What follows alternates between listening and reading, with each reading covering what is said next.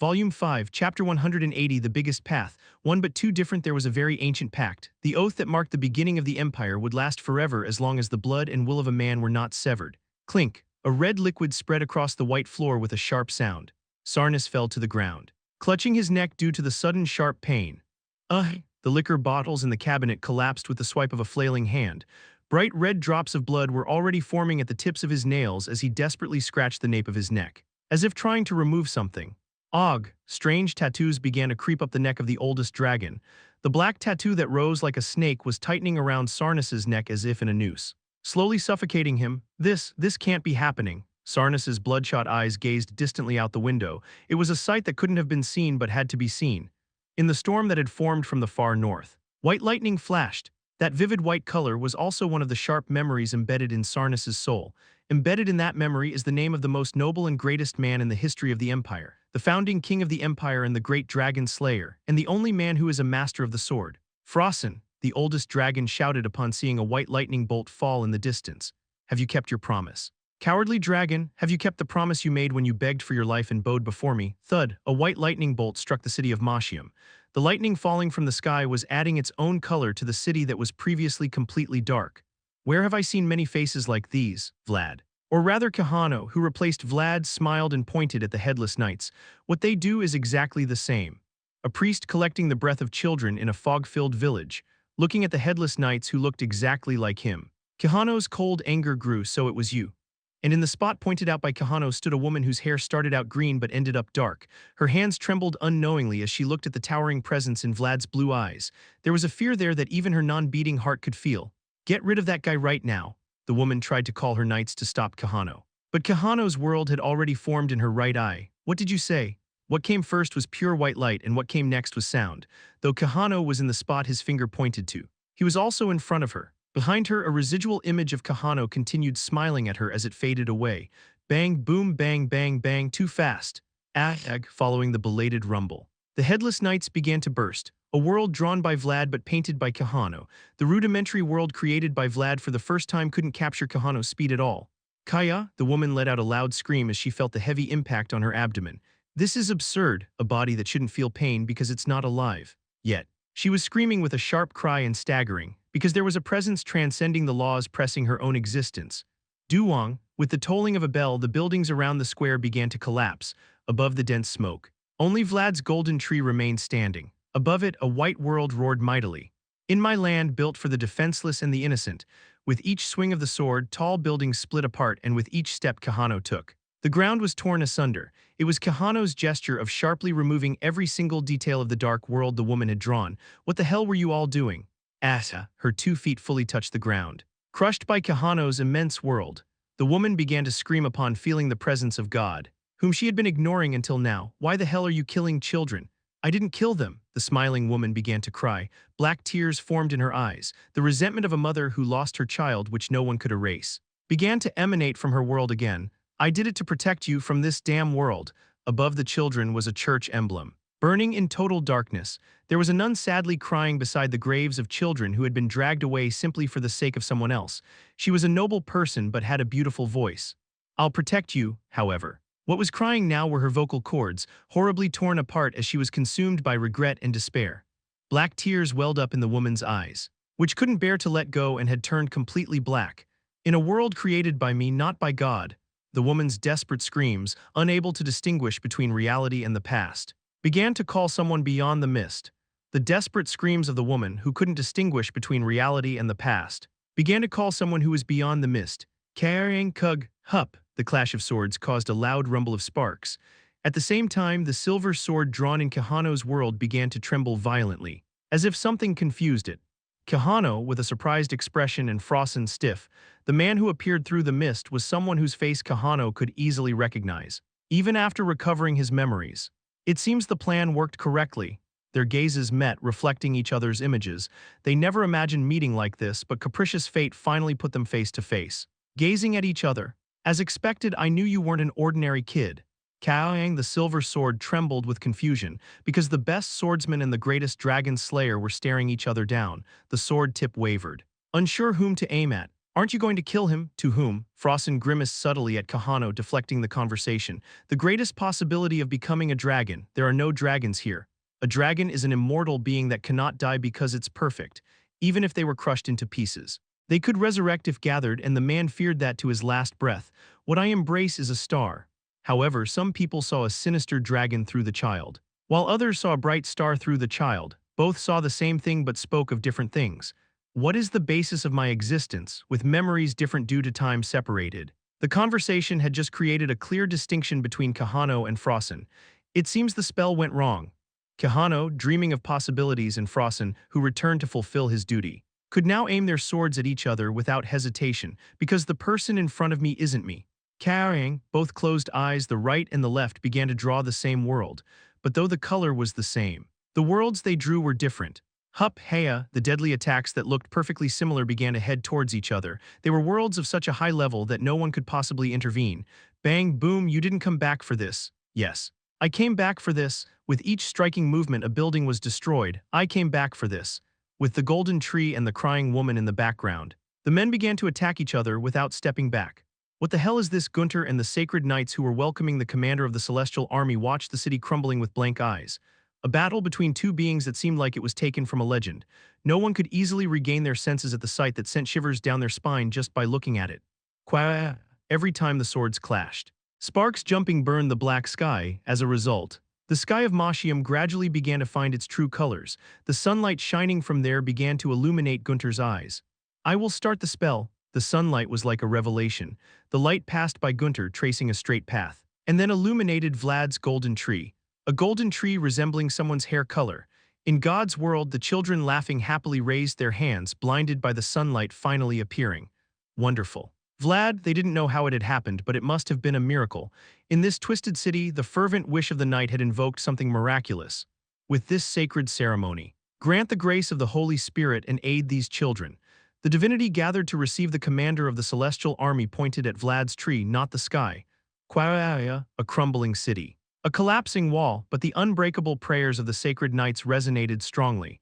Release these children from sin, save them, and have mercy on them. The last prayer you could hear before leaving this world. Conclusive sacrament. The knights of God were where they should be, clearing a path through the gold on the ground and the white under the sky.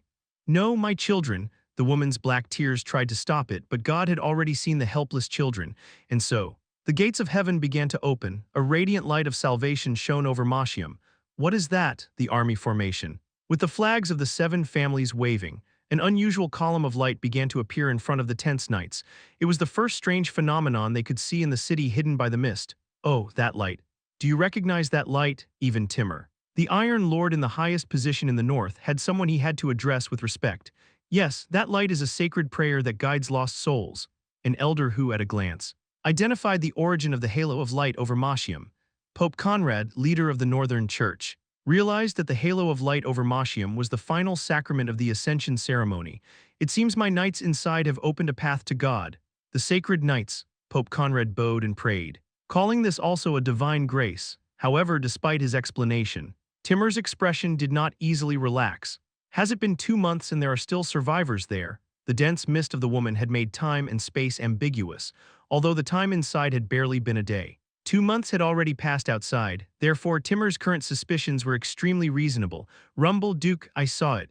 The walls of Mashiam were collapsing before me. It was miserable. As if something had exploded from within, the soldiers of the Northern Alliance began to murmur as they saw the wall collapse without having received any attack. Knights, gather the knights sent by each family. Timur, unaware, stuttered with a trembling voice that couldn't hide his bewilderment. He gave instructions. Gather only those who can handle the aura. Understood, Duke. Even as Timur gave orders, he did not look away from the collapsed walls of the castle, because there was the resonance of a world that even the strongest knight of the north found puzzling.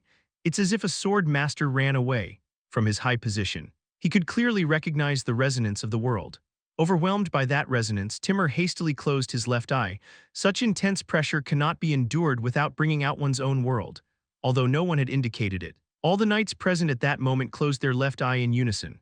Wow, a white-haired man stood amidst the dense fog. Frossen sensed the presence of knights outside the city, knights with their own world among them. There was someone whose world he couldn't easily ignore. Erg, Kahano, emerging from the rubble of the wall, began to laugh. Though covered in dust, he could smile, unlike Frossen, who had a serious expression. Here in the north, there are many friends like this one. Will you be able to handle them all, including me? Frossen looked at Kahano's trembling fingertips. You're lucky. This guy always gets lucky. Kahano desperately pretended to be calm. But he was at his limit. Though they both had the same will, the difference in their body's capacity was clear. The longer it dragged on, the more advantageous it would be for Frossen, who had his original body. Don't forget the responsibility I've shouldered. A woman, resentfully gazing at the bright light, Frossen holding her as she remained sitting dazed, spoke to Kahano for the last time. I came back to kill the dragon. With those final words, the man vanished into the fog. Today's sun began to shine gradually over the city of Mashium as the waves of fog slowly receded. I'm telling you, it's not a dragon, it's Vlad. As soon as Frossen's presence vanished, Kahano's sight began to fade. There was something that looked like him falling, a golden tree still shining. Over Vlad's sword, which had regained its silver color, the glittering dust rose. Heading towards Vlad's tree. Chapter 181, Golden Night Part 1. After the fog cleared, Mashium was a place full of deep scars. The sturdy walls collapsed, and the square that was the city's center was ravaged without a trace. What the Northern Allied forces, who hurried to face the disaster that occurred in Mashium, received was the sight of a city that had collapsed so miserably that it could almost be described as half destroyed. So, is this scene just the work of two people? The Iron Lord silently scratched his eyebrows as he looked at the city with all sorts of debris flying around. Does that make sense? It was a report hard to accept. Even if the army had entered and destroyed the place, they couldn't have done it in that manner, and all that accomplished by just two individuals. And one of them is the Vayezid boy, according to the testimony of Gunter, head of the Order of the Knights of the Orthodox Church. That's correct. After hearing Valkov's report, the Iron Duke couldn't help but laugh incredulously. However unbelievable it may be, there was no room for doubt, as the leader of the Order of the Northern Orthodox Church was clearly testifying. I don't know how to interpret this. I have no idea. After hearing Valkov's report, the Iron Lord laughed as if dumbfounded. Yet no matter how unbelievable it may be, there won't be any room for doubt, as the commander of the Knights of the Northern Orthodox Church was clearly testifying. How should I accept this? I have no clue. Timur, treading on the remnants of a building, looked towards Mashium Square in the distance. There, a golden tree stood alone amidst the pitiful remains. It was the only thing clearly standing out in this city that had lost all color. Gunter, the leader of the Holy Knights, was testifying. There was a knight who created his own world in a city where everything was distorted. Now, his name will surely be remembered even by the most powerful people in the north. The knight's name was Vlad of Sora. Where's Bishop Pedro? Vlad sat on the windowsill sipping tea, though his trembling hands could barely hold the teacup. His eyes had fully regained their brightness. Well, I don't know where he went. Weren't you with him until the end? Yes, I was, pop, pop, pop, after checking the fumigator he had last used. Niblun replied as he packed the magical tools into his backpack. Though the volume of the tools seemed too much for the bag, it absorbed them effortlessly, prompting Vlad to look on with curiosity. He said he was going to the bathroom when he saw the Allied troops entering and hasn't returned since. He's escaped. Vlad frowned after pouring the tea he was supposed to savor and drank it in one gulp. Seems like wood and stone, but acts like a fox. I felt it during the indulgence incident, but he was someone who couldn't let his guard down. I would have needed that person to know the true story, as Vlad said. While the imminent situation might be considered resolved, nothing had been discovered about the person who truly caused this situation. Not just the purpose of ruining the city in this manner, but also their name. Niblun rummaged through his sleeves as he looked at Vlad, who pursed his lips in disappointment. Actually, something like this fell beneath the tree. What's this? Niblun, a mage who pursued mysteries. Normally, mages considered the mysterious clues they uncovered as treasures and wouldn't easily show them to others, but Niblun didn't do that to Vlad. I'm not sure, but it doesn't seem out of the ordinary. What Niblun handed over were fragments of something that looked like pieces of glass. The pieces, resembling broken beads, felt familiar to Vlad without him knowing why. I've been investigating for a while. Is it okay to take it without permission? Doesn't what falls to the ground originally have an owner? Well, that's true. It was indeed a response akin to that of a beastman, and the understanding of someone from the alley. I don't know what this is. I could just sense that there was something there. It broke so cruelly.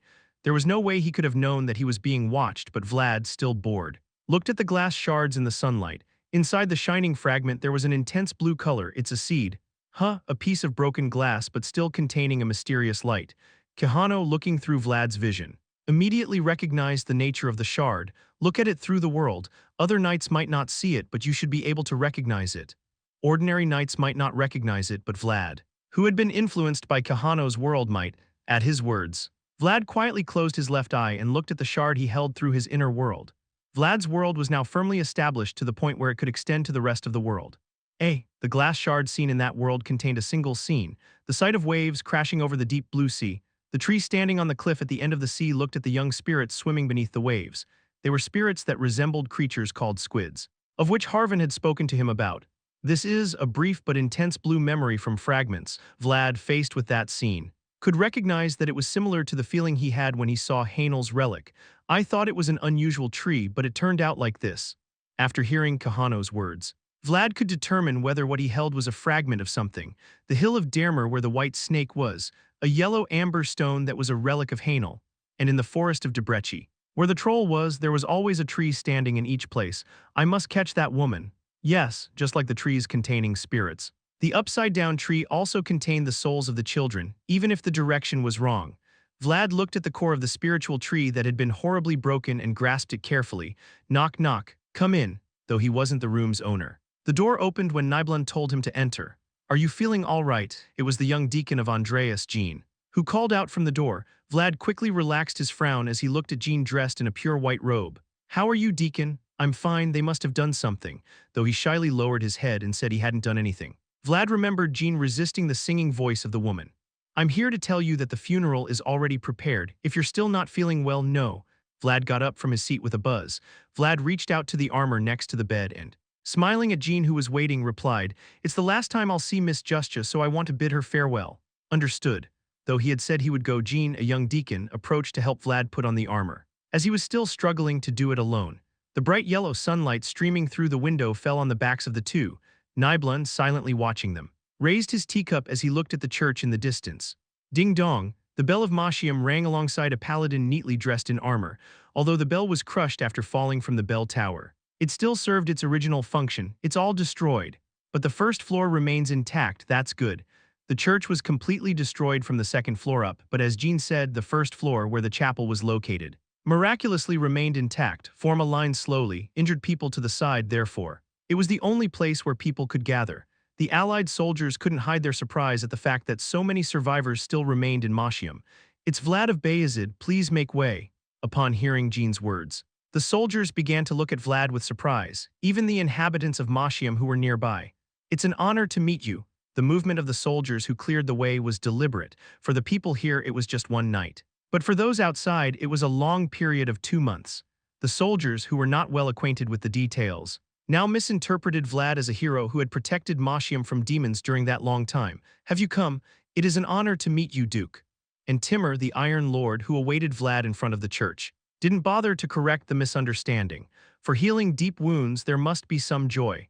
At that moment, when the city of Mashiam was destroyed and the prestige of the North was considerably diminished, there were only 2 advancements that could calm the very moved public sentiment: the Orthodox Holy Knights and a knight named Vlad. I can finally see in person the rumored Star of the North. Of course. I've heard of you through Valkov for a long time. Vlad recognized the knight standing next to Timur and nodded slightly.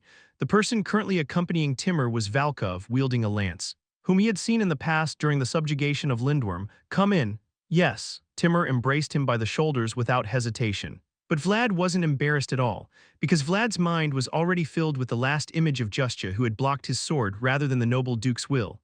Duke Baranov is entering the chapel. Following the debris that had not yet been removed was already filled with people in armor. Knights of 7 families gathered under the name of the Northern Alliance. Vayezid and the Knights of Hainel, who already knew each other, nodded as if they were proud to see Vlad enter with the Iron Lord Timur. Stand by my side, you deserve it. When Timur said he was qualified, Vlad bowed his head, unable to respond. Vlad had always sought the right to be proud. But now he felt ashamed by those words. Those who are truly qualified are the ones clearly in front of me right now. Today we are here to send off those who have done noble deeds. The person by his side is the only Duke of the North, and the elder in front is the noble Orthodox Pope. These were huge connections that anyone would want, but Vlad simply directed his gaze to the single coffin lying before him. Her platinum blonde hair shining in the sunlight had not changed at all since the first time they met. We will always remember those who fulfilled their duty even in the face of great evil. The funeral of saints and priests conducted under the office of the Pope. However, The Pope's voice, gradually spreading, will reach people outside the church. This place today was for everyone in Mashium, regardless of who they belonged to. The Pope was saying something at the front. But Vlad only absently stared at Justja's coffin, the noble paladin who died embracing him, although they didn't share much time together. Vlad had received a lot from her and now had forever lost the chance to repay those debts. Let's go, yes, as the engraved wound was deep. The caress he received was as formal as possible. After the Northern Knights finished paying tribute to the dead, the only people left were the Iron Lord and Vlad. Don't be too surprised.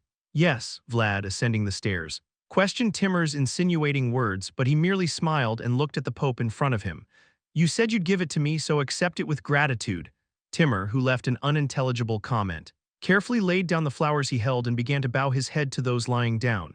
The priests praying for Jean and Vlad, and the paladins who raised their swords against the wicked woman.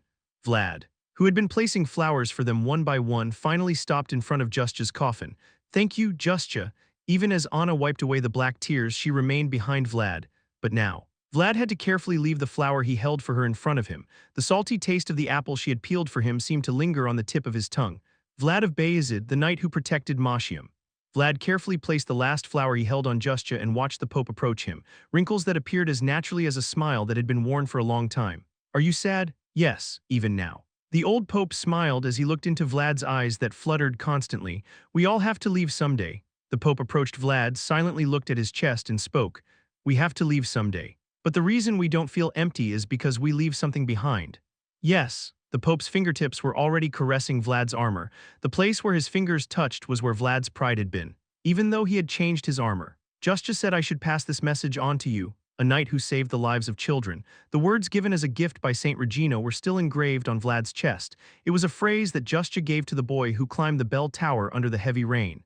Although Justja stood by your side, she ended up leaving something behind. Click, a pure white smoke began to rise from the palm of the Pope, covering the words. Vlad felt puzzled as he felt his armor heating up. But the expression on the Pope's face as he transferred it was simply calm. I hope they become a testimony for all who have died. The dead leave. But those who remain must carry the burden. Pope Conrad began to engrave another message in Vlad's heart for those who were like his children, convinced that their deaths will shine under his current name. I believe you will, Vlad of Sora. Pope, Vlad's eyes widened as he looked at his warmed breastplate, as the white smoke dissipates. What is seen are two newly engraved words below the text that Justja gifted. The knight who protected the lives of children, Vlad, Vlad Oreo. 1. Your birth name will be Vlad, but under his name. You will be Oreo. There was a boy who couldn't even shout his name correctly, but now his name was always followed by a shining word. The words, with the knights of 7 families as witnesses, were a name that would live forever in Vlad's blood. Chapter 182, Golden Knight Part 2, Oreo. It is said that the surname, which perfectly matches the color of Vlad's hair, was conceived by the Pope himself while contemplating the golden tree perched atop the ruins. It will be a very precious castle, one that I hope will remain in the north for a long time. Even if you look at the empire's history, there are only a few castles directly bestowed by the Pope. I am honored as well. Vlad quietly observed Timur, who was pouring alcohol into his teacup, though his hair had turned white with age. The muscles around his neck still bulged. His stature, about a head taller than Vlad, intimidated those who saw him. If Peter Vayezid had the aura of a precisely forged sword, Timur the Iron Lord had the aura of a solid axe capable of breaking anything. Well, even if that's the case, the imperial family won't recognize it. Timur, who had put down his cup of alcohol, made eye contact with Vlad and began to smile. It may be a precious honor for you, but in the end, it's only peripheral. Is that so? Vlad understood some of what Timur was trying to say. Since it wasn't granted directly by the emperor, it wouldn't be included in the imperial record, and since it was granted by the antipope, it wouldn't be recognized by the Vatican, but at least here in the north it will be a noble name. Even so, the value of the name Oreo would not diminish here in the north. Drink. Timur pushed the alcohol-filled teacup with his fingertip towards Vlad, who was still lost in thought, a cup personally served by the noble duke, one of only 4 in the empire. The young noble sitting at the end of his cup still didn't know what this action signified.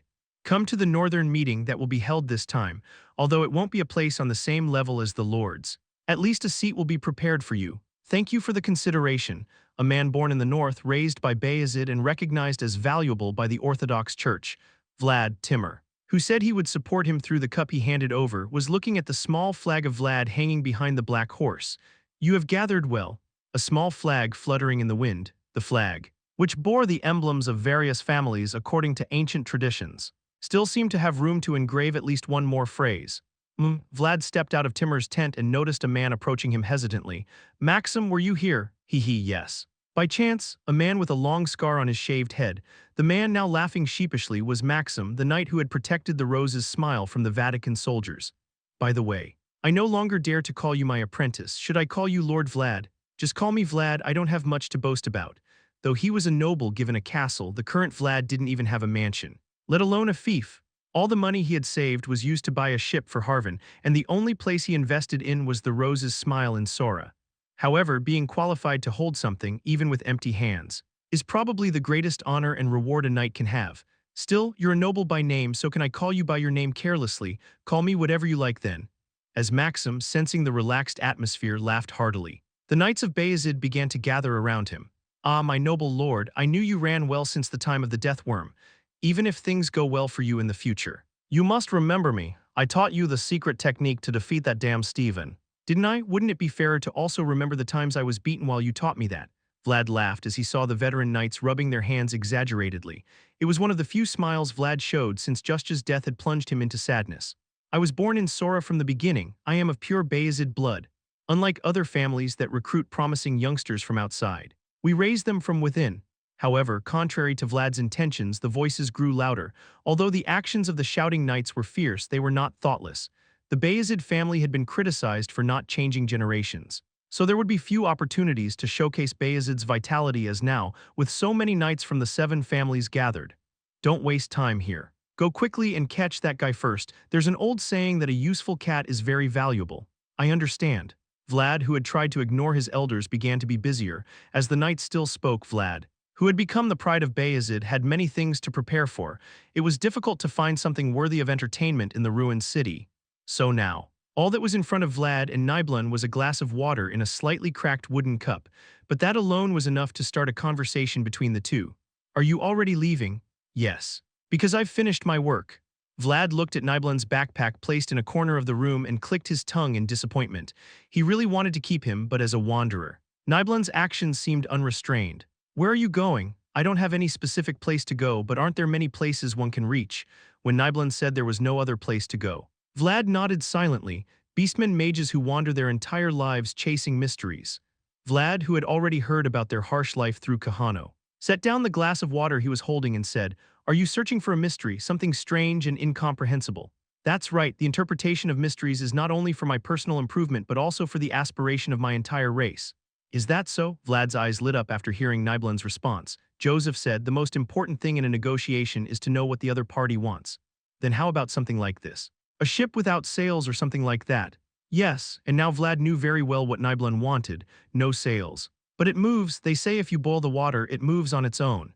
Cats are naturally curious animals, if you add the word mage. There's no need to explain further. Nibelun began to prick up his ears as if he was interested in Vlad's hand gestures describing the ship's wheels.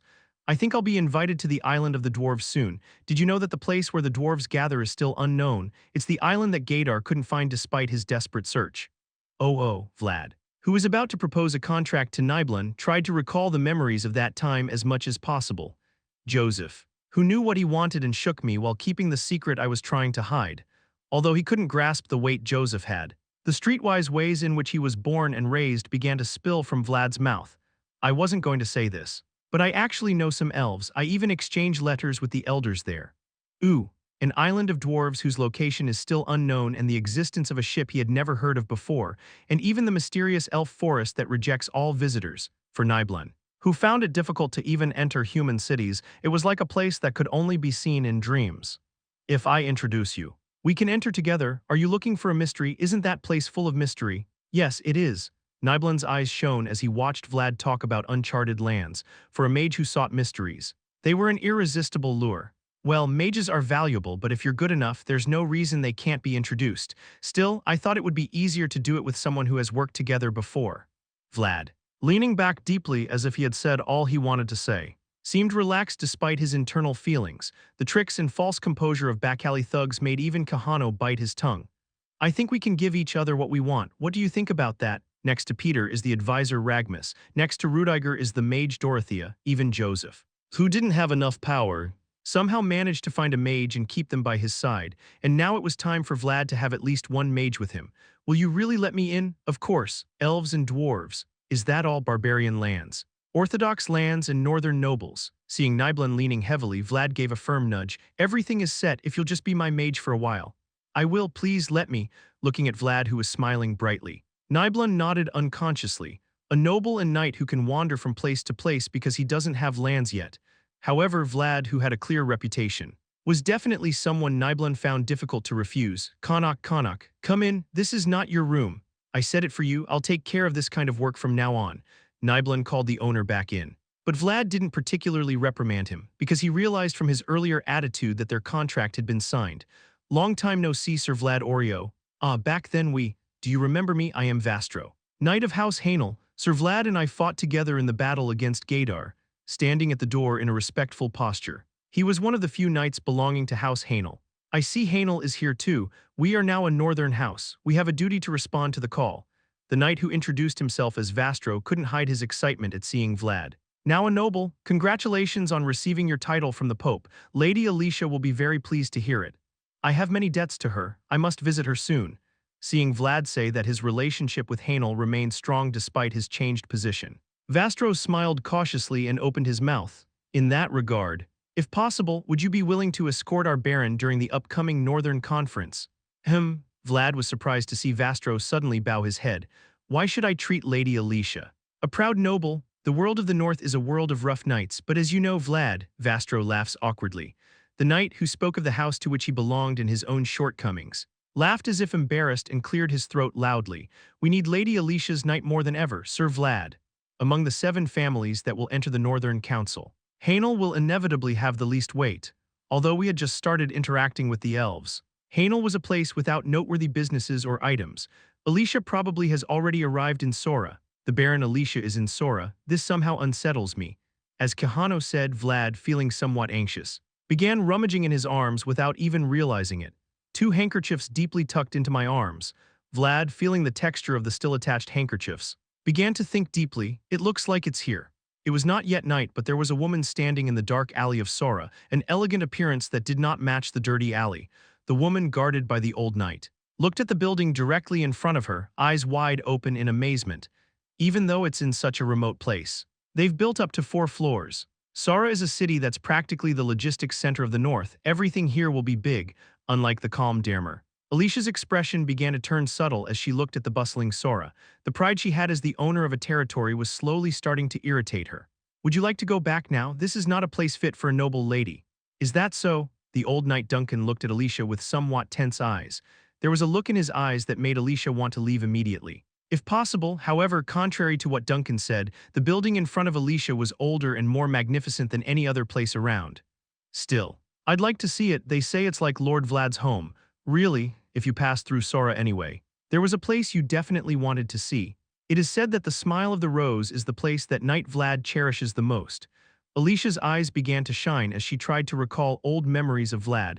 Kriek, however, the owner of this place was not Vlad but another lady. To welcome the noble visitor, the Smile of the Rose began to open slowly. Welcome to our inn, Baroness Alicia.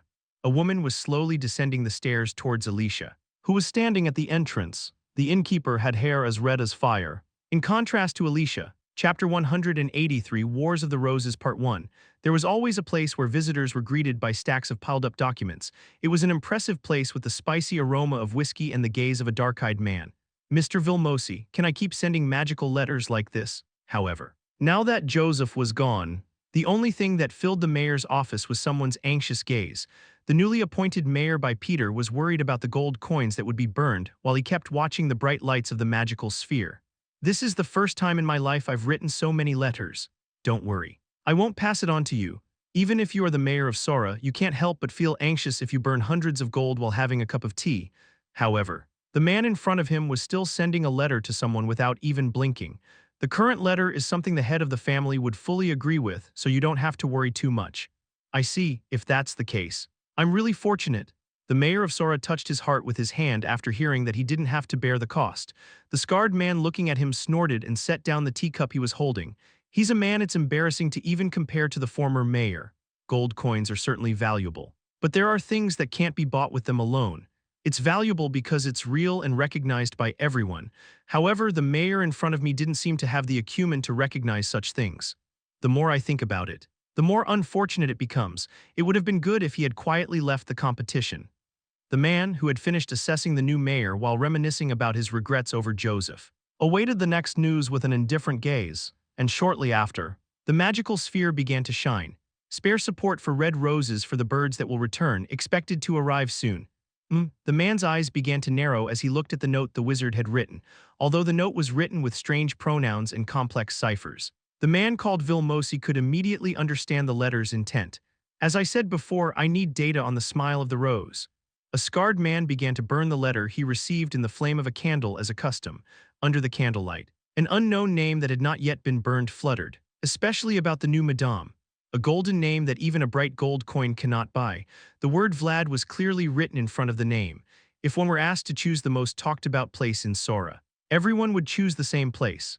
The smile of a rose nestled in an alley. This place, offering high-quality food and a recently introduced beer called ale, is special because it is guarded by Vlad of Sora. The interior is as beautiful as it looks from the outside. Thank you, Baroness. Alicia closely watched the back of the woman guiding her as she spoke those words.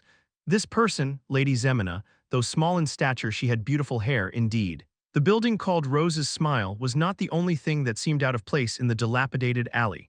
When I became interested in Lord Vlad, my eyes naturally fell on the smile of the rose. I see, Alicia said she was interested in Vlad, but Zemina merely held her breath. The two ladies had known each other from afar.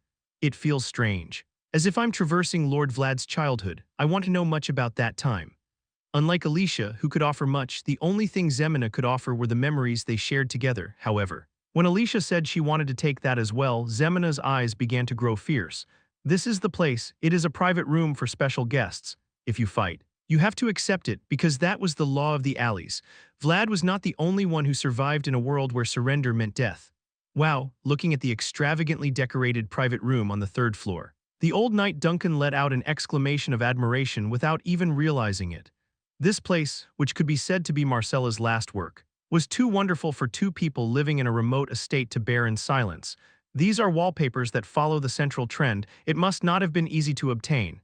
It was not as easy to get as you said. But Countess Oksana worked hard. This is the smile of a rose, Lady Zemina's space.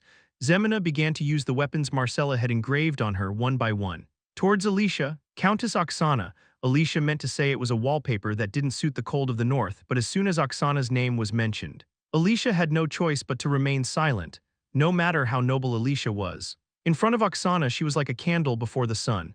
Do you know the Countess too? Not directly. The maids entered behind the smiling Zemina and began to carefully place the dishes.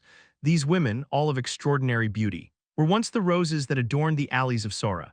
It seems that your interest centers on Lord Joseph and Lord Vlad. The interest is truly undeserved. An inn protected by the Knights of the Sun in the land governed by the sun.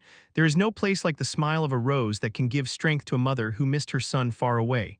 Marcella, the former lady, took advantage of that support and managed to create the most luxurious inn in the history of Sora. And the appearance of the new alley was directly attributed to Joseph's achievements.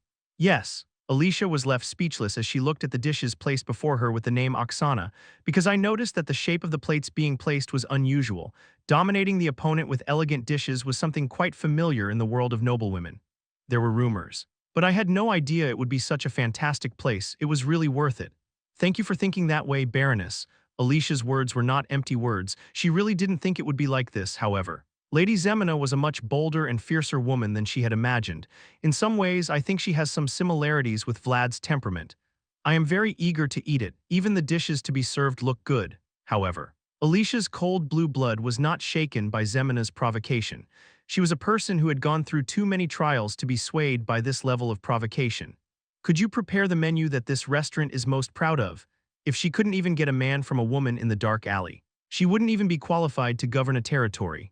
At first, Alicia had planned to try to persuade her with the best words possible out of respect for Vlad's memories, but if she attacked so clearly, there was nothing she could do. I hope it is food that gives you a sense of the north.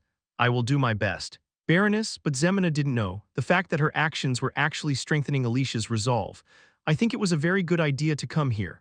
Alicia, who knew Vlad as a knight but didn't know much about Vlad as a man, could be sure when she saw Zemina now, the man she wants to protect even against himself, a noble. Is Vlad, the man who cleaned his parents' tombstone with the sunlight shining in the twilight of the evening. Alicia now decided to face that man as well. The order is the menu I have the most confidence in. The kitchen is located on the 4th floor. Not on the 1st floor. Marcella, standing there, looked at the note in front of her and began to smile silently. Good job, Zemina, of course. I have to do this. Several women behind Marcella began to nod as she murmured to herself. Marcella can really retire now. The next lady won't fall behind either. I didn't know she would grow up like this. I guess there's something about the kids of that generation, including Vlad and Harvin. The women in the old alley started chatting upon seeing the first victory report brought by Zemina. They have lived their whole lives wrinkled, torn in this way, and beaten in another, however. Now they greatly empathized with Zemina's attitude of trying to have confidence even in front of the nobles. I really need to retire after cooking this dish today. Marcella, who quietly wiped the kitchen knife with a dry cloth, was satisfied with Zemina's effort and began to take out the ingredients she had prepared in advance. If there's a dish that captures the taste of the North, it's this one, from light appetizers to whet the appetite to main courses and desserts. Due to the nature of the North, where food is served all at once and then cools down, the nobility here enjoyed a meal where dishes were served multiple times. In other words, it meant that it was a dish that couldn't be served in a street restaurant. I don't have to worry about the cost of ingredients today, do I? However, the street chefs that Marcella brought today were all women with at least 20 years of experience. They were women who survived in the tough alleys only with their skills. They decided to do their best for the Rose of the back alley. Who plans to retire today? Nay, there was a black horse and a donkey standing on the cold street. Noir let out a sigh with a neigh and looked at Sora in the distance, losing his temper as if asking why they weren't entering quickly, but Vlad, who was actually holding the reins, remained still and unmoved. Why is this happening? A transparent glass bottle filled about a third with water. Vlad's eyes trembled as he looked at the glass bottle that was oddly upside down on the cold ground. Is this also magic? Indeed, it's magic. Nibelin struggled to lift the glass bottle that was upside down and tossed it up into the sky once more. Crack, the sight when a glass bottle, which had been floating high and spinning, fell. Looking at that scene, Vlad involuntarily opened his mouth. If this isn't magic, what is? What is this? It was surprising that it could stay upright because it was thrown so high. Yet it stood there upside down. Even after tossing it dozens of times, Vlad had no choice but to admit it as it remained there the same way. If you enter the city now, something very ugly awaits you. As my advisor mage, I advise you to stay here just for a day. There's a city right in front of us, so is it okay to camp in this winter? Mashiam, trapped in fog, took 2 months from Vlad, and as a result, the current season was full winter. Now Nibelin was talking about setting up camp right in front of Sora. Of course, it's Lord Vlad's decision. Vlad's expression began to turn serious as he heard Nibelin's words handing over the decision. A mystery is literally something that cannot be explained by reason or common sense. Vlad had no choice but to seriously ponder this strange situation that could not be explained by probability. So, if you go to Sora now, will it become very sinister, according to my divination? Yes, so something sinister is happening in Sora, or not. Prophecy and divination are something you can't recognize unless you encounter them. Vlad began to scratch his head when Nibelin said he would have to go to know the details. I'm definitely not a swindler. If a street swindler had said this, he would have hit him, but Nibelin's ability to pursue mysteries was vouched for by Vlad himself. Let's enter right away. Are you sure it's okay? Divination is only a guide, not a direction to follow. Nibelin took the mysterious glass bottle and asked again. But Vlad had already made a decision. They say it's sinister, then we should go faster. The city pointed out by the evil divination was Vlad's hometown and was full of people who shouldn't be missed. He wasn't sure in which direction the sinister fire was coming from. But Vlad decided to run and stand beside them. Is that donkey a breed that can run fast? By nature, donkeys are not horses prepared for running. Then do your best today. Noir felt Vlad riding on his back and gave him a strong hug. Noir, the meadow's son, longed for the redhead to brush his hair. Chapter 184, Wars of the Roses Part 2. The smile of the rose, a hallmark of the city of Sora, on a normal day. It would be filled with delicious aromas and bustling conversations, but today the atmosphere felt strangely heavy. Aren't you going to order anything besides beer? No. And you? Brother, no. What's wrong with the customers today? Ned, a dark-skinned boy, scratched his neck in frustration upon seeing that Harvin and Otter had only ordered 1 beer each. Although business had been good lately. Why were they spending so little? Then at least leave me a tip. If you don't order more, I won't get my bonus. A tip here. Harvin raised his middle finger in response to Ned's complaints. Today, don't ask customers for tips. That's my tip for you. That's disgusting, really. Even though Harvin was acting playfully, his voice was serious and Ned could only frown. Harvin, though not as much as Vlad, was now someone not to be taken lightly. If I had kept stealing as Vlad suggested, I wouldn't have lived long. Otter sighed while watching his brother walk away angrily, although the boy moved with agility. His lack of insight prevented him from noticing the strange tension enveloping the smile of the rose today. This reminds me of the old days. Harvin lifted his beer mug and looked around. Perhaps this was how it was when one-armed Jack and Jorge were around. A sharp tension, unseen for a long time, enveloped the inn, all familiar faces. Although the owner of the place hadn't planned it, today the inn's customers naturally divided into two factions, each with a simple beer. Watching each other, Ned might not recognize them, but they were all representative merchants from northern companies. All these busy people gathered here. Yes, as Harvin said. All those who prided themselves on having an incredible nose for money had gathered in the same place on the same day. And the place where they were setting up their camp was in a separate room on the third floor where Xemena and Alicia were. Will it be Sara or Dermer, the place where trade with the new world of elves and dwarves will take place? Will it be Vayezid or Hainel, where the knight named Vlad, recognized by the Orthodox Church and sponsored by the Smiths, will lodge? I bet on Xemena. Me too. It's not just a simple political battle, but a silent war based on the interests of countless people and political calculations. Harvin, who adjusted his captain's hat, raised his beer glass towards the other captains sitting across. People are divided into factions between red roses and blue roses, and the place where Harvin was sitting now was where the side of the red rose was. Delicious. I feel like inviting the person who made this dish to my mansion. Was a fight possible between a woman from the alleys and a noblewoman? Normally, this would have been nonsense, but if it were limited only to Vlad's issue, it would have been completely unknown. It seems that Vayezid is planning to take advantage of this woman. Alicia, who was a noble but also the daughter of a baron, knew this very well. The level of food you're consuming now cannot be achieved simply with money and culinary skills. Especially, the quality of the meat is excellent. It's meat provided by the Canner family. They were all animals that roamed freely in the pastures. It wasn't just the meat. Various delicacies which not even money could buy kept coming into the room. The inn's smile of the rose under the protection of the Vayezid family. Now Xemena was showing through the luxurious food who was backing her. As much as they roamed the pastures in the end, they were raised in a corrals, however. Alicia responded coldly as she looked at the aromatic food. The land called Vayezid is so vast that they wouldn't even realize they are enclosed. Really? Does this woman know? The fact that Vayezid was using it, if he does this knowingly, he probably isn't worth respecting. I'm worried that Lord Vlad, who is now free after his contract ends, will end up tied like this. Alicia smiles as she twirls the meat with her fork, however. The unsettling feeling towards someone at the end of that smile is probably not just an illusion. Isn't the Baron trying to keep Lord Vlad in his arms anyway? That's right. So I think it would be safer for him to be on large grounds than in a small enclosure. Xemena responds quietly to Alicia's words and sprinkles sauce over the meat. Her behavior was courteous and irreproachable, but her comments were startlingly rude. No matter how good a horse is, it won't be able to run freely in too narrow a fence. An odd tension filled the room. Even the old knight Duncan set down the utensils he was holding. The women's fight, which no one could resist, made the room's air infinitely heavy. Although what I have is small, I'm just grateful it's not a fence trying to trap someone.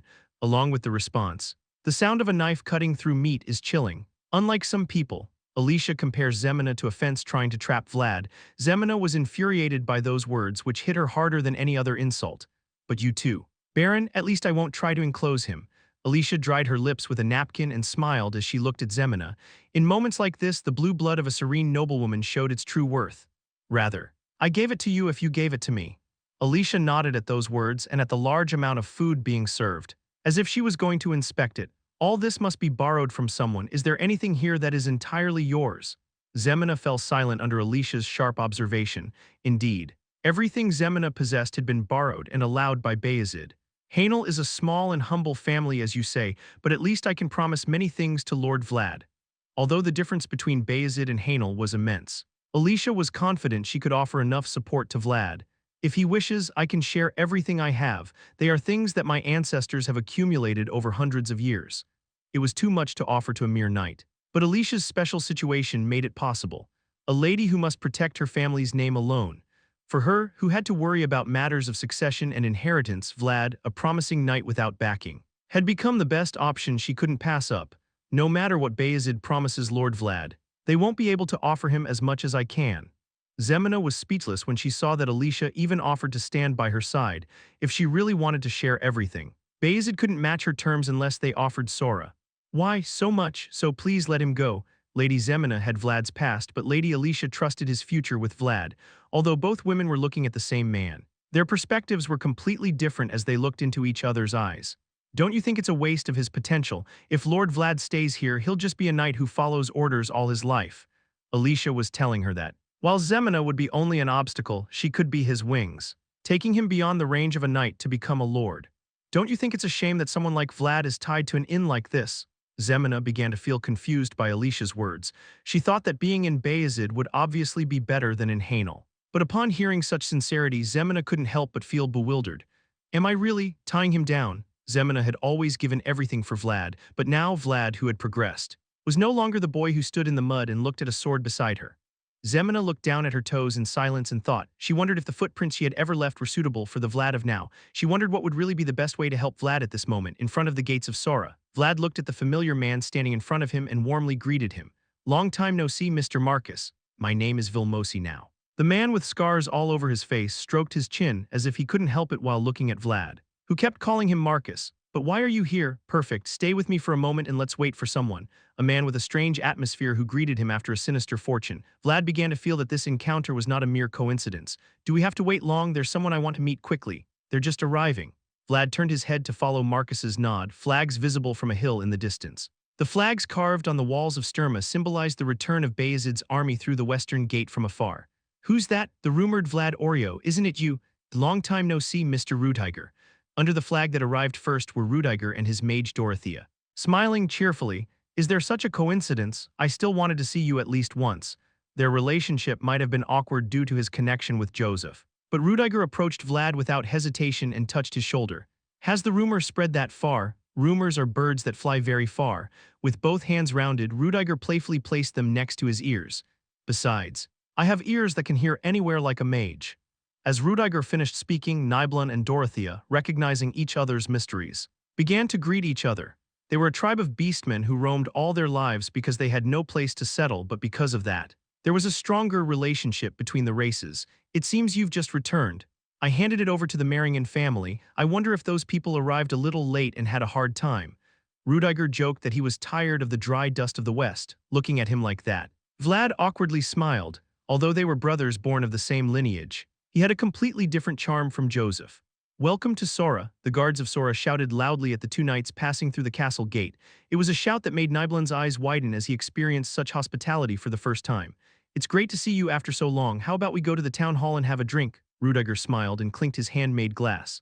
Vlad wanted to go to the Smiling Rose right away, but he couldn't ignore Rudiger's words. Rumble, if it weren't for the water bottle that was upside down in front of me. Wow, how to recognize your companions. For Rudiger, it might have been nothing more than a surprise. But Dorothea couldn't hide her surprised eyes when she recognized the mysterious weight contained in the water bottle. I'll definitely see you tonight. Huh, Rudiger was bewildered by Vlad's completely unexpected words, no matter how busy things are. Is there anything more important than Vayezid's sole heir? Where are you going? Even Marcus mobilized to create the current situation. However, Vlad acknowledged the mage's warning and quickly grabbed Noir's reins and began to flee from the procession. What's this? Vlad dared to reject the offer from the heir of the family and the representative knight of the north. Rudiger simply watched Vlad's back as he ran away bewildered. Do you want me to come with you? Then, in the place where Vlad left, there was only a cat that he had never seen before. When Rudiger saw Nibelun close the entrance of his backpack, he simply nodded. Looking embarrassed, Vlad always had something he wanted to do ever since he was very young. Alicia's point was extremely harsh. When asked what she could do for Vlad, Zemina had no answer. It was a dead end that would have shaken anyone. But probably that's why Vlad could become a great knight. But Zemina knew better for Vlad. Being someone else's isn't as important. What do you mean? What I mean is this. The girl who stood in the mud with the boy understood it better than anyone. Vlad won't need anything you give him. Baron, what the boy wanted wasn't a 5 gold coin sword, but the shine only that sword had. Because Vlad is a person who only wants to have everything that is completely his own, not someone else's. Only mine. Zemina knew very well that Vlad had been fighting to have his own world that no one could take away from him. Clatter, beyond the silence created by the two women, hurried footsteps could be heard. Has something happened? A man burst open the door and rushed in. Why is the atmosphere like this? The two women, who had become equal only in front of Vlad, looked at him at the same time, seeing their somber gazes.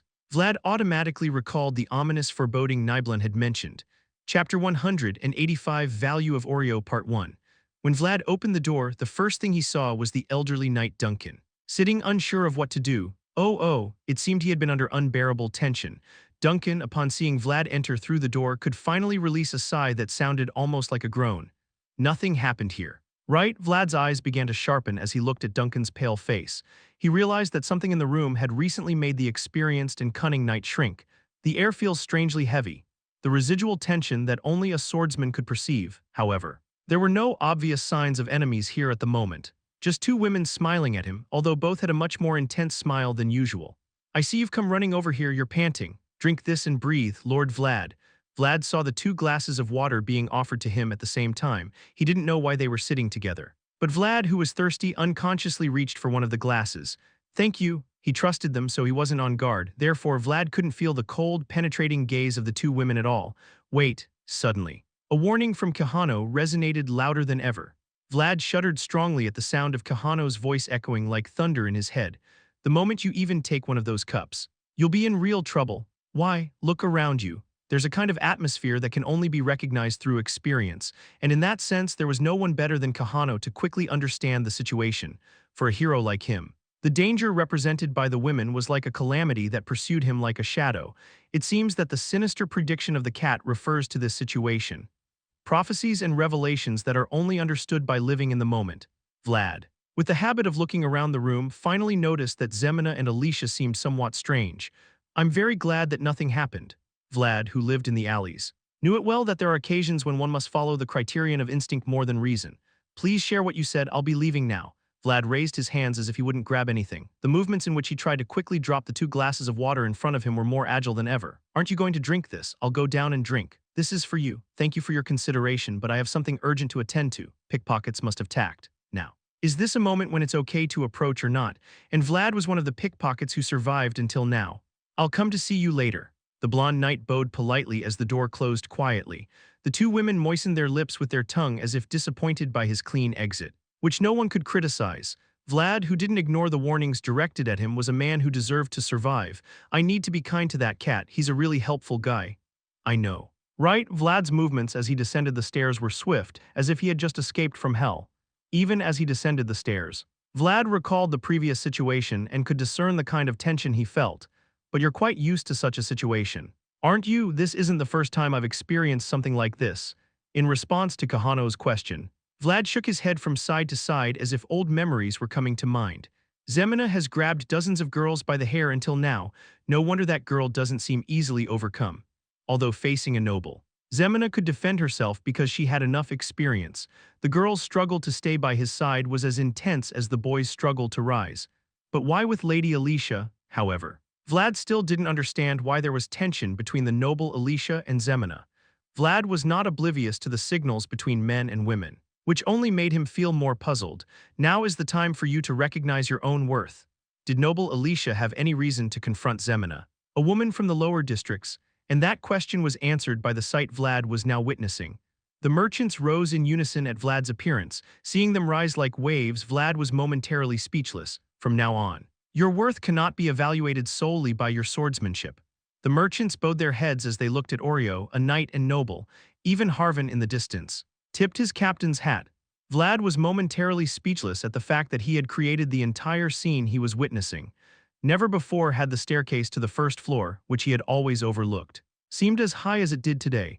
Harvin and Otter rise following Vlad's gesture, seeing them. The eyes of the surrounding merchants sparkled with interest.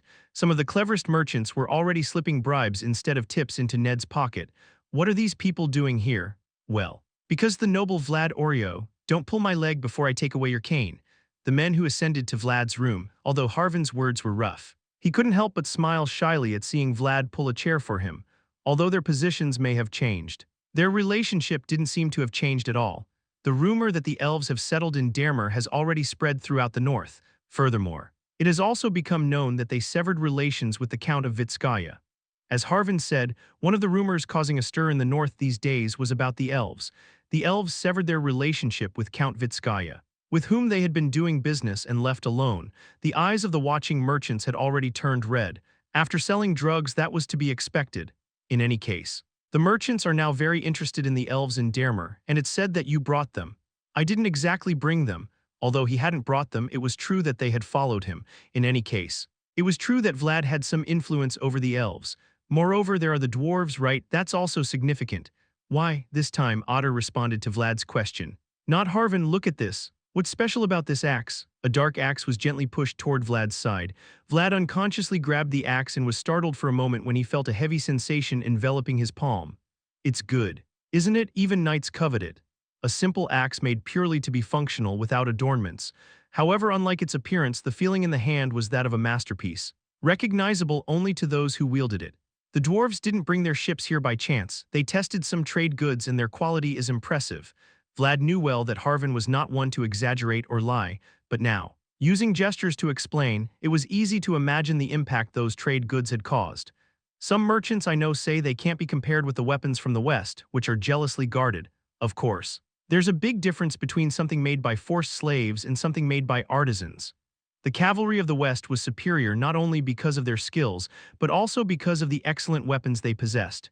However, the weapons brought by the dwarves from Nidavellir were made by artisans, not slaves, and the difference was obvious.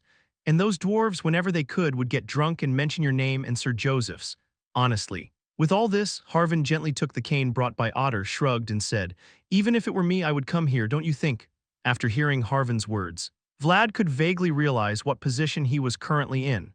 A position where one doesn't make the decisions but can have significant influence, even amid the great concentric waves.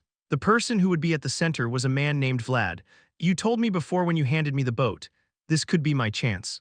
Vlad, who had struck a deal with the Canner family along with a boat worth 200 gold coins, spoke to Harvin. "Now it's your chance to change your life. But in my view, it seems that moment has also come for you." Harvin, who picked up his now polished captain's hat, looked at Vlad and smiled cautiously. This is an opportunity, right? So far, Vlad had relied on the wind and waves created by others, but now he knew he had the chance to make them himself. Vlad, who had been lost in his thoughts for a while, looked at Harvin smiling at him and silently nodded. "At least you've arrived on time." After finishing his work at the Smile of the Rose, Vlad visited the mayor's office in Sora, where Rudiger was. As he had mentioned during the day, the furniture has changed a lot. They say that's exactly what the mayor did here as soon as he took office. The cabinet that carefully contained liquor bottles was adorned with paintings and sculptures of unknown significance. Looking at the mayor's office, where there was no trace of Joseph anymore, Vlad began to feel uncomfortable in this place. "Where's my mage? Didn't you bring him with you? He's out of action." Rudiger shook an empty bottle next to his desk and chuckled playfully. "His limit is just half a bottle of rum. Seems he's not from the north." Unlike Dorothea, I see. The method of confirming someone's origin from the north by their alcohol capacity is an ancient custom that has existed for a long time and is also a very reliable method. To endure the cold weather, people from the north had to get used to alcohol, and those who couldn't would have died a long time ago. "Should we have a drink?" "Thank you." In the room where there were only the two of them, the large, bright moon shone through the window. Although many things around them had changed, the landscape of that moment seemed the same, allowing Vlad to feel a bit calmer. "Was it from the peanut days that we first met?" "Yes." "That's right, there were bitter memories that came with the taste of alcohol on the tongue." A scruffy boy who immediately rejected the favor offered by the eldest son of the Vayezid family. Vlad's mistakes towards the nobility began at that moment. "When I first saw you, I thought, who's this guy?" "I worried about Joseph, who had worked hard to bring you here." However, while Vlad frowned, Rudiger laughed heartily as if the memory amused him. Though he resembled Joseph, his laughter was more exuberant, which made Vlad involuntarily laugh too. "It was the same during the dragon hunt. You were an interesting and fun guy. Thank you for thinking that way." As their glasses emptied, their voices relaxed, as he had just said. Vlad and Rudiger were comrades who had been through a lot together. If it weren't for Joseph, the two might have had a closer relationship than they do now. "Yeah, since I think so highly of you. You shouldn't hate me so much." "What do you mean by that?" Vlad, who was laughing, set down his glass at Rudiger's incomprehensible words. But only dark shadows covered his face. "It means that it's time to do what's been postponed." Rudiger starts saying something different from his usual temperament. Vlad tried to see his expression, but the shadows created by the moonlight completely hid his face. "So, at that time, I hope you won't refuse the peanuts I offer you, Vlad Oreo." Although he couldn't see his face, Vlad felt like he knew what Rudiger's expression would be, a legitimate heir compelled to fulfill his duty. Rudiger, speaking of impending destruction, would probably be smiling sadly in the shadows where no one could see him. Chapter 186, Value of Oreo Part 2. Vlad, who had been tossing and turning all night, only managed to fall asleep at dawn. This was because even when he closed his eyes, the thoughts that came to mind kept chaining together nonstop. What is the virtue of a knight? Please, however, even though he had fallen asleep late. Today's sun was not going to wait for him. You can only be called a true knight if you are always fully prepared for action. The incidents and accidents that will come won't wait for you. After the tense incident in Mashium, Vlad finally found a moment to rest. Therefore, even though he wanted to sleep a little longer, the problem was that the presence within him was none other than Kahano. The Knight of Knights, always be on guard. I just want to sleep, please. Struggling against fatigue and worries, Vlad protested irritably to Kahano. But the problem was that there was another person hearing his words besides Kahano. Be quiet. Will you? Huh. Vlad's eyes opened when he heard a familiar voice coming from inside the room. The fatigue intertwined with bloodshot veins still persisted in Vlad's eyes. But now was a moment when he shouldn't be able to comfortably close his eyes. It's fine, I'll go keep sleeping. No, wait a minute, Zemina. Vlad jumped out of bed and grabbed Zemina, who was trying to leave the room. Making her turn around, can we talk for a moment? If it's just a moment. Leaning against the door she had just slammed shut, Zemina slightly nodded. Seeing the urgent expression on Vlad's face. See, incidents and accidents won't wait for you. Vlad deliberately ignored Kahano's words and carefully sat Zemina down on the somewhat gloomy-looking bed. Cautiously opening his mouth. What happened yesterday? Why were you alone with Lady Alicia? You ask so quickly. Sitting on the bed, swinging her feet that didn't reach the floor. Zemina looked at Vlad and replied, it wasn't a big deal. Really? Yes, Lady Alicia just asked me to stay away from you. Oh wow, even though it was too heavy news to hear first thing in the morning, Zemina, who was saying it, seemed perfectly calm. I used to see things like that at the Rose's Smile, but I didn't expect it to happen to me. Seeing Zemina shrug as if it wasn't a big deal. Vlad felt a mix of frustration and anger. And what did you say? What could I say to her? Zemina's eyes looking at Vlad seemed somehow sad. I can do anything for you. Although she was present. She had no right to cling to him. Implicitly it was functioning, but if you asked about Vlad's qualifications like yesterday, Zemina had nothing to say. Because between them, officially, there was nothing concrete. I had nothing suitable to say. As Vlad watched Zemina speak so indifferently, he realized he had been too insensitive. I'm sorry, I apologize. Why are you apologizing? For not telling you clearly. With Zemina sitting in front of him. Vlad scratched his neck and sincerely admitted his mistakes. He only needed to say one word, and now he had the right to say that word. Listen carefully. Zemina held her breath when Vlad suddenly grabbed both her shoulders. Vlad's eyes, struggling to look at the abruptly changed atmosphere of the room, were now focused solely on Zemina. The atmosphere in the room had changed abruptly, and Vlad's eyes were looking intensely at her. I wanted to tell you for a long time. Actually, knock knock. Vlad was trying his hardest to create a special moment, but the persistent sound of knocking interrupted his efforts. It's bad, isn't it? It wasn't a bad try. For each attempt, there is a suitable moment. Seeing Zemina smile and point to the door with her head, Vlad realized that today was not that moment. Who the hell? Good morning, Lord Vlad. Vlad, whose pride was wounded by Zemina's comment that it wasn't a bad try, opened the door irritably. However, contrary to his annoyed mood when he opened the door, what he saw was Alicia smiling brightly at him. Lady Alicia, if you haven't had breakfast yet, I thought we could have it together, although she could have stayed at the Lord's mansion. In Sora there was only one market. Alicia had unpacked her luggage here, maybe because she thought a luxury inn called Rose's Smile would be more suitable than the crowded town hall. I tried the food here last night, and the chef is excellent. Also, there are things I want to talk about over breakfast, even though it was early in the morning. Alicia seemed to have put a lot of effort into her appearance. With her hair carefully braided and a light scent of perfume, it was evident she had gotten up much earlier to get to Bastapal, the city of blacksmiths. But, despite her neat appearance, her head was tilting more and more. To get there. God, Alicia was leaning more and more to see past Vlad. Vlad turned his head to follow her gaze and was astonished. I guess I should have come later. What a lack of consideration. No, Zemina, who had been sitting for quite a while, was now lying on the bed in disarray, looking at the two of them. With her disheveled hair and wet eyes, the situation could be easily misinterpreted. I suppose I'll have breakfast alone. You two can continue what you were doing. The sound of footsteps echoing down the hallway, uncharacteristic of a noble, represented Alicia's current feelings, and Vlad was so bewildered that he couldn't stop her. How about that? Didn't I tell you? Kahano was indeed right. Incidents and accidents don't always wait for the right moment. There was a space where not even the power wielded by a lord could be arbitrarily invaded, a place that belonged to no one but the will of God, the church. Not even the landowner could enter without permission. But now there was someone moving freely in that place. Bishop, I'm here. You've arrived. Come in, Knight Vlad Oreo. The title preceding his name was guaranteed by secular power, and the surname following it was certified by the will of God. Come here, I was just preparing the tea. Vlad sat in the place Andrea indicated, observing as he poured the tea himself. As soon as he sat down, he felt calm and peace wash over him. Vlad, who had barely escaped the chaos of the morning, could take a breather while sipping the tea served by the faithful bishop. Looking at it now, the office itself hasn't changed much since Varna. Have I ever shown you my room in Varna? Vlad simply smiled as he looked at Andreas, who had a puzzled expression on his face. I said it because it seemed like it could be so. Wow, how simple. Andreas laughed disheartenedly at Vlad's trivial response, but in reality Vlad had already seen his office, his room, which seemed too simple to be a bishop's office, was not much different from the scene he had seen in Jean's dream. I heard that many things happened in Mashium. I'm truly grateful that you protected Jean to the end. I simply did my best to repay the favor I received. Indeed. The incident in Mashium had not been widely disclosed. There was strict control of the situation by the Iron Lord to prevent unrest in the north. I understand it wasn't an easy problem to overcome. However, the people who needed to know were well aware of the incident. Andreas, Bishop of Sora, was very aware of the hardships Vlad had gone through to save his young deacon. The idea that there is salvation in reciprocity is not wrong. Through you, I have come to understand the profound meaning of his designs once again. Watching Andreas mutter a prayer silently, Vlad could only raise his cup with a sheepish expression. Although he was known as a devout knight, he had never actually read the Bible.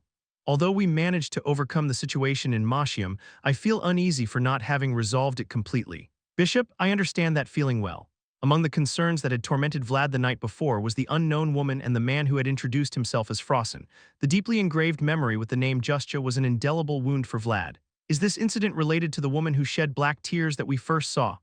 A woman shedding black tears that were a curse towards Joseph, and this recent incident that occurred in Mashium. Andreas heavily set down his teacup as he looked at Vlad, who had experienced it firsthand and demanded an explanation. We all walk the path, but we do not know where it ends. And that tires us. Andrea took out a pen with a grave expression and began to draw something carefully. Andreas had pursued the black curse since his days as a priest in Varna, and the churches and his own relentless search had finally led them to a name. The will of God is far away. Dark temptations are close. Therefore our body and soul are the places where his holy war is constantly waged. Vlad began to closely observe the patterns Andreas was drawing. It looked like the pattern of a church, but somehow it was twisted and upside down. What Andreas was drawing was a symbol of an upside-down church. That pattern, full of blasphemy against the sacred, was also a pattern drawn by a headless priest in a mist-filled village. It is the pattern of apostates. It represents the lost lambs. Andreas's eyebrows furrowed as he looked at that sinister symbol. People who have walked the path to God but have become more dangerous than any demon. The woman you encountered is one of those people. Andreas quickly covered the paper with his hand as if he felt disgusted just by looking at it. By the way, the correctly drawn pattern of the church was already established within his reach. Long ago, there was a nun called the Mother of all Orphans. She was God's voice recognized by the Vatican and was called the saint of her time. Although he didn't say it explicitly, Vlad knew what Andreas was about to tell. It is a very deep secret that can never be heard by anyone unless they are related to the church. The choir she created for the children became the first choir of the Vatican, and to this day, it is known as Tramashu in honor of her name. However, even the woman known as a saint could not bear a certain reality. The events of that day, which took place in the name of God and no one else, ultimately caused the faithful nun to shed black tears. The name I'm going to mention from now on is one of the darkest and deepest secrets the Vatican is trying to hide. You must never tell anyone. I understand. Andreas carefully approached Vlad's ear, as if he didn't want to leave any trace. A barely audible voice, one that not even the wind could carry away, whispered in Vlad's ear, Ramashtu. Although the voice was from the devout bishop, the name resonated with an unmistakable stench. Upon hearing that name, Vlad involuntarily shuddered. Before God it was Tramashu, but when turned away, the name was reversed and became Ramashtu. There was a woman who shed tears upon seeing her children completely charred by fire. It is said that on that day, the woman shed black tears mixed with ash towards the sky as she looked at the corpses of the children, which were more charred than the remaining matches. Today was a day with dense fog. The mist was so thick that the Sturma wall couldn't be seen in the distance. Cough. And the days when there was such thick fog were also the days when Joseph's cough worsened. For him, with weak lungs, the moisture-laden air was like an unwelcome visitor. You need to breathe slowly. I'm fine. Mother, Joseph said he was fine, but Oksana's fingertips followed him to the end and patted his back. On that cold winter day, Joseph gave a bitter smile as he felt the warmth of his mother's hand. Although he was a failure and a loser, his mother's concern hadn't changed at all. Joseph Have you thought about what I mentioned last time? In front of him was a steaming hot cup of tea, and behind, his mother's hand was gently stroking his back. Everything in the room soothed Joseph's heart, but precisely because of that, the sadness felt even sharper. Your grandfather already knows how smart you are, so… Oksana started speaking, but her voice faded, as if she found it hard to finish the sentence. No mother would simply watch her son run towards destruction. That's why Oksana wanted to send Joseph to her mother's family, the Oscar family. If you go there, you'll have a chance to demonstrate your skills, even if it's not a high position. Besides, the weather will be warmer than here. Mother. Joseph silently took his mother's hand as she continued to stroke his back. His mother's hand, which he hadn't touched in a long time, was much rougher than he remembered. Thank you for caring about me, up close. Oksana's face was lined with slight wrinkles. Joseph knew very well that each of those wrinkles was there because of his cough. That's why he was eager to prove it, that the son she brought into the world had become someone to be proud of. But I don't want to stop, therefore. Joseph could only tell these words to Oksana. I won't live a life of giving up. I want to always live giving my best, as you taught me, with intensity. Okay, I understand. At that moment, mother and son felt guilty towards each other. Oksana knew very well that even if the words started as warm consideration, they would turn into painful wounds when touched upon. But mom will always be here. Make sure to call me when you're going through a tough time. Yes, mother, Oksana, once again confirming her son's firm determination, reluctantly left Joseph's room. Joseph could only bow his head as he watched his mother hurriedly turn away before the sadness he had been holding back overflowed. I'll prove to you that I wasn't born useless, not just my life, but also the life of my mother, who gave everything for me. Joseph, with his head bowed, quietly opened the drawer of his desk. Inside was an envelope as black as coal. Joseph slowly opened the envelope. Outside, the window behind him was filled with thick fog. Today, as he opened the black letter, it was a day shrouded in mist. Chapter 187, City of Blacksmiths, Part 1. The mayor's office in Sora was filled with silence. Rudiger, who was sitting calmly in the mayor's seat, listened to the report a moment ago and burst into laughter as if he were stunned. They just let the dwarves go, without any promise. I'm sorry, Lord Rudiger. Anyone could see that Rudiger had an attractive appearance, but the intense energy in his black eyes was something he was born with. The mayor of Sora lowered his head because he dared not meet those eyes. I did my best to retain them. But the dwarves who had worked so hard to bring them back were dismissed without being able to do anything. Although the report went beyond incompetence and bordered on irresponsibility, the mayor also had something to say. They insisted on speaking only with Lord Vlad or Lord Joseph, and I couldn't do anything about it. All the dwarves had a determined side. Perhaps because they were born with the temperament of artisans. Despite the mayor's pleas to wait, they simply turned their heads and said they couldn't have any conversation without the two of them. Besides, it was difficult to ask them to wait any longer because ice was beginning to form on the river. I'm sorry, Lord Rudiger. I understand, you may leave. He could definitely be called incompetent, but even if he said that, he couldn't help it now. Rudiger, who had no intention of reprimanding him, dismissed the mayor and looked at the scarred man sitting at the guest table. The count wants to capture the dwarves somehow. I know, but Marcus didn't look Rudiger in the eye. He simply held the teacup and said what he had to say. Have you by any chance persuaded Lord Vlad? No. Not yet. That's problematic. The black raven sitting across from Rudiger was a messenger, and everything it said came from the head of the Peter family. You must hurry, even now. Many are trying to recruit Lord Vlad. I'll keep that in mind. After hearing Marcus's words, Rudiger quietly rose from his seat and began to gaze at the landscape of Sora outside the window, a city he didn't have much connection with. However, for someone born in this city, it might be a place that couldn't be easily abandoned. What about the matter with Baron Alicia? It seems our little lady managed to protect him. That's good. At Rudiger's words, Marcus calmly set down his teacup. Not entirely. Rutger, who had been looking out the window, turned with a puzzled expression at Marcus's words. What do you mean? She said she won't accept anything anymore. Zemina, the woman who had offered Vayezid's goodwill to bind Vlad. She said she won't accept anything related to Lord Vlad. It seems she has understood the meaning of our offer. Really? But she was saying she didn't want to be the shackles that bound Vlad. She didn't want to be the chain that tied Vlad down. If she had known the intention from the beginning, she wouldn't have accepted anything. It seems that everything involving Joseph here doesn't go well. Getting an ownerless knight was harder than it seemed, a city that didn't listen to either the mayor or the next head of the family. Rudiger could only smile bitterly as he contemplated the scenery outside the window, nay, a stable specially designed for a single horse at the inn. There. Noir was with his eyes closed, enjoying Zemina's touch, whom he hadn't seen in a long time. I don't understand why everyone finds it difficult to deal with him. He listens so well. Really, Vlad and Goth watched in amazement as Noir showed no complaints about Zemina's clumsy care. Noir's eyes were tightly closed, as if he were enjoying the touch, and it didn't seem like they would open easily. That guy isn't usually like that. I guess they're compatible. Goth, who was also the stable boy, scratched his head at the strange scene. Although Goth was proud to be able to handle Noir, that pride always seemed to diminish in front of Zemina. Is your mother okay? Not only my mom, but also my younger brother and sister are fine too, although it's colder than where we were before. Goth, who had taken refuge with his mother to avoid the consequences of the war, had now settled in Sora. Although the former mayor who had hired him as a stable caretaker was gone, Goth could still work as a stable caretaker at the town hall. Perhaps because of the value of Vlad's name. Is it true that the dwarves took the forge oven? Yes, they said they took it as if it were a very precious treasure, although he had a steady job. Goth hadn't changed his curious nature and was always snooping around. This applied both in his work at the town hall and in the back alleys of the Rose's Smile. They begged Madame so much for that oven that, even though they were told that only the blacksmith could decide, they kept asking. Madame had no choice but to give it to them because they were important customers. Really, although he couldn't see it in person.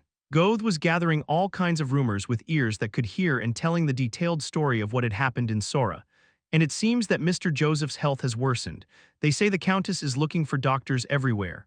Upon hearing Goth mention Joseph's health status, Vlad's expression turned serious. I heard he's not doing very well. I don't know, he's always been frail, despite failing in the competition for the head of the family. The trust Vlad had built with Joseph remained intact. Vlad thought he still owed something morally to Joseph, so he couldn't be pleased with the bad rumors about Joseph. Goth, can you change the water in the bucket? It looks clean. It doesn't to me. Zemina, hands on hips, looked at Goth while Noir showed his gums in a gesture of disapproval. What do you prefer that I do it? No, ma'am. You shouldn't do that kind of work. Although Zemina was a childhood friend to Vlad, for Goth she was a powerful figure from the back alleys. Making her carry a bucket of water was unthinkable for Goth. In fact, I was waiting for you to call me. Goth was not at all dissatisfied with Zemina's instructions. He simply hurried with a friendly smile. This was because he knew very well that he needed Zemina's permission to stay close to Vlad, who had now risen to the rank of noble. Why did you send Goth away? Because I have something to tell you only. When Goth went to fetch water, only a horse and 2 people remained in front of the stable. Vlad noticed that Zemina had deliberately taken Goth aside and was curious. What do you want to tell me? A message from the dwarves. You've been so busy I haven't had time to tell you. With those words, Zemina took a coin from her pocket and handed it to Vlad. She looked around to see if anyone was watching, and somehow seemed to be enjoying the situation. They asked me to give it to you, although the dwarves had left without making any promises to the mayor of Shora. They had left a message for Zemina to contact them. See you in Nassau. You can contact us at the tavern where we first met. The tavern where we first met. And Zemina delivered her message to Vlad as the dwarves expected. This coin seems familiar to me, however. Vlad was more interested in the coin given to him by the dwarves than in the message that he would see them in Nassau. Did you have another one like it? Don't they seem identical to you? After checking the coins that were said to have been handed over by the dwarves, Vlad took out 2 coins he had kept, one from Ramond and the other from August. Vlad's eyes began to narrow as he compared them to the dwarves' coins that were so rusty they seemed to have no apparent value, although the places where they were received were different. The 3 coins looked the same when placed in the palm of the hand. Everyone in the north shivered in fear from the bone-chilling cold, but the residents of Dermer were different. Green grass could still be seen in various places in Dermer, indicating warmth in the air. Some elders, seeing Dermer warmer than ever, reminisced about old times and gave thanks to the lemon tree on the hill. This gratitude, said to be something only the elderly did when they were children, was a rare sight when the Vatican Church lay in ruins. It grows bigger every day. Barates, the leader of the Rangers, was looking at the hainal tree on the hill, trying to estimate the height of the upper branches. It's only been less than half a year. The hainal tree seemed to be twice as large as when I first saw it. It was a growth rate difficult to understand even with the common sense of elves who knew plants well, and not only was the size of the tree incomprehensible. Lord Barates. It seems there's another child who can see spirits. Is this the 4th person? Yes, we've confirmed that they can see the young spirits. As of today, it was the 4th person, the number of children who recognize spirits. After hearing the report, Barates silently began to draw a 5-pointed star on his left eye. Then, the world of spirits began to become clearly visible. Is all this because of this spirit, in the world seen through the eyes of the elves? There was a white serpent coiled around the branches, an ancient spirit said to have originated from the mother tree of the world, not from the world tree of Osirin. although it seemed to be taking a nap. Small spirits playing around the white serpent could be seen. Lord Barades, a messenger is coming from Ossurin. A messenger? Barades had already seen the white serpent stretching its neck towards the sky, with half-closed eyes. As if just waking up, the serpent looked towards a falcon found only in Ossurin. Very well, good boy. Kuu, the falcon, rolling its eyes, flew from afar and landed softly on Barades's wrist as if exhausted. As he stroked the falcon that had flown from its distant home, Barades felt the gaze of the white serpent watching the messenger intently.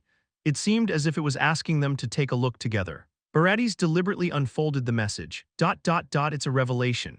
The letter that came from Ossurin had a stigma engraved that only the elders could use, and behind the stigma was a twisted drawing that made it clear who had drawn it. In the blue sea, a silver dragon. It was a drawing that seemed to have been drawn by a child. But there was something about it that made it feel even more clearly conveyed. A small boat floating on bright blue paint that seemed to have spilled into the sea, and in the sent revelation, a silver dragon was depicted swooping down towards the boat. Prepare everything, we move immediately. However, Barades was able to find a small, strange point even in the completely blue painting, a small boat floating on the sea. Where are we going? We're heading. For the one who receives a revelation, it comes as intuition, although it was only a small point. Barades was sure it represented Vlad, to the north. Barades wasn't sure where Vlad was, but he soon determined his direction by seeing the huge shadow projected. The white serpent seemed to be indicating the way with a nod of its head. It must probably be Sora. Indeed, as Barades said, the place the white serpent was pointing to was in the direction of Sora. Chapter 188, City of Blacksmiths Part 2. Winter is not a good season for traveling. The weather is cold, the roads are harsh, and sometimes snow blocks the routes. However, for the always busy lords, winter is the only season they can have a little free time. So holding the northern meeting at this time was inevitable. It's freezing, damn. Vlad felt the cold piercing deep into his throat and couldn't help but curse. The group was heading to the city of the blacksmiths to participate in the Northern Conference. The caravan, composed of Rudiger of Vayezid and Baron Heinel, seemed sturdy and robust, but even they couldn't avoid the impending cold. Plaff plaff as everyone walked, appreciating even the warmth of their exhaled breath. There was one person who was hitting something with his fist, the person who broke the icy silence and caught the group's attention. It was Niblun, a beastman who was Vlad's advisor mage. Why do you keep hitting that? It's a heat pouch. Vlad tentatively opened his eyes and silently began to observe Niblun's actions. This was because he knew very well that Niblun acted strangely and mysteriously every time he took something out of his backpack. A heat pouch? Yes, it's warmth brought from the distant south. This thing is so lazy by nature that if you don't hit it, it won't activate. Ah, really? Vlad didn't understand a word of what Niblun was saying, but simply nodded his head. The inexplicable was mysterious. The incomprehensible was the stuff of wizards. Oh. It's waking up now, with Niblun's words. The small bag that had been beaten began to glow with a faint red light and move.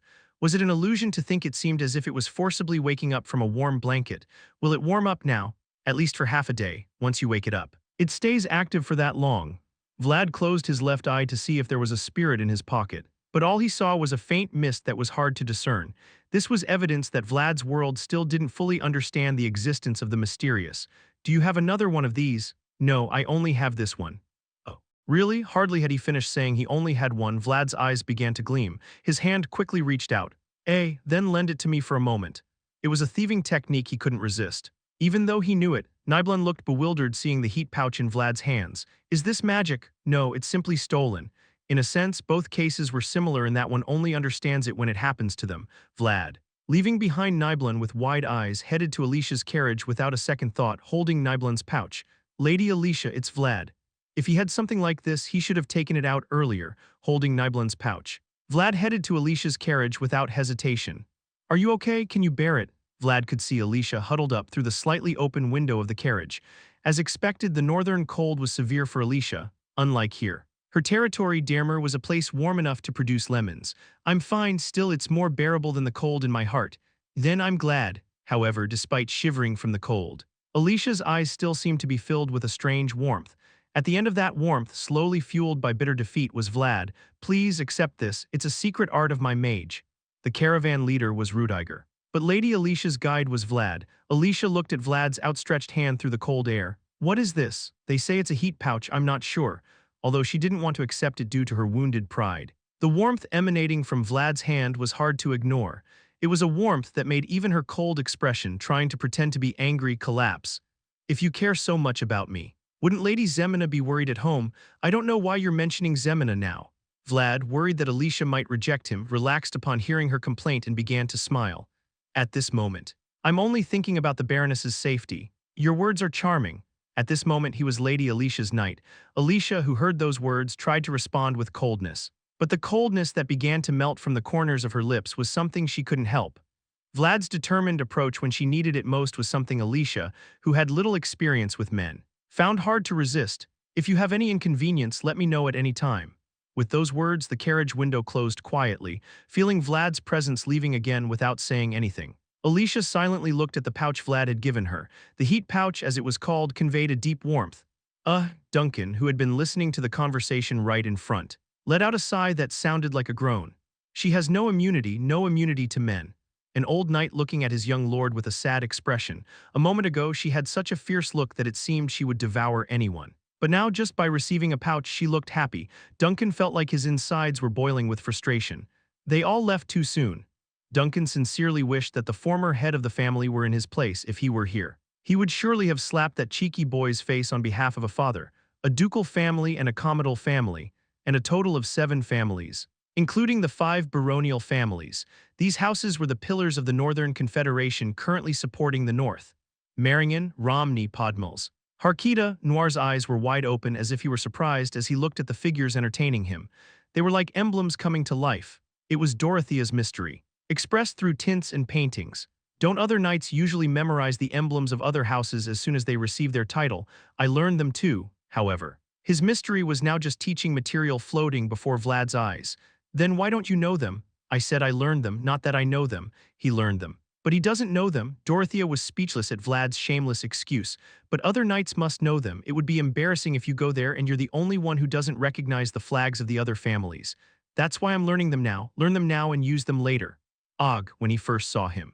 Vlad was just a young squire who barely knew how to ride a horse. But now seeing him respond so cheekily, Dorothea could only tremble with frustration. Yes, as Vlad says, learning now and using later is fine. It's better than parading around like the others, pretending to be knights. It's easy to say when you don't have to teach. Rudiger, who was listening to their conversation next to them, began to laugh. Anyway, as long as you don't make a big mistake, it'll be fine. The Northern meeting is a meeting of lords after all. Although he was joking, Rudiger was assessing the situation accurately. Vlad, who was going to participate in the Northern meeting by invitation from the Iron Duke, wouldn't be able to do much once there. You just need to greet properly, that's all you need to do. What Vlad can achieve at the Northern Conference is probably the exchange of personal connections. Of course, it was a very important matter, but since the Northern Conference was not a place for social gatherings in the first place, it was literally just a matter of greeting. We can finally see it, the city of the Iron Duke. Where? Vlad hastily dismissed Dorothea's mystery at Rudiger's words, although Dorothea protested the misuse of her mystery. Vlad was only focused on the scene in front of him. Wow, a high cliff towered over the snow-covered white plain. The cliff, rising majestically enough to be called a mountain, showed its presence as it overlooked the surrounding plain.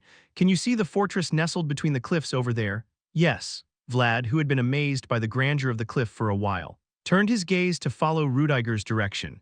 Could it be because of the characteristics of the rocks forming the cliff? The castle wall visible between the steep cliffs was of a dull grayish-white color, but it shone brightly in the sunlight. That's the city of the Iron Duke. Bastapal, the oldest city in the north. Bastapal, a huge castle wall that seems like no one can easily breach it. A huge city was perched on top of a cliff that rose as if defying gravity. Moreover, according to the founding legend, that city was the one that held out to the end against the dragon. Baranov, the only ducal family in the north, was a family that existed even before the foundation of the empire and the city they built. Bastapal was also humanity's last defense, raising its banner to the end against the most perfect dragon. It's impressive. Vlad began to smile as he looked at the bright grayish-white cliffs in the distance. The shape of the cliff, rising alone without anything around it, seemed to stimulate something in Vlad's world. Thud, I got excited because I saw it for the first time, but for some reason the city seemed to be calling me. The city on the cliff, which he saw for the first time in his life, was definitely making Vlad's heart beat. Crack, crack, crack. In the city of Bastapal, in the mansion of the Iron Duke, in the deepest basement of that place. An old man murmured quietly, it's reacting much more violently than before. Fernand, the mage of the Iron Duke, observed 2 chests trembling as if there was an earthquake. 2 chests tightly sealed with divine chains. One originally belonged to the Baranovs, and the other to the now extinct Ravnoma. Has the dragon opened its eyes this time? Sealed chests, Chinese letter, Chinese letter, Chinese letter, containing fragments of the most perfect dragon. One, the old mage's eyes flickered as he looked at the chests. The chests had reacted when the faster dragon, Lindworm, appeared, but they had never trembled with such intensity. To react so violently, the possibility of it being a dragon was very high. Perhaps to react like this, there was a great chance it was a dragon, crunch, or it must be very close. I need to report this. Faced with the unsettling vibration of the sealed chests, Fernand began to silently unfold his mystery, when handprints made with fingertips formed a line in the air. Waves that seemed to have melted into the Milky Way began to sprout from there. A huge door located in the depths of the mansion. The dark hallway leading to that portal stretched longer and longer as the old mage's spell continued. As if stretching it out, as if it had been stretched, the hallway became narrower and longer and naturally began to distance itself from the world above. Chapter 189, City of Blacksmiths Part 2, Bastapal. The capital of the Baranov Duchy, this city, settled on cold and proud cliffs, gave the feeling of being disconnected from the world. Still, the streets are better maintained than I thought, clean enough for carriages to pass through. As Vlad had said, although the cliffs imposed an inevitable slope, the streets were clearly paved, and they weren't just simple paths, but well-maintained roads hard to find anywhere else. Vlad found the sensation of the rough stones under his shoes quite refreshing. When I saw it from afar, I thought the road would be in bad condition because it was on a cliff, but it's still a duchy if we just look at the size. It's a much larger city than Sturma. The city of Bastapal wasn't located in a place with good climate for people to live in, but it was also a secure city. From the most perfect era of dragons to the present era, the northern city, said to have never been captured for hundreds of years, was a city worthy of prosperity as it had survived for so long. But don't you think making such well-built roads would make it easier for attack? Maybe there's no longer a reason to locate in hard-to-reach places. Really, Vlad had started thinking from a commander's perspective. But Rudiger simply smiled quietly. Well, there was a time when I thought that too. Sometimes experience is worth more than 10 explanations. Rudiger, who knew this well from first-hand experience, didn't bother explaining it to Vlad. Raise the flag, we'll soon reach the castle gate. As they moved away from the winding cliff road, they could finally see the castle gate of Bastapal in the distance. They had been traveling for exactly 3 weeks since Sora. When they finally arrived, the Iron City, capital of the Forge, still shone and reflected sunlight. Even from afar, now you see. However, unlike when seen from a distance, there were things he could see as they approached, examining the smooth and shiny surface of the castle wall, which didn't seem to be made of stone. Vlad widened his eyes. Why is it called the Iron City? The answer is right there. The dark gray stones that Vlad vaguely thought were stones were actually not. They were entirely made of steel, even looking up the castle walls, which were difficult to see with the naked eye, were filled with steel. What the hell is that? The dark gray walls of the castle gleamed from afar, now that he knew the reason. Vlad simply stared at the walls of Bastapal without even thinking about raising his flag. The great steel city, approaching beyond the bounds of common sense, was leaving deep marks on Vlad's world. Finally, everyone has arrived. There was a man standing alone by the window, his back to him, slowly sipping his drink. Timur, the Iron Lord, watched from afar as the procession approached his mansion beyond the castle gate and brought the glass to his lips. Fortunately, thanks to Baron Alicia, we will be able to organize the meeting. That's right, Duke, the mage Fernand, who was also in the office, nodded at Timur's words. The Northern Council had long been composed of 7 families, but it lost one of its ancient pillars due to the extinction of Baron Utman. However, it was clearly a happy thing for Timur, as Hainel filled the unpleasant vacant position at just the right time. Is the seal still active? Yes, Duke, it's getting worse as time goes by. However, there was a reason why Timur couldn't easily smile now. The uncontrolled presence of dragon fragments, much more aggressive than during Lindworm's call, was the reason. This warning, like a signal, also indicated that the possibility of a dragon was intensely approaching the city at this moment. Blonde hair and blue eyes, and the possibility of a dragon coming. Timur's eyes, which had paused on his tinkling wine glass, suddenly began to look towards the procession that had arrived in front of the mansion. Where his eyes landed, there was a blonde knight reaching out to a woman with light blue hair. Well, if that's the case, then I suppose I can understand what has happened so far. Timur, who had been silently observing Vlad, nodded as if he finally understood. There are no results without reason. After only a few years of wielding the sword, he became a knight and used aura, and the unique talent to draw his own world and overlay it onto reality was a talent Timur knew had never existed before. Get ready, I want to see it for myself. Understood. The old mage silently bowed his head at Timur's words and dispersed like smoke. That tree was as dazzling as its color. However, The tree he had seen in Mashium was too beautiful to be simply classified as a residue of a fierce dragon. The golden glow still lingering in Timur's eyes proved that if they had just painted it, it would never have come out. I hope not. There was one last sip from the glass he held. Timur raised his tinkling glass and looked at Vlad from a distance, frowning as if he were disappointed. The group passed through the gates of Bastapal and arrived at the smith's mansion, now divided according to their respective banners. The seventh banner begins to rise slowly alongside the 6 banners waving over the mansion. High day. Now at the moment when he had to move only under Hainel's banner, not under Rutiger's guidance. Vlad felt so many eyes on him and shuddered. Baron Hainel of Dermer, welcome to Bastapal. The mansion door slowly opens with a hearty welcome. Beyond there was a wide garden path that seemed capable of accommodating several carriages moving at the same time. You can't do it now. Ask yourself why you're here. Vlad, and as if they were waiting, even the knights lined up on either side of the well-kept path seemed ready. On the surface, it looked like a crowd welcoming Alicia, but there was a sharpness among them that was hard to ignore.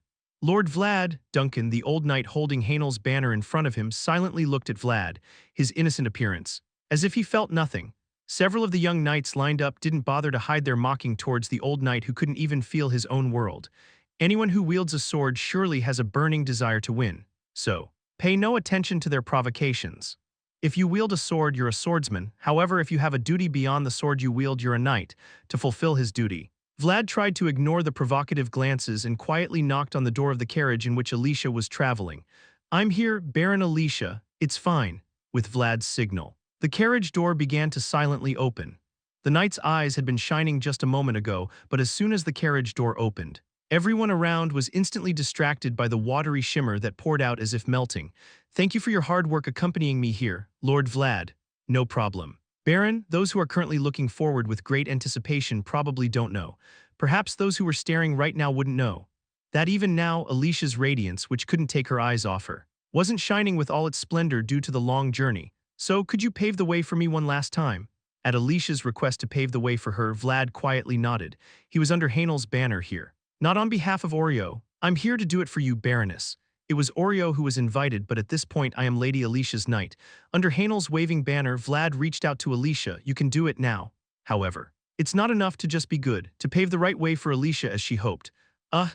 Duncan, holding Hainel's banner, began to wonder when he saw the knight suddenly stagger, however. If he had looked back even for a moment, while he was very nervously raising the flag, he would have completely understood the current situation. Everyone bows. It's a show of respect to Hainel. I'm glad. I was worried we would be looked down upon, according to ancient tradition. A knight spreads his cloak for a noble lady. Vlad, who had blocked any insults that could reach her through my cloak, now silently recalled his own world through his closed left eye. Let's go, Baron Alicia, following Vlad's lead. Alicia began to walk slowly towards the steel smith's mansion. The Knights of the North nodded as she moved forward, seeing their hospitality. Alicia began to whisper quietly. It was a good idea to ask you to come. Although there was no Hainel tree in this place at this moment, Alicia was still standing under it. The color of the tree was golden. It wasn't particularly large, but clearly it was a tree that would reach high. Master Yahang, come and see this. The loud voice of a man began to echo across the island where only seagulls peacefully floated. Ah, if you're inside. Just say so. I told you, your voice like a boiling pot is killing me. The elderly dwarf named Yahang looked disgustedly at Sigurd and his crew, who came running towards him, and shook his head disdainfully. I thought after a bit of fresh air you might relax a bit, but it seems not. I've lived like this my whole life. What's a few months? Anyway, take a look at this. Sigurd, who had returned from his mission, should have informed the tribe chief first. But the first person he sought out was the elderly dwarf named Yahang. A furnace? Why this? It seems your eyes are also getting unpleasant with age. As if he no longer wanted to waste any more time, Sigurd hastily took off his glasses and handed them to the elderly dwarf. Look now, can you see it? What good is an old blast furnace? The old dwarf, seeing that Sigurd seemed even more impatient than usual, began to adjust his glasses by turning the screw on the side of the frame. Suddenly, he saw a small tail. The old dwarf startled as he made eye contact with a small lizard hidden in an old blast furnace. What is this? Is it him? No, we've only seen it in books. Never in person before. What is this? Upon hearing the old dwarf's sudden cry, the young lizard quickly hid inside the blast furnace.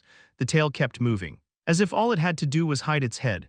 Where did you get this from? As Sigurd watched the old dwarf gradually lose composure, he became convinced he had brought the right thing. I guess it's true, salamander. Sigurd began to smile as he watched the old countryman shake hands with him. Long ago there was a dwarf furnace said to be able to melt anything, however. The heat of the furnace did not come from burning something. It was able to melt anything because it was born with heat. But Master Yahang, before going to report to the chief, I have a question, since confirmation had been completed. It was time to report. However, the old dwarf embracing the old furnace was already completely absorbed in the young lizard inside. Well, go on. You're such a kind one. Perhaps you've made daggers for humans before, during your days as a slave in the West a long time ago. That's right, I won't harm you, looking at Yahang babbling like he was his grandson. Sigurd scratched the back of his head. When I was fixing it, although it was a bit worn out, I saw your seal, so I asked you. I'll ask again later. As Sigurd took the furnace, ready to go see the chief, the old dwarf's eyes began to darken. Dagger, the old dwarf began to recall a very ancient memory in response to Sigurd's question, which had been in his ears. But only then entered his mind. I once made some daggers for them. He couldn't answer because Sigurd was already walking away, but as Sigurd asked, the old dwarf had made some daggers for a human knight in the days when he served as a slave. Although he couldn't make anything of quality due to his hurried escape. They were daggers with his seal, engraved with the promise that if they ever returned, he would make them a proper one. 190 Uninvited Guests Part 1. Although completely surrounded by dark gray walls, the space was quite bright due to the light shining from the ceiling. Alicia found it impressive to see the conference room decorated entirely with swords and shields, unlike the central style. This was because she realized that the weapons, full of scratches and breaks, were not simply made for decoration. Thank you for your hard work to come this far, Baron Alicia, from the other end of the conference room. The Iron Duke Timur looked at Alicia and smiled. It must have been quite inconvenient to come here on this cold winter day.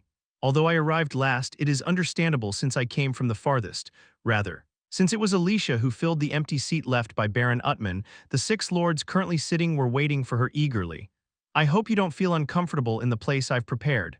Thank you for your consideration. Duke, if the other person has shown consideration, you must respond courteously. Although Alicia arrived as a lord, she quietly bowed her head to the Duke, who was one of the only 4 in the Empire. So it seems that everyone who was supposed to gather is already here. 7 flags, 7 chairs, and 7 lords, as Alicia took her seat. Timur smiled slightly as he looked at the now fully crowded conference room. Then let's start the meeting now. Following the gesture of the steel ball hand indicating the start, the door of the conference room began to close slowly.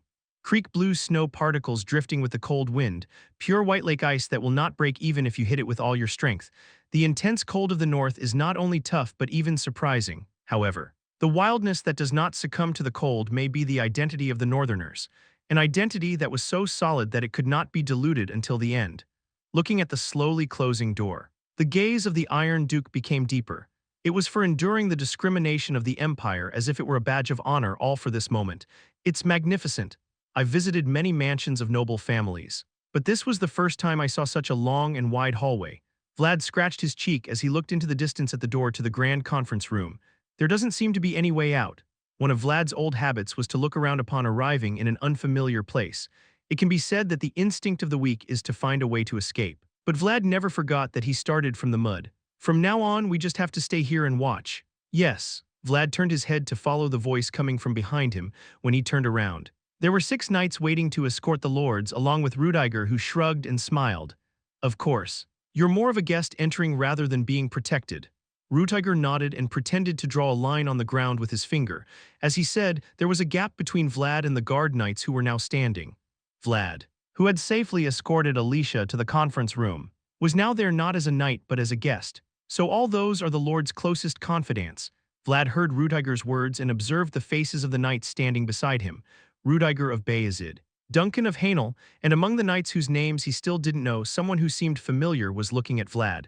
We can finally introduce ourselves properly, Lord Vlad.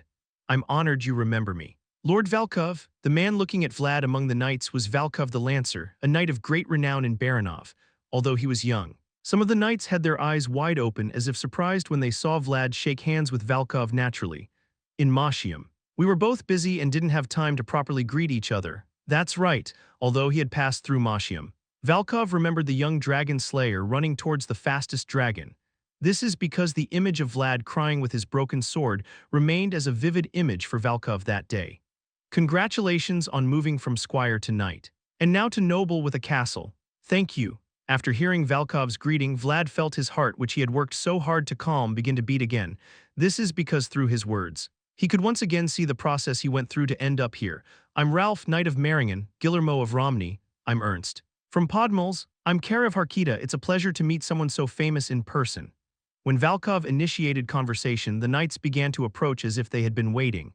Some were heirs, others advisors, and others the closest to the lords, regardless of their ability. They were all names that any northerner would have heard of at some point. I heard the rumor that you even visited the land of the elves. That's right. Are you married? Not yet. My father wants to talk to you. I'll make sure to make time. Some knights might have thought strangely when they saw Vlad suddenly appear, however. The knights here were all the closest to the lords, and were people who had to think first about the benefits of the territory rather than envy or jealousy towards someone, even if one is in a position to pursue a greater good. Curiosity about Vlad is inevitable. However, even if one is in a position to pursue a greater cause, curiosity about Vlad himself is something that cannot be avoided. Vlad, looking into Guillermo's fiery eyes, realized that everyone there had some expectation of him, although they were different. Lord Vlad, it's time to prepare. Understood, just as the conversation was becoming more intense. Vlad realized it was time to enter when the butler called him. Currently, he is Lord Vlad with the knights, but when he enters the conference room, he must become Oreo. Do well and come back. Vlad looked at Rudiger, who smiled with his arms crossed and nodded slightly. Yes. Although his nervousness had not yet subsided as much as his heart was beating rapidly, he felt somewhat reassured by the fact that Rudiger was behind him. It's truly steel, real steel. While Vlad waited to be summoned by the lords, his mage Nibelun was wandering around the city, satisfying his curiosity. But how can steel be made so easily? A beastman takes a magnifying glass from his backpack, clings to the castle wall like a cockroach, and talks to himself.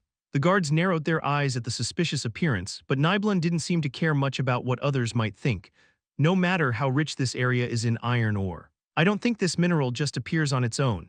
It would be hard for anyone to get a mage who has been immersed in research for a long time to shift his attention elsewhere. Therefore, Nibelun, who had been focused for a long time, couldn't even hear the voices of the people starting to murmur. Look there, something in the sky. Is there a volcano nearby? Originally, steel was made under heat and pressure strong enough to melt pig iron. It's necessary to burn all kinds of impurities in the heat of a furnace to produce steel of the current level. But it's unlikely that this amount of steel could have been manufactured in a blacksmith's shop. I told you to run. What are you doing now? Nibelun, who had been focused on the castle wall for a while, suddenly felt his body being lifted. This was because the soldier who had been assigned as his guide urgently took him away. Why do you think? The frustrated guard shouted, while Nibelun remained stunned. Look at the sky. The sky. Nibelun looked up at the sky with the magnifying glass he naturally held up at the guard's shout and soon spotted something there, causing his eyes to widen. What is that? As the guard said, there was a shining silver dot far off towards Bastapol. At first it looked like a dot, but the closer it got, the clearer it became. It's an attack. It's coming from the sky. Everyone raise your arrows. Behind the soldiers beginning to string their bows, the cries of terrified people could be heard. Nibelun, heading to the mansion through the chaotic streets of Bastapol, finally recognized the identity of the attackers through the magnifying glass he held. Wyverns, according to a long-forgotten ancient legend. The walls of Bastapol were initially built with common iron ore. However, the reason ordinary iron ore could turn into the solid steel it is today was because of the strong, hot breath of something that reached the castle walls. The dragons are breathing fire. Everyone move aside. The purest breath of the dragon. It is said that the dragon's wrath, which wanted to leave only pure things behind, melted the walls of Bastapol into steel. Make way. Northern Knights. There was a man who descended to the ground with the dragon's breath coming from the sky. I have come here now in obedience to the orders of His Majesty the Just Emperor. He has bright blonde hair and blue eyes, and he was a man who came with a dragon banner with the head of a decapitated dragon. Inform the owner of this land that Mercia of the Dragon Slayer Knights has arrived. No matter how high it was hung, it couldn't be higher than the sky. Before the flapping of the dragons born in the highest place, the 7 flags hanging in Bastapol began to sway dangerously. I want to ask you something. Ask, Vlad. Standing in front of the door with the knights behind him, decided to ask a question that had been on his mind for a while. It was a question he had when he was still a child standing in the mud. Before entering the world of high nobility. Why did it have to be me? Why did you come to me? When Vlad was a child rolling in the alley mud, Kahano appeared with a black lightning bolt. At first, he thought it was an unfortunate coincidence, but now that he knew who Kahano was, he understood that he wasn't someone who just showed up by mere chance. Why you? Kahano's voice began to fade with Vlad's question. If Vlad had closed his left eye at that moment, he would have seen Kahano gazing at the sunset under a bright red maple tree. Lord Vlad Oreo is entering when I was looking down from the sky. I saw you. The doors of the conference room began to open with a loud sound. One big door opens and the door behind it opens. As the doors blocking Vlad opened, the lords seated in the distance began to appear. Of all the pieces scattered across the land, you were the brightest. After hearing Kahano's words, Vlad smiled slightly and began to walk, although born in the mud. He is now heading into the world of nobility. However, for Vlad, Kahano's approval within him was more valuable than that of the northern lords in front of him, because no matter who is in the conference room at this moment, there was no one who shone brighter than Kahano within him. Chapter 191 Uninvited Guests Part 2 A long and wide corridor. A man was walking from afar in the bright yellow twilight.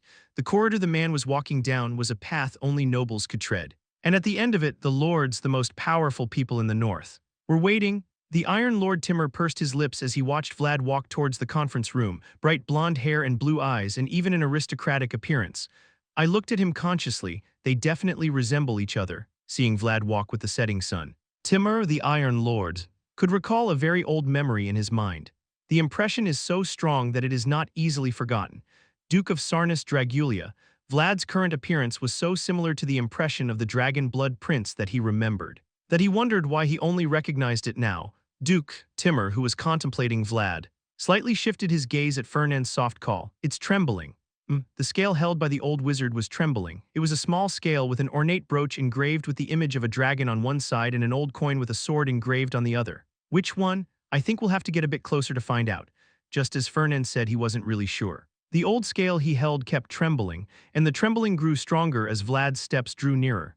As Vlad's steps approached, those oscillations grew louder. It seems he doesn't recognize it either. Timur seemed to understand the indecisive heart that wavered like a scale. The shadow of twilight grew denser as he approached. That was because Vlad's face, walking towards them, was covered by the now fading evening light.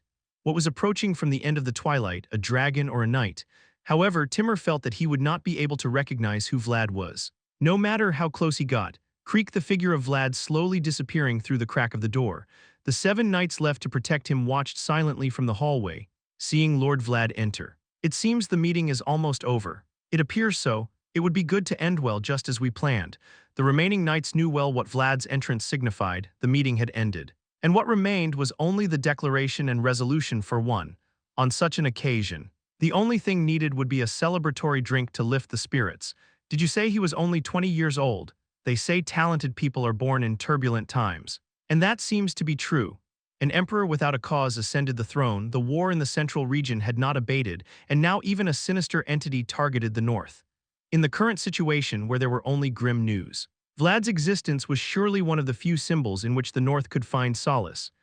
As the knights were gathered and talking for a while, Rudiger suddenly felt goosebumps and grabbed his neck. What? It felt as if a bright blue blade had touched his neck.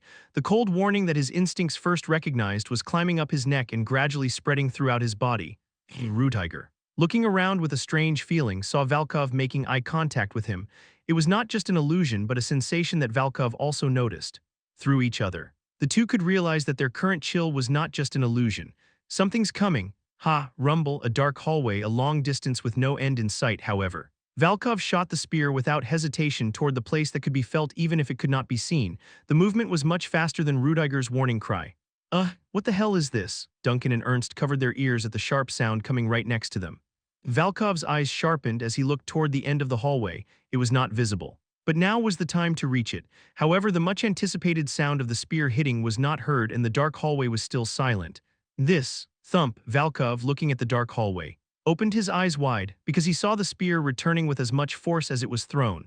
You mean you caught it? Despite being a spear that even the fastest dragon Lindworm could avoid, however. It seems the opponent neither dodged nor blocked it but simply caught it with their hand.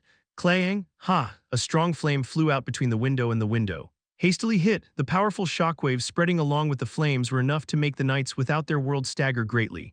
Is this an attack? It seems it had a hole.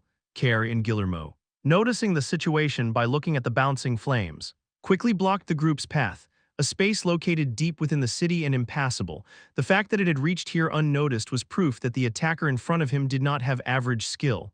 What kind of guy are you? Carrie's closed left eye began to glow. accompanied by an angry squeak. It is said that Bastopol has never been captured in history, although Kare was not a knight of Baranov. The city of Bastopol was the pride of the Northern Knights. Stop hiding and come out, with a loud shout suppressing his aura. Knight Kare began to strengthen his defensive posture with his raised axe. If the central region has Pablo of Arnstein, the northern region has Kare of Harkita. Like the wall of a castle, his posture was so strong that, no matter whom they faced, it would not be easy to break. Quang, it definitely had to be that way. Kare's protective posture is incredibly strong. Zup, a shadow emerges from the darkness. However, when he realized it, the attacker had already approached and was smiling coldly at Kare. This is, when the axe and sword clashed. Turbulence like a typhoon began to occur. It was such a shock that one could tell how much force was released from the blow just by feeling the wind against their skin. Og, Kare could not resist the impact and fell against the wall with a single scream. His defensive posture, which was like the solid wall of a castle, was uprooted with a single blow. Kare, you're not an ordinary guy. Guillermo and Ralph began to run towards Kare after he had fallen miserably. A dark hallway now filled with moonlight. Not sunset, there a solitary blonde man smiled coldly while watching the Northern Knights charging fiercely. Dragonslayer Knights, Guillermo, vigorously swinging his sword under the intense moonlight, could make out the shining emblem, dragons killing dragons. The man's bright blue eyes gleamed on the armor with the Dragulia emblem engraved on it. Thump, it's obvious. What? It is said that Ronnie's sword is capable of deceiving any knight, however. The blue-eyed man could halt Guillermo's movements with a single stab. It means your intentions are too shallow. Guillermo got goosebumps when he saw Mercia smiling at him. This was because he felt the cold touch of the sword stabbing into him along with his laughter.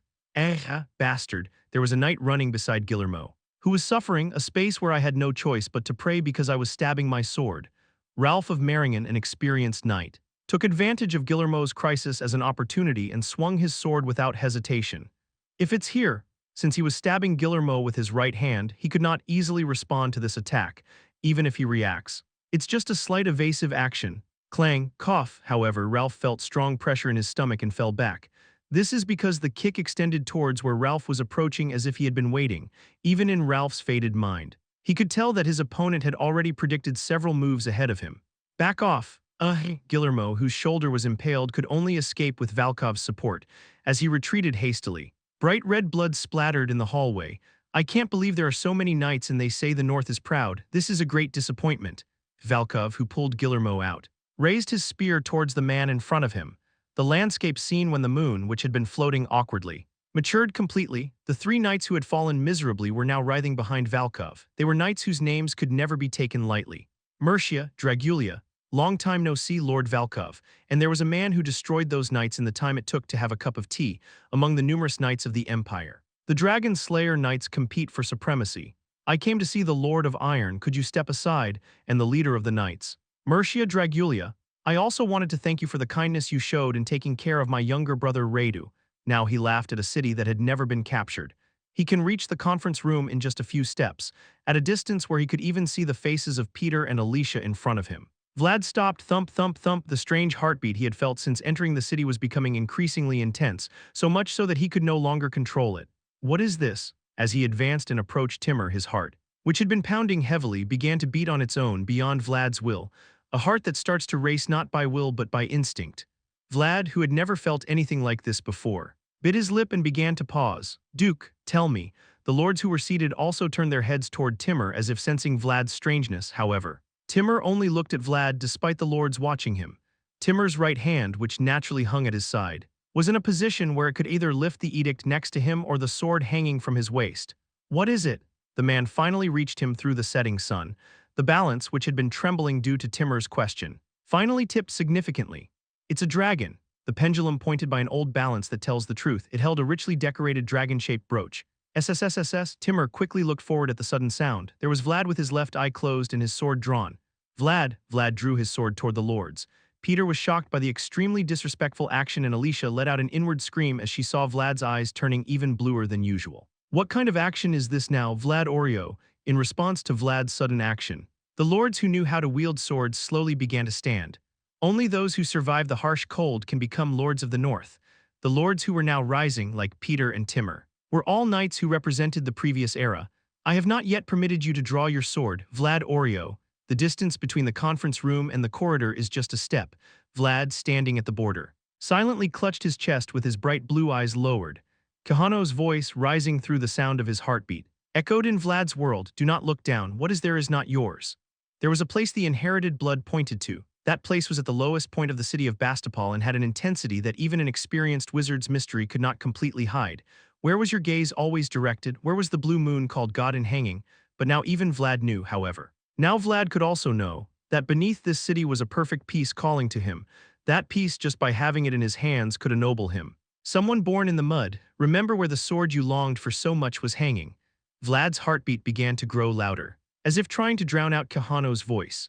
Vlad was about to lose his mind as the singing of the pieces filled his ears more and more. Kahano, am I a dragon?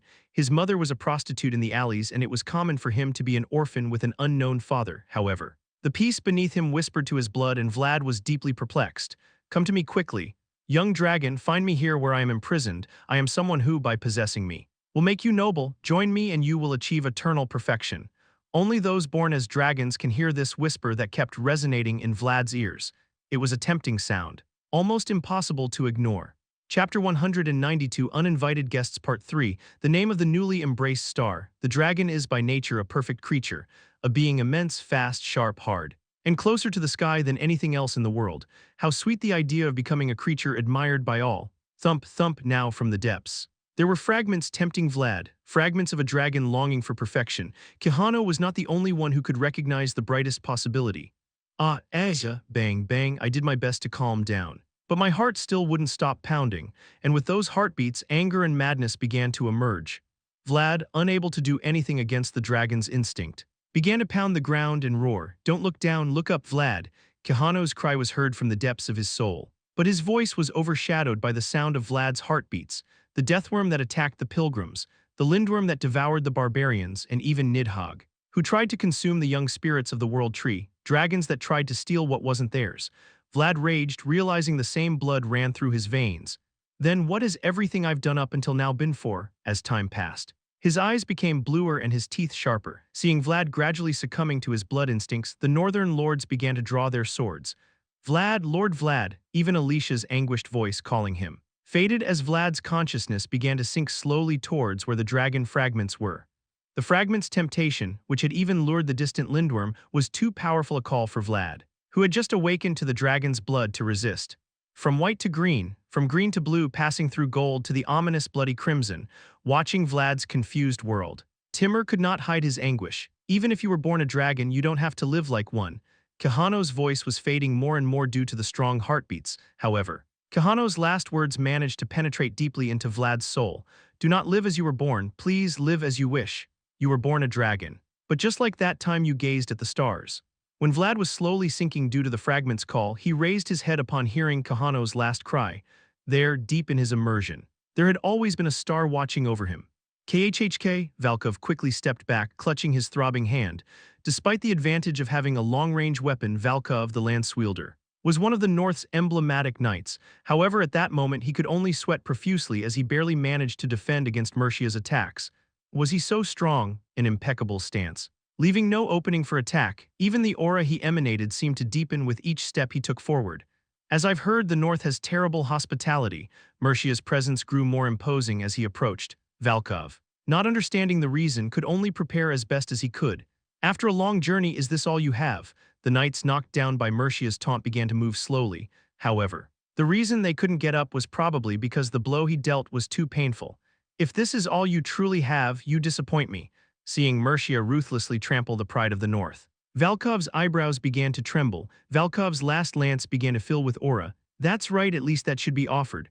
Although Valkov's presence was fierce, Mercia only smiled as if enjoying the situation.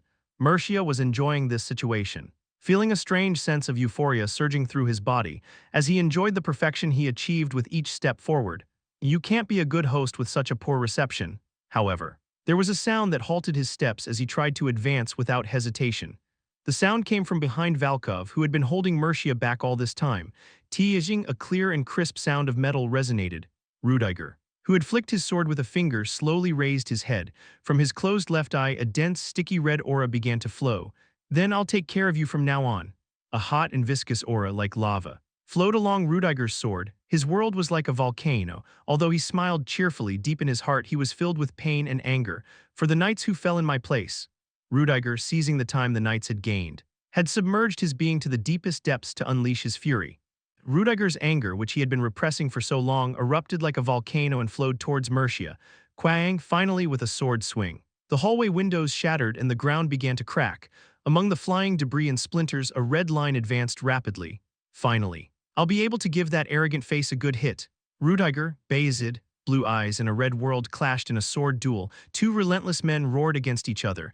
The meeting room felt like it had been hit with a bucket of cold water. Vlad, standing at the entrance, staggered and lifted his head. The way he still held onto his chest didn't seem normal. Is it really truly okay? What? Timur, who was looking at Vlad, was momentarily taken aback by Vlad's sudden question. Though it sounded like a monologue, it didn't sound like a question from someone out of their mind. Truly, how do I want? Vlad's eyes, now bluish, still couldn't find focus. It was as if his eyes were possessed by something. Yet the bright light in his eyes still shone as if it were about to burst. Duke, Timur briefly turned towards Fernand's urgent voice calling out from the side. What doesn't change is the truth, however. The scale showing the truth was trembling and slowly tilting towards the opposite side. The current situation of nullifying the truth was something both Fernand and Timur had seen for the first time. Young dragon, not there, look at me, long for things that are hard to have. There are so many things around you right now that you can have. The voices of the fragments filled Vlad's ears. But he didn't see them even though he heard them, because Vlad, who had lifted his head, was looking at Timur in front of him, and now, beyond him, he looked to the end of the roof. Can I really do this? Beyond the sword, beyond the blue moon, and finally on the other side of the sky, I can see a single star. Vlad lifted his head once more, seeing that star shining brighter than anything he had seen before. Rumble, rumble. Rumble, Duke, what is this? Ah! The sudden rumbling from beneath the earth greatly alarmed the northern lords. The sound that shook the city was like the cries of the sculptures that couldn't let go of the young dragon. It's definitely a dragon, Timur. The Iron Lord, the protector of the pact, knew that the current vibrations were caused by the dragon fragments, so the Vlad in front of him must definitely be a dragon. But it tilted, however. The old balance that trembled had now tilted completely to the opposite side. The old coin on the tilted side was made of the honorable metal that the ancient Swordmaster had separated from his sword. Who the hell are you? Both the dragon fragments and the truth scale claimed to be correct, unable to decide between the duty to uphold the pact and the duty to protect as a knight. Timur slowly closed his left eye and looked at Vlad. A world seen when closing one's eyes. In that silent world where the vibrations of the earth and the cries of the lords were not heard. Timur could see the back of someone. The man standing covering Vlad still raised his hands, protecting the young dragon's ears. All the children born in this world have at some point reached out their hand towards the stars, and upon realizing they couldn't reach them, they became adults. Boy, if you have dreams in a place like this, you'll only hurt yourself. The old blacksmith said this too. If you live in a place you can't escape from and dream a dream you can't reach, you're the only one who suffers, in the end. The fate of all children may be to live as they were born, yet you were born as a dragon.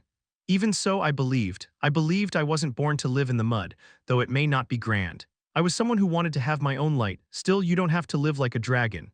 Even if you couldn't reach that sky, if you wish to shine on your own, you'll be a star.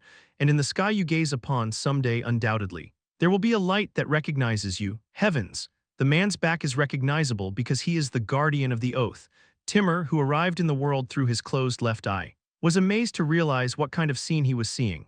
Behind Vlad, who was gazing at the stars, a tree began to bloom. The color of the tree was golden and it grew straight and tall. Rising towards the stars floating in the sky, a part of the tree was Vlad of Sora. Another part was Vlad Oreo, and as Dragulia was born with the remaining side, he has no choice but to accept it. Vlad, who had even accepted his negative side, was ready to find his true self. Will you continue to raise your sword for the possibilities of children in the future? Yes. Regardless of where you are. Will you fulfill your duty? Yes. An investiture ceremony was taking place between the boy and the knight, with the protector of the pact as witness. It was a moment when not even the roars of the dragon from below could reach. Then finally, Kahano withdrew the hands covering Vlad's ears and from his memories, brought out a sword that he placed on Vlad's shoulder. The silver knight, shining radiantly, was much larger and brighter than when he saw it in the young world tree. Will you accept only what is rightly yours? Always honorable, do not covet what belongs to others nor take anything, only receive what is rightfully mine. Remembering the knight's rules once taught by the blue moon, Vlad finally could look Kahano in the eyes. Yes, having sworn to fulfill all your duties from today, you are the master of yourself. With Kahano's declaration, a ray of light from a star, not dragon's blood, began to reside in Vlad's beating heart. Not as I was born, but as I want to be. So Vlad looked at the star residing in his heart. The sword broke and in the end he couldn't reach the blue moon. But Vlad could still hold a star in his heart with which he could dream again. That star was the light that had always illuminated the child from closer, and when called by its name, that star is known as the Master of the Sword. Chapter 193, The City Where the Dragon Roars, Part 1. The Dragulia mansion in the capital, Brigantes. Sarnas, the blood dragon, stood by the window. Gazing northward into the distance, his reflection in the window looked very gaunt, perhaps due to the white bandage wrapped around his neck. The Swordmaster's blade was drawn. On that day when the pact suddenly activated, Sarnas was sure of it. The Swordmaster's blade has been unsheathed somewhere in the Empire at this moment, though it was only for a short time. The pact with the Swordmaster that was activated could only be connected through blood or will.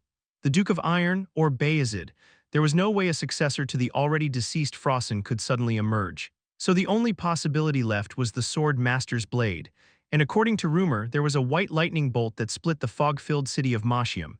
If I find it and get rid of it, I will be free, Sarnas, who as someone who took by force but was bound by an oath and had no choice but to become a protector, now dreamed of true freedom.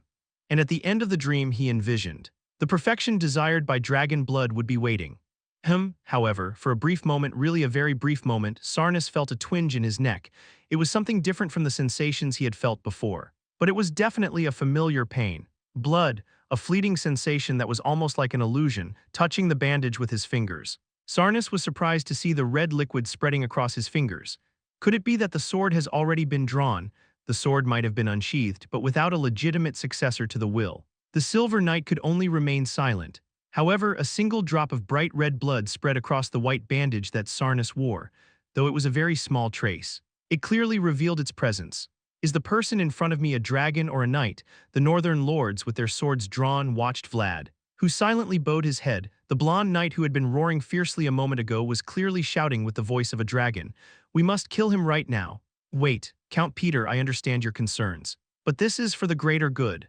Peter gritted his teeth hard when he heard the voice of someone beside him. He was right. If you are where you need to be, you have to do it, for the North, which needed to become one. The blood of Dragulia was like poison. Even so, let's wait a moment, however. Peter could not easily move his sword, a young knight born in Sora and found by Vayezid. Peter remembered the young squire who had wielded his sword countless times under the walls of Sturma, and he also remembered his son's smile when he brought that squire. He's moving. Vlad was kneeling on one knee and bowing his head, as he slowly began to rise. The eyes of the lords sharpened. Some were already invoking aura through their closed left eye. Lord Vlad, Alicia, who was behind the lords, looked at Vlad, who was still silent, and seemed about to cry. The inexplicable vibrations that still shook the ground continued to shake her anxious heart. Crash-thud-thud, dust fell from the stone ceiling. Amid the cries of the fragments urging to hurry and return to this place, Vlad silently opened his eyes. Vlad's opened eyes were still pale blue, but they were clearly focused. Vlad Oreo, in the heavy silence. The voice of the Iron Lord Timur was heard from the highest position in the conference hall. Although he tried to suppress it, his voice could not help but tremble, blurring the end of Timur's words. Tell us here, who the hell are you? There was something in the world Timur saw and felt but could not believe. The other lords might not have known, but Timur, the guardian of the oath, saw the young dragon recognized as a knight under the shining tree. I am Vlad. How many people in this world know who I really am, but today? Vlad truly realized who he was. He had found his roots and the goal he wanted to reach in his life. The master of myself, Vlad, with those words. Vlad turned his head away from the boundary of becoming a noble, because he no longer needed others to give him his name. Thump in his chest, which he had been holding tightly. A star still shone. Vlad gathered the stars and silently transferred them to the sword of the world tree, seeing the light following the heart of the dragon. The sword of the world tree began to shine. Then I'll do what I have to do. Although no one allowed it, Vlad began to walk towards the doors through which he had entered. These were the doors he had been trying to enter until now. But when Vlad turned, he showed no hesitation. Following the dragon fragment's roar, the wyverns in the sky echoed with their own roars. The more the fragments roared, the stronger the wyvern's scales became. No longer yielding to arrows. With their constant breath, they pushed the knights of Bastapal into a corner. The northern knights gritted their teeth and fought as the dragons grew more perfect with each passing moment. Is this all? Rudiger Vayezid, carrying, the clash of swords sounded like an explosion. Mercia's roar filled the hallway with hot wind.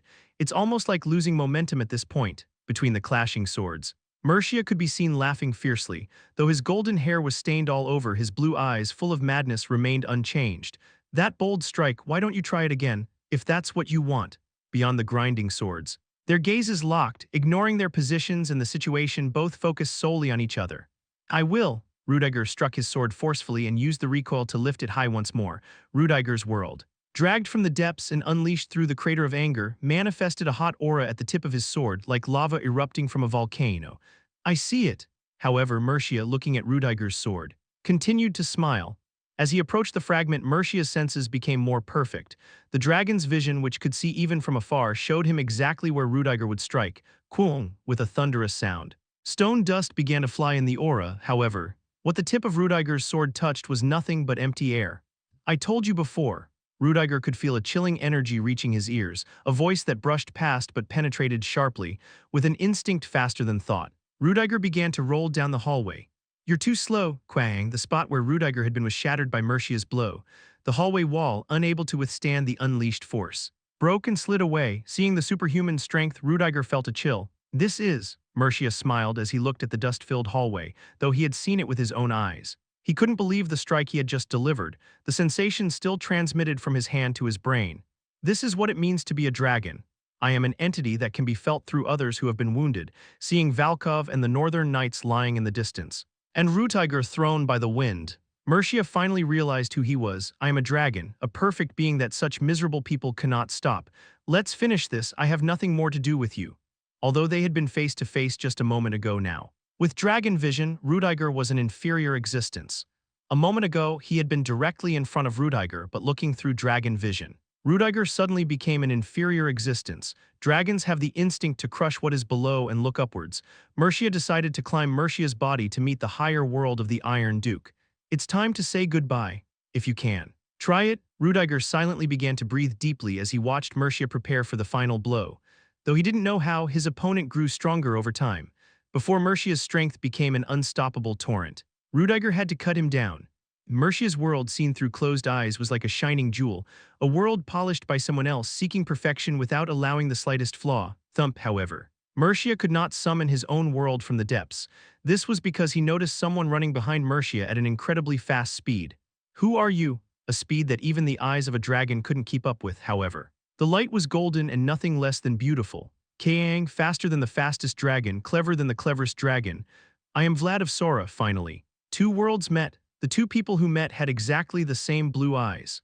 Crunch as the dragon met the dragon, the pieces below began to roar loudly. Among the dragons I have summoned, they are the closest to perfection. Recognizing their brilliant potential, the fragments cried out to be taken. We are not meant to be fighting.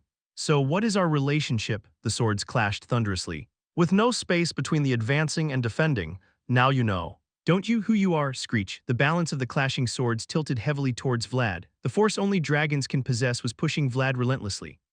Get out of there, don't try to understand that guy by human standards. The marble floor Vlad stood upon mercilessly cracked. It was marble that had been preserved for a long time. But it couldn't withstand the force of the pressure and was crumbling. Come with us, brother, if you are who you are now. You are more than qualified. The brightest among the seeds scattered by my father. Mercia's words upon coming to Dragulia were clearly sincere, because that's how the Dragulia family was maintained. Damn it, however. Vlad was greatly angered by Mercia's words about going to Dragulia. That offer should have been made before my mother died. If they were so proud, they should have come and extended their hand a long time ago, when my mother died. It was so cold and I was so young that I couldn't even make her a grave. Quang, with Vlad's anger. The sword of the world tree rebalanced itself. Vlad's muscles began to burst with the strength that pushed back the force. You can't be my older brother when you weren't there then. Bang, if you are a dragon. Then so am I. Vlad accepted his identity as Dragulia with bitter memories, although he hated and wanted to reject the blood running in his veins. Og, although he could strike. He had never received a blow from a dragon before, feeling the strength for the first time. Mercia was pushed to the end of the hallway. Lord Rudiger, yes, there is something called an idea that communicates even without being said. The two made eye contact and decided to do their part through a familiar experience. Buy us time, thud. Rudiger plunged his sword into the ground, quickly closed his left eye and fell back into his deep world, deeper than before. Touching his essence, taking advantage of the time gained by Vayezid's finest dragon slayer. Vlad Dragulia, don't call me Dragulia, Vlad shouted loudly at Mercia approaching in the darkness. He accepted the blood, but couldn't bear to be called that because that was the name they gave him. I will not live as you do. Vlad, who had established the names he had gained, began to build his world, remembering the people who helped him obtain those names. The golden tree Vlad created rose above the land given by his mentors. I will live as a knight, not as a dragon. One step ahead of Jaeger, the art of forging armor by Justia, the optimal path to attack taught by August, the solid energy surrounding my entire body by Ramond, and from now on, the technique of killing with a single blow by the knight among knights, from the Swordmaster, Hueya. With Vlad's powerful roar, the sword of the world tree began to glow intensely. That light was his deep world, carried by his pulsating heart alongside the stars. Look at me, dragon, it's me, no longer with someone else's name, but shining with my own name. Chapter 194, The City Where the Dragon Roars, Part 2. It is said that the dragon sculpture was made by carving the most perfect dragon. Timur, the Lord of Iron, had been waiting for this group to follow him ever since he received the piece of Ravnoma from the pilgrims, because dragons are immortal and constantly try to reunite to become perfect. Count Vayezid, Duke Peter, gripping his sword, was watching Rutiger and Vlad fighting at the end of the hallway. My son and the knight are trying to fend off the approaching dragon. He wanted to rush towards them immediately. But Peter had work to do here. This is not the place. This is what we have to do. Every knight of his time has his own duties, just as the knights of the current era have to fight in front of us. The knights of previous eras also have duties they must fulfill. We have to solve the root of the problem. Timur nodded to Fernand and soon began drawing a large circle in the empty air.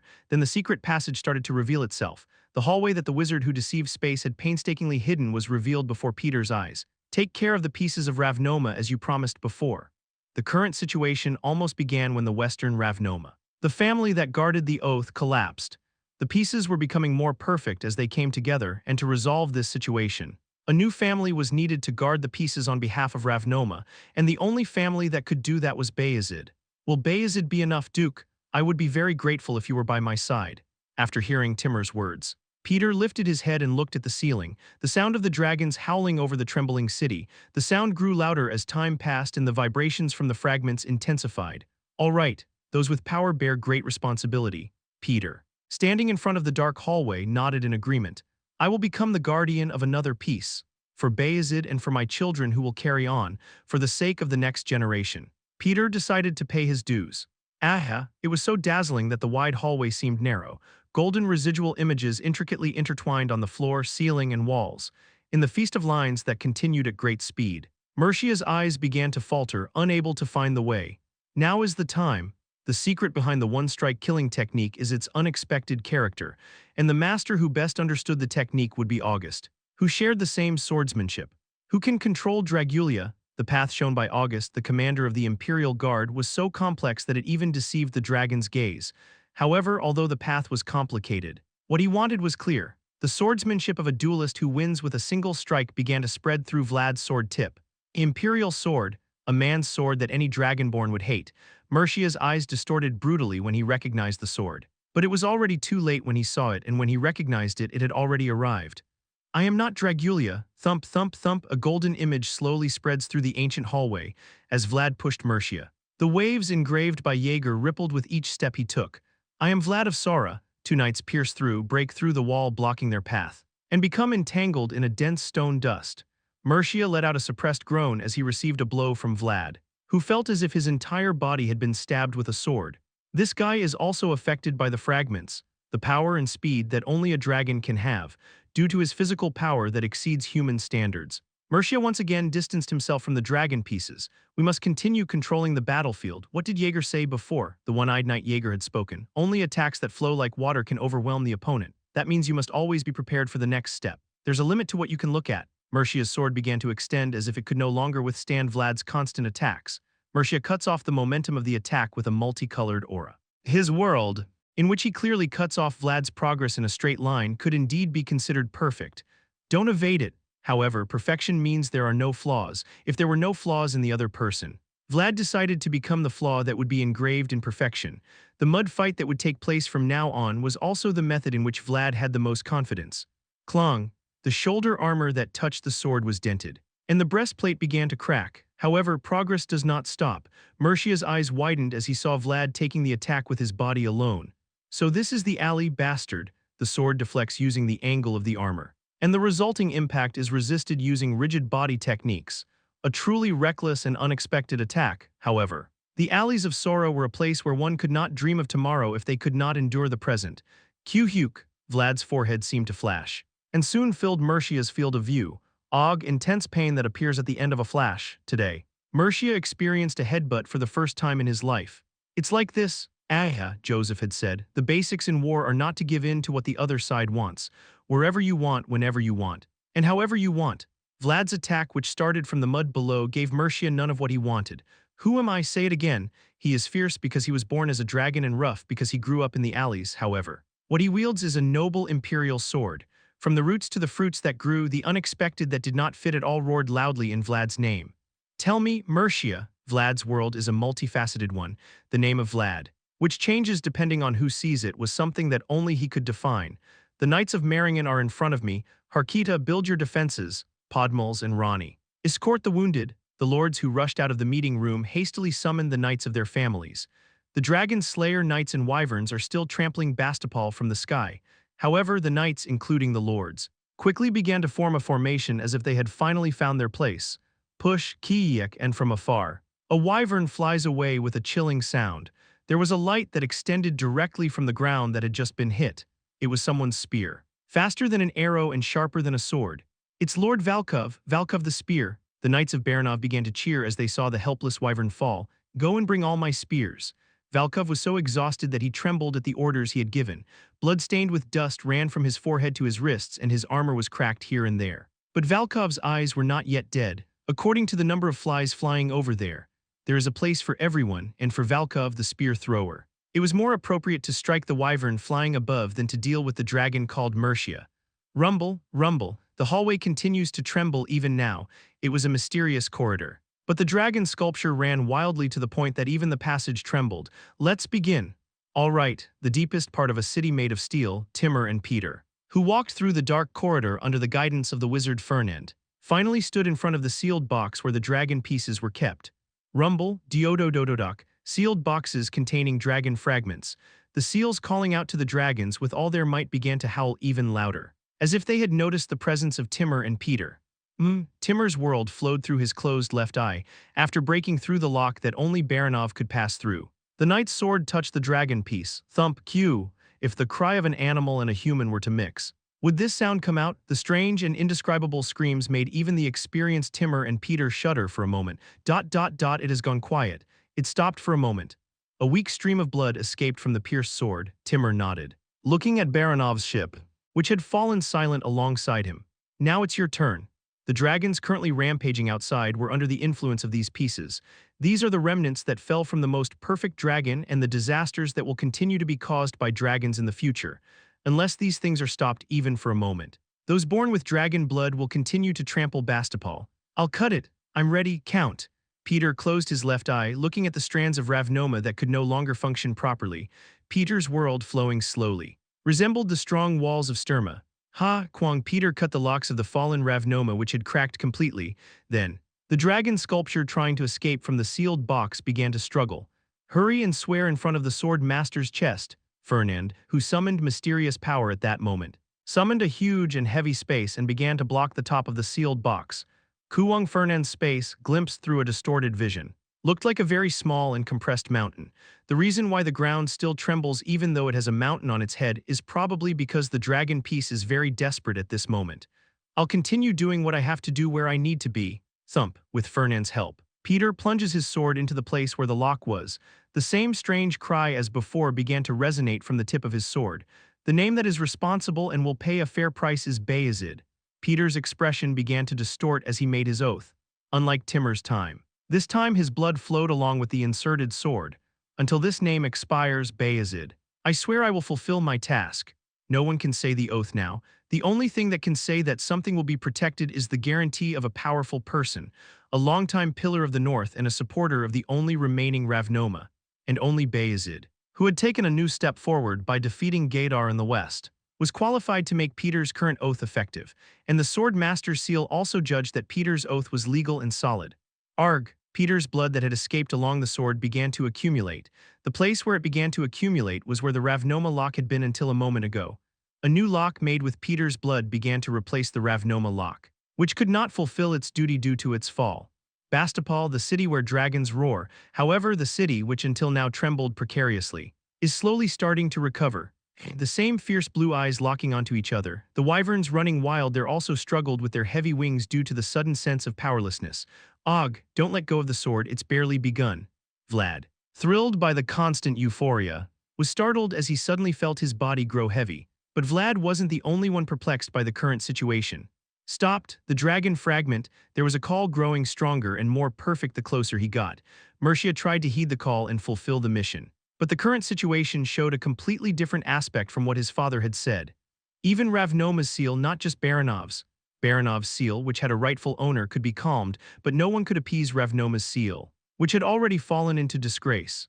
Contrary to what Timur and Fernan thought, the seal, having lost its legitimacy, could not be contained by anyone. Looks like you're ready. Vlad, until the Swordmaster acknowledged it. The power you possess is merely a condition to become a guardian. Because it was Vayezid who protected, nurtured, and believed in Vlad's young potential against Kahano. Peter could become a new guardian of the oath. Vlad gritted his teeth as he felt an enormous heat emanating from his back. The hunter's task was to bring the prey before the hunter.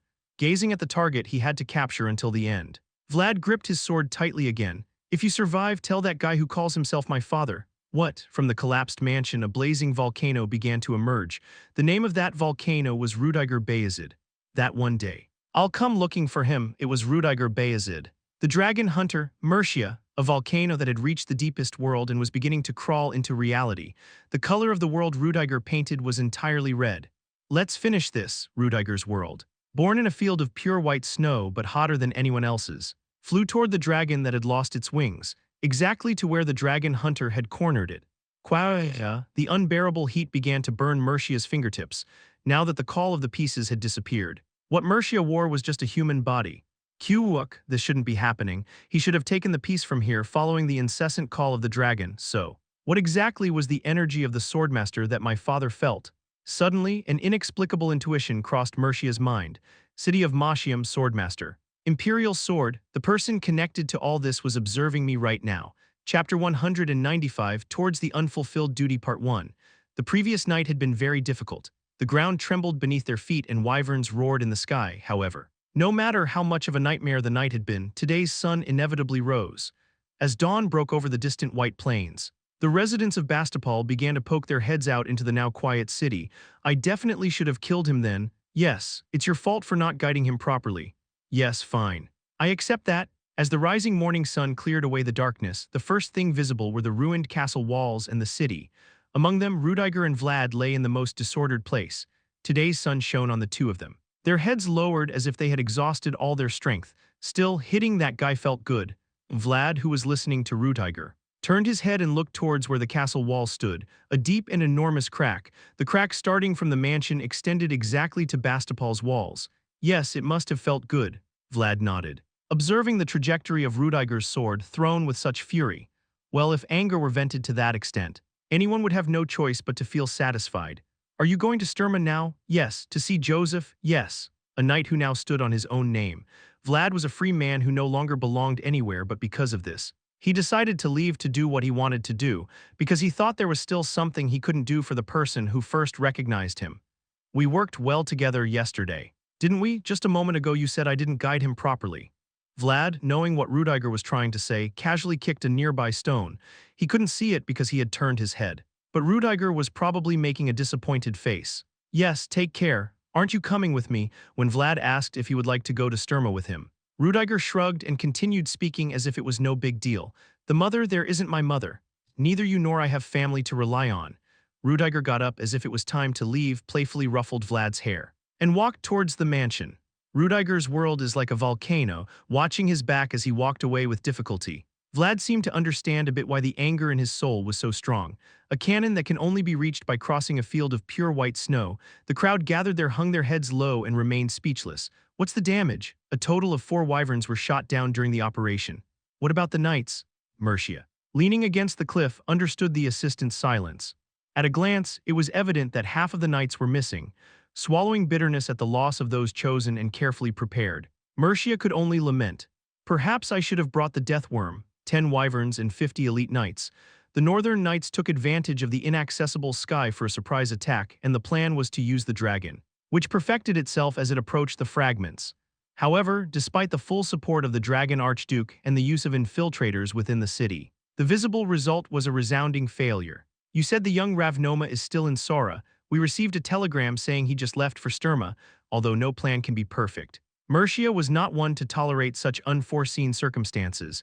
He had been extremely cautious, but the problem arose in a completely different place. The pact was transferred even though the young Ravnoma wasn't, the oldest dragon. Sarnus Dragulia had been watching the scene since the seal to contain the pieces was created.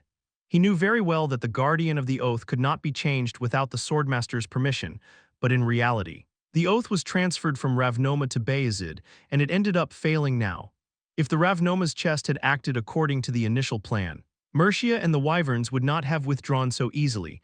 It wasn't the Swordmaster's sword, reflecting on the failure. Mercia realized, the energy of the Swordmaster that my father felt in the north was not just a trace of the sword. It meant that somewhere in the north, someone carrying his blood or his will existed. That's impossible. Even the Dragon Archduke had anxiously searched but could not find it. It couldn't be from the same bloodline. If so, it would be a successor to his will. Coming to this conclusion, Mercia smiled, imagining a possibility that couldn't happen.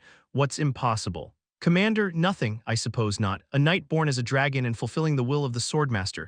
There cannot be such a contradictory being in this world. Bind the wounded, we're leaving. Understood, Commander, after giving the order. Mercia looked at his charred palms, the black scars that remained over the word perfection. Mercia, clenching both hands tightly, engraved a name that should not be forgotten alongside the scar on his heart. Inside the mansion in ruins, Timur and Peter were having tea. Although it was a meeting between a noble duke and a count, the atmosphere was very calm and felt familiar. There's no liquor left to offer because everything is destroyed. I barely found some tea. It's okay. This is enough, Peter, holding the teacup, shrugged as if understanding Timur's difficulties. Perhaps it was because he was facing old iron. An old acquaintance. He seemed relaxed in a way that reminded one of Rudiger when he smiled and Joseph when he drank tea. Somehow this turned out well, thanks to this event.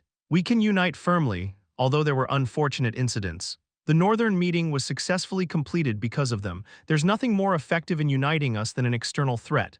Look there. Timur nodded with the tip of his chin as if gesturing to look over there.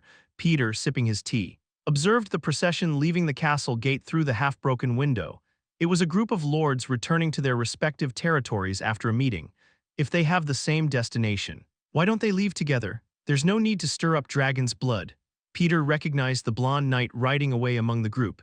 The knight departing on the black horse was probably headed to his territory. Sturma, from now on the dragon fragment will be sealed in Sturma. A knight born as a dragon but decided to fight against the dragon. Watching the small flag behind the horse crossing the city gate, Peter smiled faintly. That flag hanging behind the black horse was definitely made by his wife.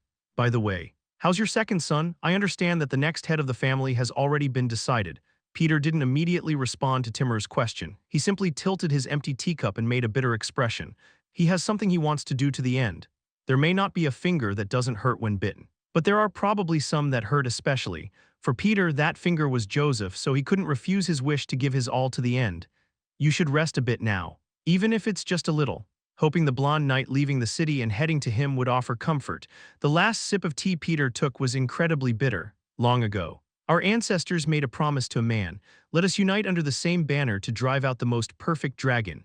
The promise at that time was true and honorable, and we, the lords of the north, have still tried to fulfill that promise.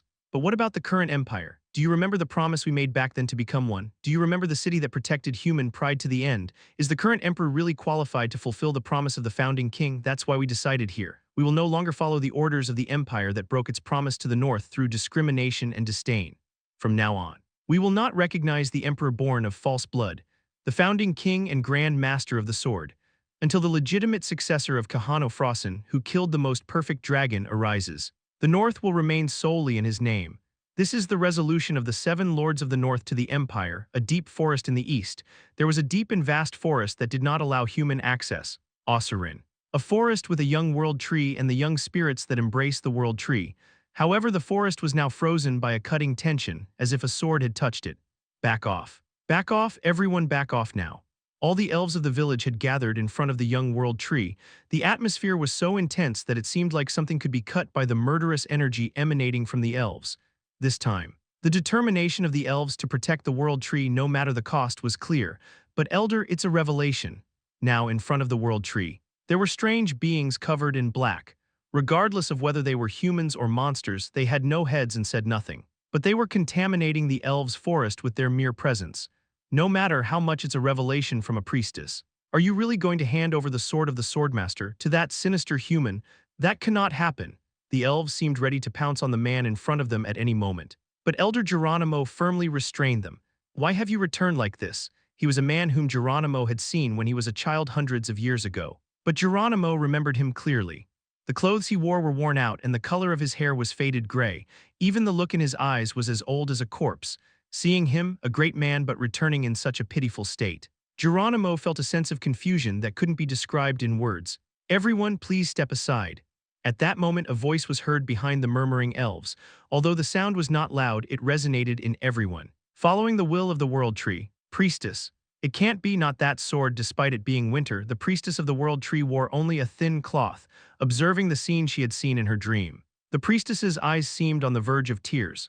Please step aside, all of you. If they didn't step aside, they would all die. That's what she had seen in her dream and what the World Tree had warned. The sinister woman, still gazing at the World Tree, smiled at the young spirits playing there. Take it, because you are the rightful owner. Holding the silver sword with both hands, the priestess of the World Tree looked at the man in front of her with a pained expression, as if she were about to cry. For the priestess to cry meant that the World Tree cried too, despite it being winter. The green leaves of the World Tree rustled in the wind. Can you hear it? The sword is crying for your current state, despite the priestess's choked words. The man simply took the sword of the Swordmaster with an indifferent expression. His creaking movement like an old mechanism seemed desolate. It doesn't matter if you can't hear it, as the priestess said. The silver sword cried sadly at seeing its master return in disheveled appearance to fulfill the duty it could not fulfill. But the man holding the sword seemed to hear nothing. Indifferent to everything, because this time I must kill all the dragons. There was a great dragon slayer who killed the most perfect dragon. His name is Kahano Frossen, but now completely exhausted and drained. He had forgotten his own name and only remembered his duty. Chapter 196, Towards the Unfulfilled Duty Part 2. Although the North had short days, there was an office located in the sunniest spot. It was a place specially prepared by Countess Oksana, but now it was so disorganized that the sunlight streaming through the window seemed almost shameful. Sir Joseph. I brought tea, leave it and go. How about taking a break while you work? Borden, who had personally brought the hot tea, sighed as he saw the cluttered office. It's better than being depressed and shut in. But when Joseph first returned to Sturma, he locked himself in his room and refused to come out. The accumulated fatigue and the sense of failure from being eliminated from the competition had overwhelmed him. It was said he had been so weak that he even coughed up blood. So his current energetic state might be a good sign. I told you to leave it and go. However, Borden, who had served Joseph for a long time, couldn't get used to the fierce look in his eyes now. Joseph's eyes, gleaming like a beast's, along with his deep dark circles, created an unsettling atmosphere. Lady Oksana said she would like to have dinner with you tonight. I understand. It wasn't clear if he truly understood, as he simply waved his hand to shoo Borden away. Looking at Joseph like this, Borden had no choice but to leave with a worried expression on his face. Once Borden left, the office was silent again. Though the cup of tea grew cold, Joseph frowned as he stared at the map in front of him. Why did they do it this way? It was a map large enough to cover a big wall, however. The large map was filled with newly drawn lines and letters, and Joseph was now deeply troubled as he looked at them. If you simply crave power, there's no need to tear things apart like this. Right? Even though he had been eliminated from the family head competition, Joseph had not given up on everything. There was something called perspective that you could gain by stepping back. And the appearance of the empire from a distance was truly a mess. The central region is divided into the Dragulia faction and the court faction, the territorial battles of the central families, which still take place on a large and small scale, are ultimately nothing but proxy wars fought in the name of the Dragonblood Dukes and the court. The lords who relied on central power continued an endless war according to their factions. In the east, discontent with the elves' forest is growing. The elves' forest shown on the eastern side of the map, Ossarin, the arrows pointing towards that place were drawn thick and dense. Every single arrow drawn by Joseph originated from the eastern territories. It's not that I don't understand because I suddenly couldn't breathe.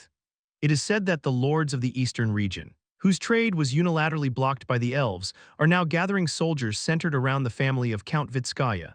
From the eastern point of view, it was necessary to open the gates of Ossarin at all costs to reopen the suddenly blocked trade. The west is quiet for now, but it won't stay that way.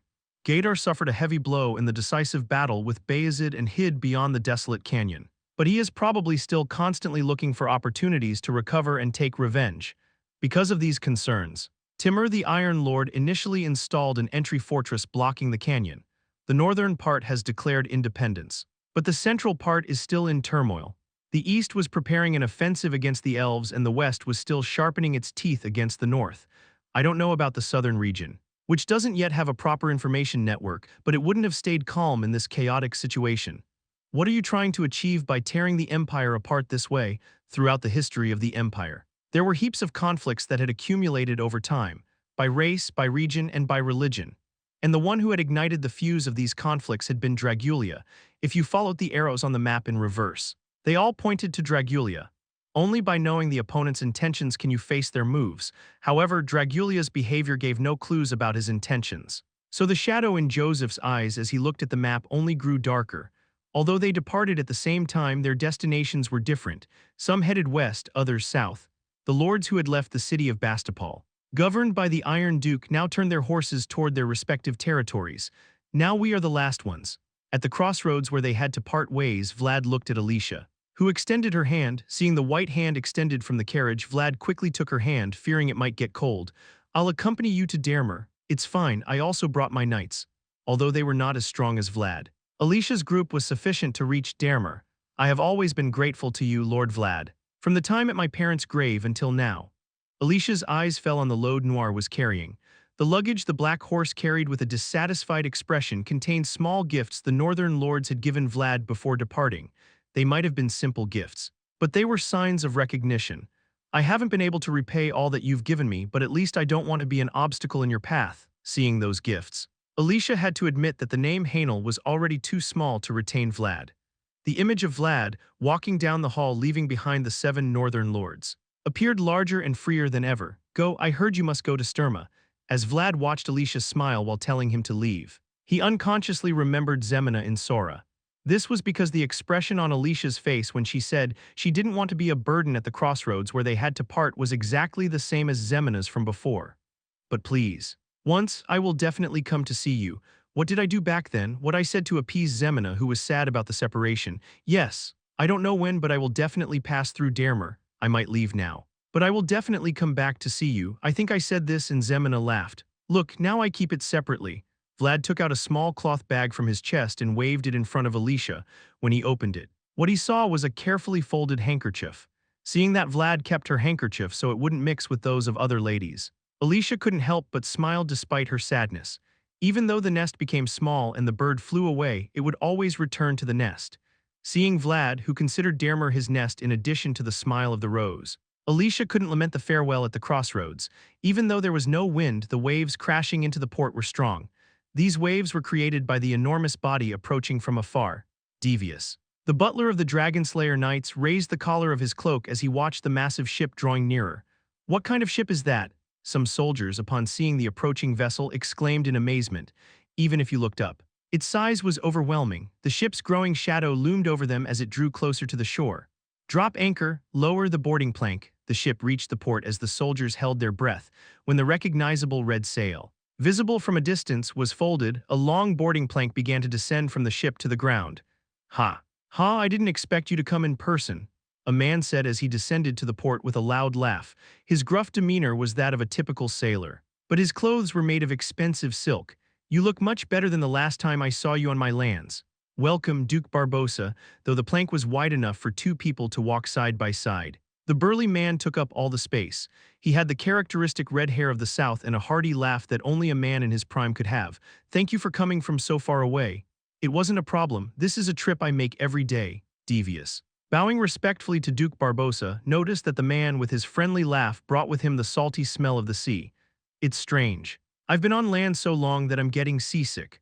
The man called Duke Barbosa pulled a bottle of alcohol from his pocket, saying that at times like these one should drink, though it's late. Duke Dragulia sends his congratulations on the conquest of the southern archipelago.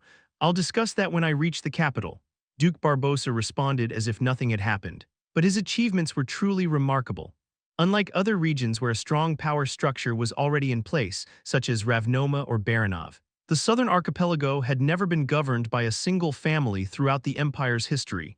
Anyway, I heard you've been having some trouble lately. That's right. Devious responded politely but didn't take his eyes off the boat being lowered from the ship. The boat, which the sailors were struggling to lower as if it were heavy, was secured with a silver chain since it contained very valuable items. The North has declared its independence. It seems the pressure from the West wasn't enough. The country is falling apart. Duke Barbossa took a swig from the liquor bottle he was holding and continued speaking while frowning, as if the bitter taste lingering on his tongue was strong. That's why I said Count Gaydar wasn't suitable. Although he had suffered a significant defeat, Count Gaydar remained the ruler of the West, however. Barbossa spoke of him with utter disdain. I told the Dragon Blood Lord that great things should be done with important people. Duke Barbossa carelessly tossed away the bottle he had just finished drinking. Ebony black waves approached from behind him as he removed his captain's hat, coming from the distant blue sea. They were the private fleet that Duke Barbossa took pride in. So you won't fail this time with me. The Duke's narrowed eyes seemed playful, but the waves he brought were not so light, because he was the only Duke of the South. The Golden Duke Barbossa. There are only 4 noble dukes in the empire: the Iron Duke of the North, the Dragon Blood Duke of the Center, the Palace Duke of the Imperial family, and now the Golden Duke of the South. In an empire where only one emperor remained in name, these 4 powerful lords faced off. Their names alone were enough to establish a kingdom. Chapter 197, The Smile of a Mother, Part 1. 2 people were walking along a completely frozen path. Vlad and Nibelun, who had previously been accompanied by a large crowd, now walked alone towards Sturma. It's cold, so cold. The winter wind, growing harsher each day, mercilessly hit Nibelun's face, being on an open road. There was no way to escape that wind, so Nibelun could only clutch his coat and huddle up. How can you say it's cold? Winter in the North is just beginning. I don't like the North. But aren't beastmen usually covered in fur, except for the ears and tail? My skin is just like yours, Lord Vlad. Really? I've never seen that. Seeing Nibelun, who seemed to have lost his mind from the cold, Vlad could confirm once more that, although they had met in the North, Nibelun clearly wasn't from there. Where are you from? With how sensitive you are to the cold, you don't seem to be from the North. Nibelun took the bottle of liquor Vlad offered and quickly uncorked it. Then, the intense aroma of wood seemed to calm his shivering body a little. It was a warm fragrance that caressed his completely frozen nose. From the South? I'm from the South. That's why you feel the cold so much. Actually, I'm from an archipelago in the South, a very warm place unlike here. An archipelago, a group of islands. On a road they traveled alone, sharing a bottle of liquor. The wizard, drunk from the cold, slowly began to tell his story. If you're from the sea, you must know how to swim. Nibelun tried to respond immediately to Vlad's question, but the air outside his lips was too cold, and the liquor passing down his throat was very strong. The whiskey traveling down his esophagus made him feel every part of his insides, and Nibelun could only frown. It seems you don't know, but most beastmen hate water. How can they hate water if they live by the coast, just as the people of the North adapted to their environment? It was expected that the beastmen living by the coast would do the same. However, the aversion to water of these beings living by the sea piqued Vlad's curiosity. That's because originally our land wasn't an island. Nibelun, who took another swig, began to straighten his ears as if regaining his senses. On the contrary, his melancholy gaze seemed to recall his now distant home. A long time ago, when our ancestors settled in the South, there were no islands. Really? So why is it an archipelago now? Although it had once been part of the continent, it was now a series of points in the sea. At Vlad's indifferent question, Nibelun tilted the bottle again. That's because, a long time ago, the most perfect dragon destroyed our land. The most perfect dragon. Every time Vlad heard those words, he felt a pang in his heart. He used to consider it a legendary creature. But now he understood what ran through his blood. The dragon's breath burned the lush jungle and sank the solid ground, leaving it as it is now. It's a very old story, but even so. Vlad, who received the liquor bottle again, felt Nibelun's gaze on him. Nibelun's amber eyes, now narrowed vertically, seemed to hold a dragon that knew nothing. That's why we continue to wander the continent, seeking the mysteries that fled from the dragon back then. After losing their home and seeing their mysteries scattered, the beastmen continued to wander the continent aimlessly even centuries later, although it wasn't something he had done. The story intertwined with his roots made Vlad feel strangely complicated. I see a city there. But even amid his confusion, their steps continued to lead them to their destination. A white city covered in snow could be seen in the distance. Sturma, with its enormous walls, welcomed them. The small flag hanging behind Noir began to flutter vigorously, as if recognizing the city where it had been born, the capital of Vayezid. Sturma, the guards who patrolled the area, recognized Vlad and greeted him with impeccable posture. I haven't even said a word, and they already recognize me. I've spent a lot of time here. Vlad smiled slightly at the memory of how he used to be, seeing Nibelun, who still wasn't used to such a reception. looking around nervously. You idiot, aren't you going to put that away immediately? Jaeger's voice echoed as they rode, but at that moment he was excited, finally. It was time to use the identification that Priest Andreas had given him. Even though Joseph was at the front, Vlad insisted on showing his identification to the guards, feeling at that moment as if he had the world in his hands. Welcome back to Sturma, Lord Vlad. However, now in front of Vlad there was no Joseph, and he didn't have the identification in his hand. But Sturma recognized him, seeing the city gates that he could now pass through without showing anything given to him by someone else. Vlad scratched his cheek. Oh, this is Sturma, though it wasn't as large as Bastapol. Nibelung began to look at the ancient city of Sturma with bright eyes. Even though Vlad couldn't see it in Nibelung's world, mysteries seemed to float all over the city. Don't get distracted, there's no one here to take care of you. It's quite an impressive city. By the way, where are we going now? Although he was told to behave. Nibelung seemed to have no intention of listening. Vlad, thinking it must be the curious nature of beastmen, just clicked his tongue. To Vayezid's mansion. Vlad's gaze, in response to Nibelung's question, was directed to the highest point in the city, Vayezid's mansion, the place where he took his first steps as a knight. Joseph's office, filled with light, was still clearly in his mind. Well, look who's here, it's been a long time. Sir Gregory, the first person to greet Vlad as he entered the mansion was Knight Gregory. You should have let us know you were coming. I didn't have time to send a message. The older knight who had guided Vlad from the fog-filled village. Gregory smiled as he measured Vlad's height, which seemed to have grown a bit since the last time. Portly has grown stagnant over time, but you keep shooting up. How is Portly, since you're here? You should go see him. Although not as much as in Sora, Vlad had warm relationships in Sturma as well. Although it was less than a year, Sturma was the city where Vlad achieved the greatest realization of his life. By the way, what happened with that? I heard Bastapol was attacked by the Centrals. That is. As he tried to respond to Gregory's question, Vlad noticed the presence of other knights around, far away, close by, or in unseen places. They all tried to appear normal, but they were attentive to what Vlad was saying. Sir Vlad, if you're not too tired, would you like to see the Countess first? I'll speak about it later. The person who needed to be informed first about Peter and Rudiger's news was Oksana Vayezid, the mistress of the mansion. The person who took care of the mansion and Sturma in place of the head of the family and his children, who were always absent. Seeing the butler's unease among the knights, Vlad could deduce how much Oksana was eager to hear the news. Please lead the way, butler. Thank you, Sir Vlad, with Nibelung following. Vlad walked through the familiar hallways guided by the butler. Although it was a brief ray of winter light, the hallways, filled with a yellowish tint, were exactly as he remembered. Do I look presentable? What? Nothing's broken or out of place, right? Hearing Vlad's cautious question about his appearance, Nibelung was a bit surprised. Vlad seemed more nervous than when he met the Duke of Iron in the north, which was very unusual. You look perfectly presentable, completely. Apparently, Nibelung's words reassured Vlad, whose face began to relax. Are you ready? May I announce you? Yes. In front of the door to the parlor, Vlad adjusted his clothes one last time and nodded to indicate he was ready. Knock, knock. Knock. Seeing the door the butler knocked on, Vlad took a deep breath. But even though he tried to brace himself, he knew very well that all his effort would be in vain in front of the woman behind that door.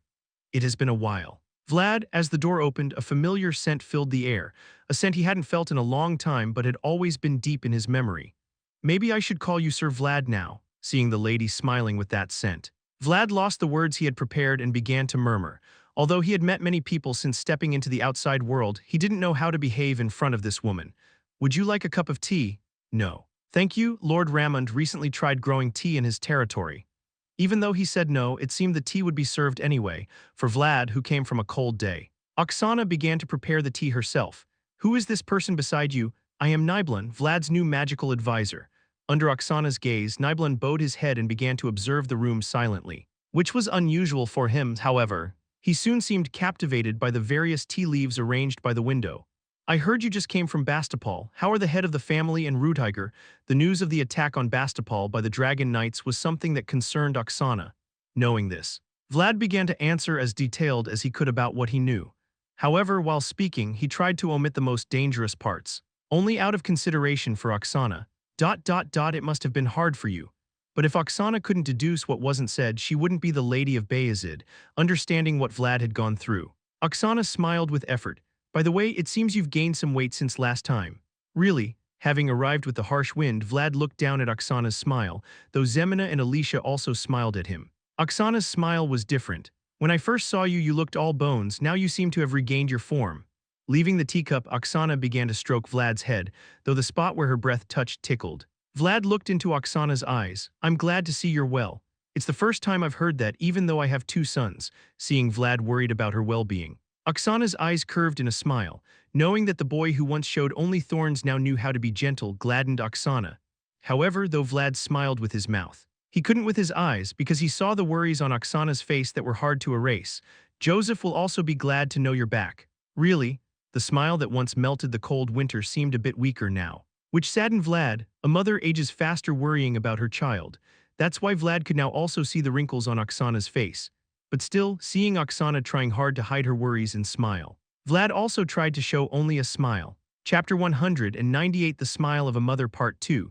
Joseph's office was situated at the end of the hallway on the third floor, though it was a secluded place. It was quiet and allowed one to immerse in their thoughts. Vlad had always appreciated that space, where sunlight lingered the longest within the Vayezid mansion. Mr. Joseph, I have arrived, said Vlad as he knocked on the familiar door. While waiting, he looked out the hallway window. The afternoon sunlight filtering through the glass was just like in his days as a squire. Come in. A voice called from inside. The scene that greeted him upon opening the door was also familiar. Jaeger stood with his usual indifferent expression, and Borden was seated at the visitor's table, reviewing documents. You did well to come all this way, Vlad, said Joseph. Although much had happened since then, the unchanged view of the office comforted Vlad. I have returned, Sir Joseph, said Vlad, not realizing he was using those words instead of many other possible greetings. With each step he took, the scenery around him transformed, but that place remained the same as the first time he saw it. Well done, however. One thing had changed in that place where it seemed time had stopped. Joseph, sitting before him with the sunlight behind him, looked much more haggard than the last time they met. Seeing Joseph in that state added a touch of sadness to Vlad's smile. Joseph paused while taking out tea from the cabinet and, after a moment's hesitation, grabbed a bottle of whiskey. He must have remembered that Vlad liked that whiskey. You've already got yourself a mage. You're better than I am, said Joseph. His name is Nibelin, Sir Joseph. Joseph, who had brought the bottle, looked at Nibelin with curiosity. It was hard not to notice the man with amber eyes and blue fur. Are you from the south? A mage with amber eyes and blue fur, murmured Joseph, narrowing his eyes as he observed Nibelin. Though he was gaunt, Joseph's eyes shone brightly. You seem to be from the main island, he added. Yes, you guessed right, replied Nibelin, surprised. No. I just deduced, and it appears I was correct, said Joseph. He was good at drawing conclusions from the information he had and his intuition. Vlad, who had spent some time with Nibelin and barely knew where he was from, looked at Joseph in amazement. I've heard about your exploits. You accomplished something in Bastapal this time, didn't you? Continued Joseph. It was nothing extraordinary, replied Vlad. There was no need to envy what one did not have, Vlad thought, as he also possessed things that Joseph did not. Both complemented each other like puzzle pieces, each providing what the other lacked. Destroying Mercia of Dragulia is no small feat. That's beyond modesty, commented Joseph. Really? Said Vlad, glancing at Jaeger as if seeking approval. He seemed a bit boastful, like a young man who had not yet fully matured. What are you looking at? Asked Jaeger. Nothing, replied Vlad. Jaeger, who would have once kicked Vlad in the shin for behaving that way, now refrained from doing so. He could no longer do it, not just because Vlad had surpassed his status, but because he understood that Vlad was seeking his approval. Thank you for coming all this way to see me, said Joseph as he poured Vlad a drink. With a deep look he added, as we said when we parted, you didn't have to come back, especially seeing how far you've come. Joseph raised his glass, reflecting on Vlad's growth, who was now beyond his reach in many ways. Our contract is over. I have nothing more to offer you and you nothing to take from me, said Joseph, the atmosphere in the office growing heavier. The loyalty between them had been based on honor rather than allegiance. But the fact that Joseph mentioned the end of the contract was his final act of consideration toward Vlad. I will soon depart for Nassau. My only hope now lies with the dwarves of Nidavellir, added Joseph. With Sturma no longer an option, he was heading towards the sea in search of an uncertain future.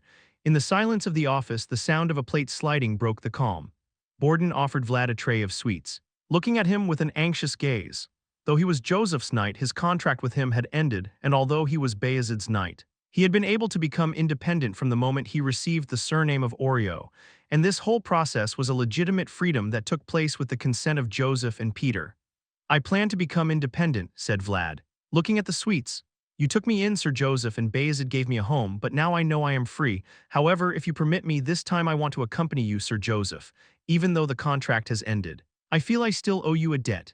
Joseph nodded, understanding that Vlad would no longer follow orders but his own will.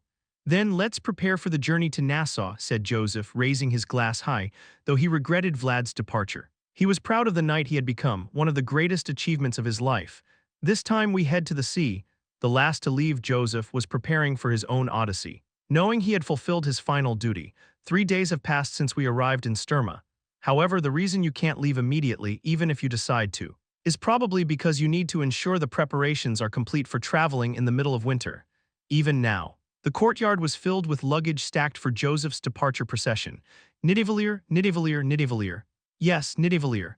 Nibelin seemed excited at the idea of going to an unknown land he had never visited before, however. Unlike Nibelin, Vlad was filled with uncomfortable feelings.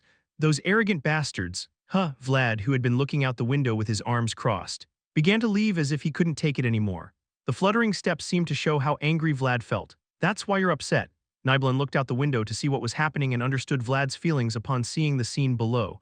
The servants showed a disingenuous attitude despite Borden's reprimand.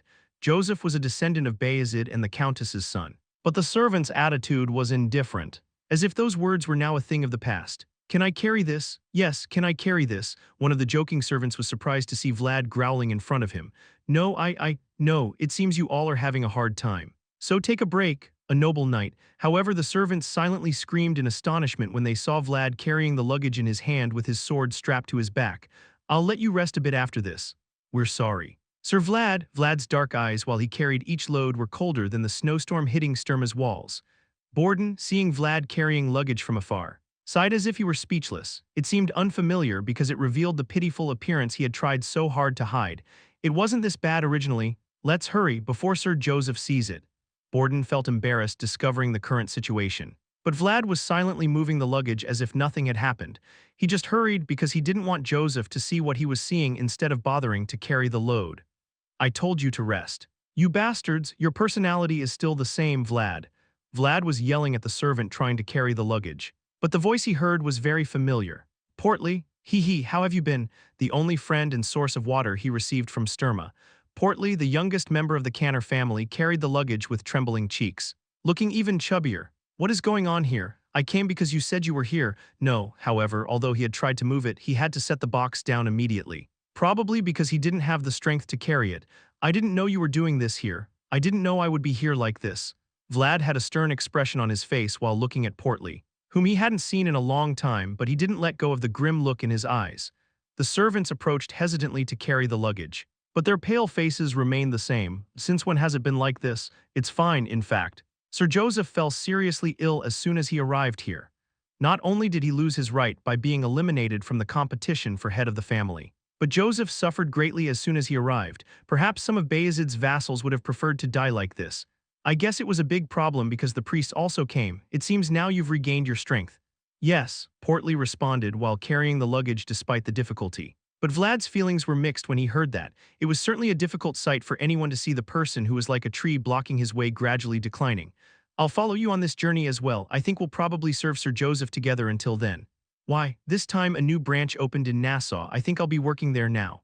With those words, Portly pulled a bundle of paper from his arms and waved it in front of Vlad. What's that, sausage? It's similar. When I unwrapped the paper, what I found was not a bright red sausage but a piece of yellow meat with an unusual shape. It's like a sausage made from fish meat. Vayezid is now facing the sea. Right, I think there will definitely be demand. Wow, when Portly gestured for him to try it, Vlad took a bite without hesitation. The salty flavor that spread was indeed a completely different taste from any sausage he had ever tried. There's something called squid on the west coast. I think it will work well if you use it. Squid, I saw that once too. Vlad, who was stuffing a new sausage, heard Portly's words and recalled the strange creatures that had followed the ship by the night sea when they were escaping from Nassau. Although the appearance was strange, it seemed to remind me of Harvin's words when he said it tasted good. Do you have more of this? If you do, let's go to my room later and eat some more. Now, looking at the servants moving quickly, Vlad pulled out a familiar bottle of liquor from a nearby box. This was here. What is that? A bottle of liquor filled with a dull brown color gleamed in Vlad's hand. Portly frowned involuntarily when he saw the bottle, which seemed somewhat sticky. This kind of drink goes well with a bad day like today. Joseph probably remembered the dwarves who liked Captain Q. Vlad nodded, looking at the bottle of alcohol he had brought specifically for departing to their land. Let's finish this quickly and go, there are servants. I know what these people will do after I leave. Vlad, worried about leaving Borden alone, decided to finish his work and go. It seemed they had already hired some people to help with the luggage while they moved it. The work resumed in the bloody atmosphere created by Vlad, the servants carrying the luggage. Unable to even breathe properly, began loading Joseph's luggage with a tense look. Unlike before, Borden nodded as if finally satisfied while watching them pour their sincerity into every piece of luggage they unloaded. "Thank you very much." There were eyes silently watching Vlad move his luggage from up there. The noblewoman with green hair simply watched the knight carrying the luggage for her son. The knight who returned with her son when everyone else was leaving, although all that was given were some sets of clothes and armor. The interest at that time seemed very warm for Vlad. Chapter 199 Nidavellir Dwarf Liberation Front Part 1. Early in the morning, when everyone was still asleep, Vlad and Jaeger stood facing each other in the empty training hall. Although the battlefield wasn't filled with the intent to kill, the tense atmosphere between them evoked the sensation of a real combat. "Come on. Come at me?" Hearing Jaeger say he was ready, Vlad silently held his breath. It was a sparring match with Jaeger that he had done countless times in the past, but there was a reason he was particularly nervous today. As you know, Jaeger is the kind of swordsman who digs traps and waits. Be wary of his provocations. Understood. The smiling figure with the lowered sword was full of cunning, however. Vlad knew well that there was a glint inside Jaeger that was sharper than a snake's teeth. "Why do you want me to attack first?" It's not always necessary for swords to clash to begin a fight. There are variables determined before a battle begins. And Jaeger had taught Vlad to secure as many invisible variables as possible. It was as if he was mocking Vlad with a sneering expression. "I should attack first. You're getting on in years. And your joints must be weak. Impertinent. And who taught me to be like this? No, you always had the seed of insolence. The position of the toes, the angle of the raised sword. Even the constant shifting glances and gestures. Though the swords hadn't clashed, Vlad and Jaeger were already fiercely fighting, trying to deceive each other with traps and feints. Finally, at the end of this preliminary duel, Vlad's sword began to gleam under the moonlight. Then, "Here I come." The heap of dirt thrown behind Vlad bounced loudly into the night sky, an unpredictable speed, though he wasn't using aura. The explosive power of Vlad's charge was something Jaeger hadn't anticipated at all. "What the hell?" Clang. With a loud crack, the frozen ground began to fracture. Jaeger was pushed back, unable to withstand Vlad's force. Leaving a trail in the ground, "You've learned a charming trick. This is just a rush," through the vibration of his trembling sword. Jaeger could see Vlad's eyes. His eyes were bluer than when he was a child and had gone beyond the ferocity of his youth, now reaching the realm of fierceness. They say he has the blood of a dragon, though he wasn't using aura. Vlad's world felt palpable. Vlad realized who he was and accepted his identity as Dragulia. He was no longer just Jaeger's apprentice, but someone who had forged himself. As reflected in his blue eyes, "Don't stop, keep the offense going," Jaeger said, nodding as he saw Vlad's eyes grow even bluer. "If you fail in a strike, you must never stop. Opportunities will arise only through constant movement." "Haarg." Then what now filled Jaeger's gaze was the roar of a young dragon, amid the incessant barrage of sword attacks. Jaeger's eye patch began to shift. "I can't keep up." The thrust was as fierce as lightning, but its direction was as fluid as water. Jaeger couldn't hide his surprise seeing Vlad, who was able to embody completely different sword skills from others. "You've become a mix of techniques. What do you think? Not bad, right?" Though it was an insult, Vlad knew it was a compliment and he began to smile, seeing Vlad, who had grown more than expected. Jaeger also smiled fiercely. Impertinent, but that smile didn't just come from joy. It was the laughter of a predator that had found a weakness in its prey. Thump, thump from the tip of Jaeger's sword. Sophisticated counterattacks unique to the original master began to emerge. The tip of Vlad's sword began to tremble due to Jaeger's elegant counterattack to provoke the flow. "Your center is still unstable. Boy, arg." Though his world was strong, his swordsmanship still had gaps. Vlad, who had always compensated for that weakness with single-strike techniques, couldn't help but show those gaps in front of Jaeger, who meticulously wrapped around his opponent. "If this is all, you disappoint me." "That can't be." Vlad, blinded by the movement of his cloak, quickly widened the distance and escaped Jaeger's trap, however. The reason Vlad could smile despite the tilted momentum was probably because he could see it was completely different from before. "You still haven't hit my shins. Have you? Ha, you've only learned to be insolent since you left. How much have I grown as a person now compared to when I started?" The only person who can fully answer the question Vlad is curious about is probably Jaeger. Standing in front of him at this moment, the marks of their past training were still present in Jaeger's world. This time, "I'll break your shins so you won't climb again." "Does that mean you'll aim for the upper part instead of the legs?"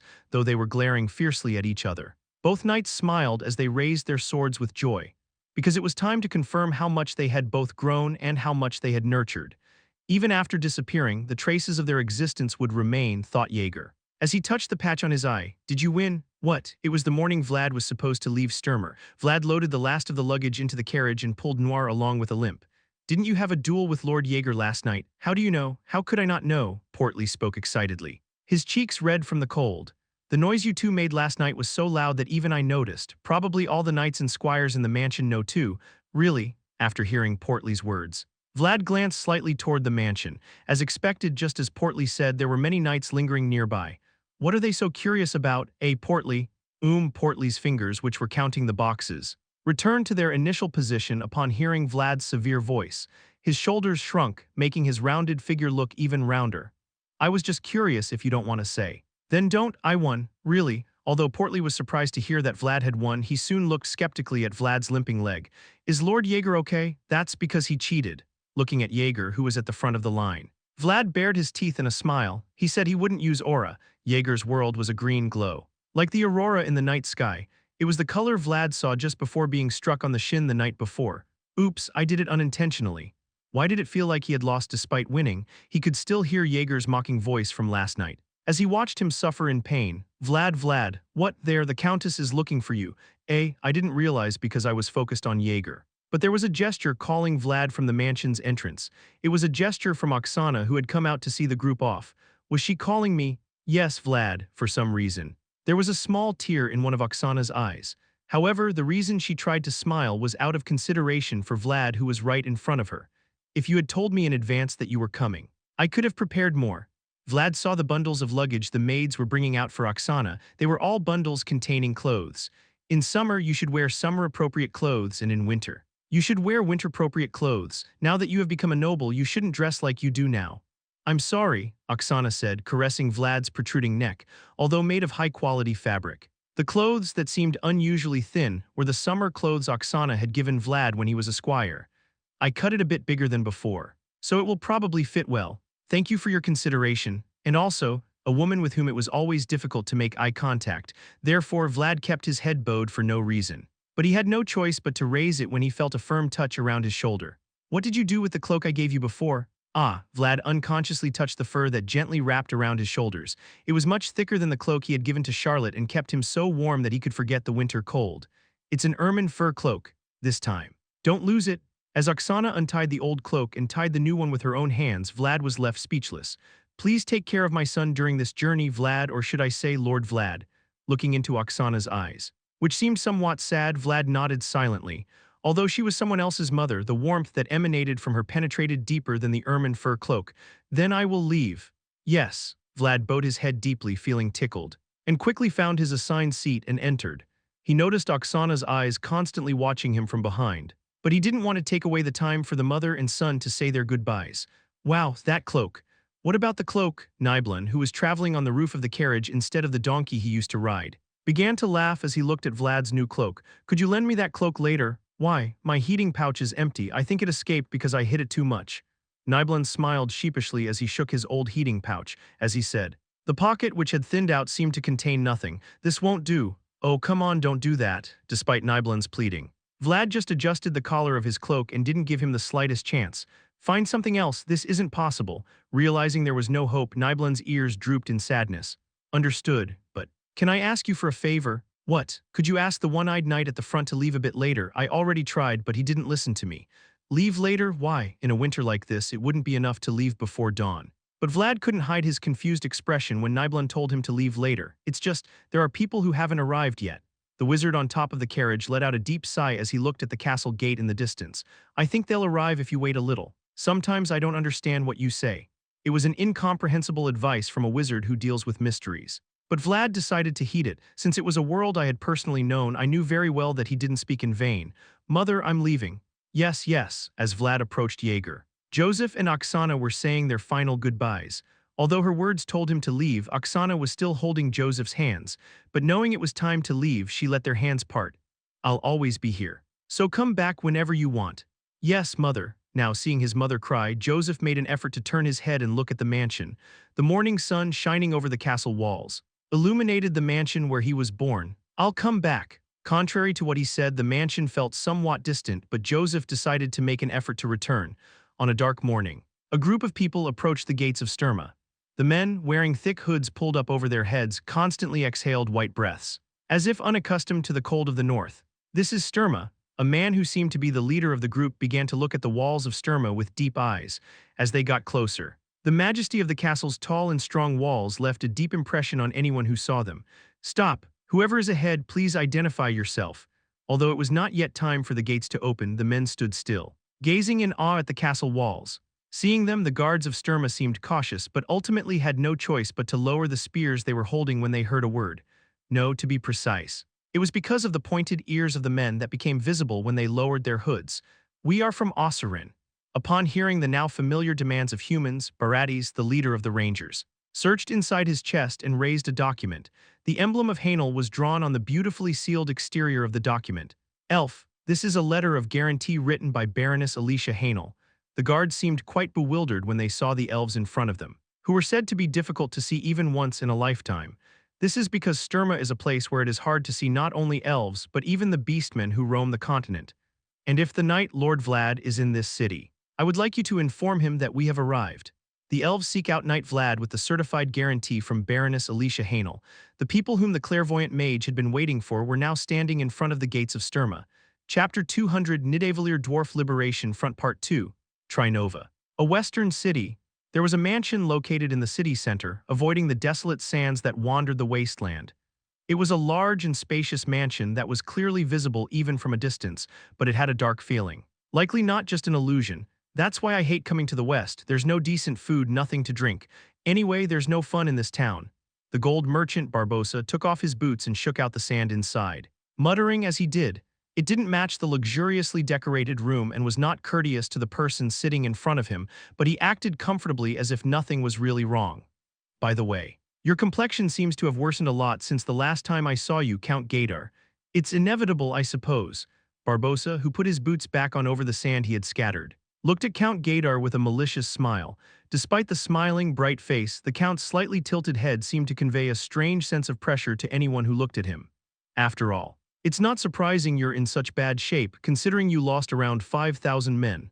On top of that, you also lost Godin. I really felt sorry for that, friend. Stop it. A robust figure with strong eyebrows.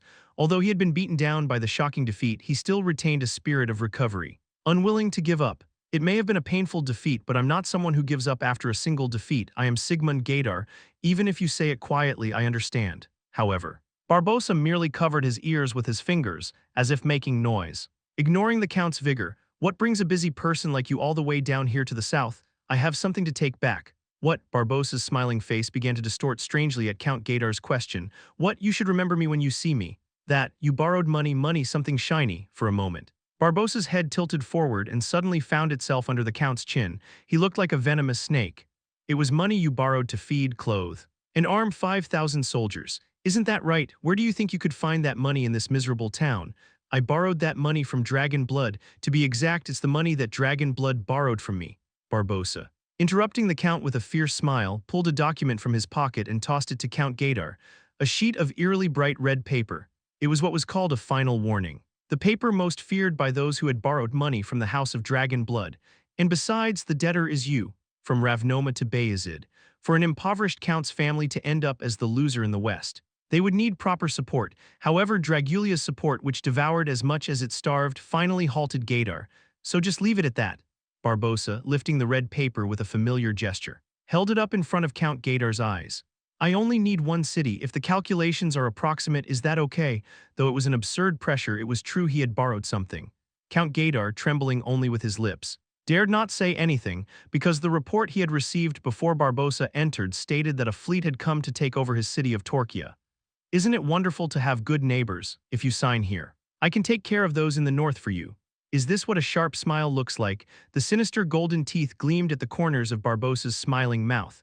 Clang, a harsh sound came from the worn door, as if the owner didn't care. But what irritated Vlad more wasn't that sound, but the fierce glares from the sailors sitting in the bar. Rejecting a strange being seemed to be a common practice everywhere. Here you go, some brandy. Looks like you've come to the wrong place. We don't serve kids. Don't be like that. Shake it up a bit. I can pay with this. Vlad pulled a coin from his pocket and placed it in front of the owner with a loud clink. The rusty, unsightly coin looked like something you wouldn't want to keep even if it was given to you for free.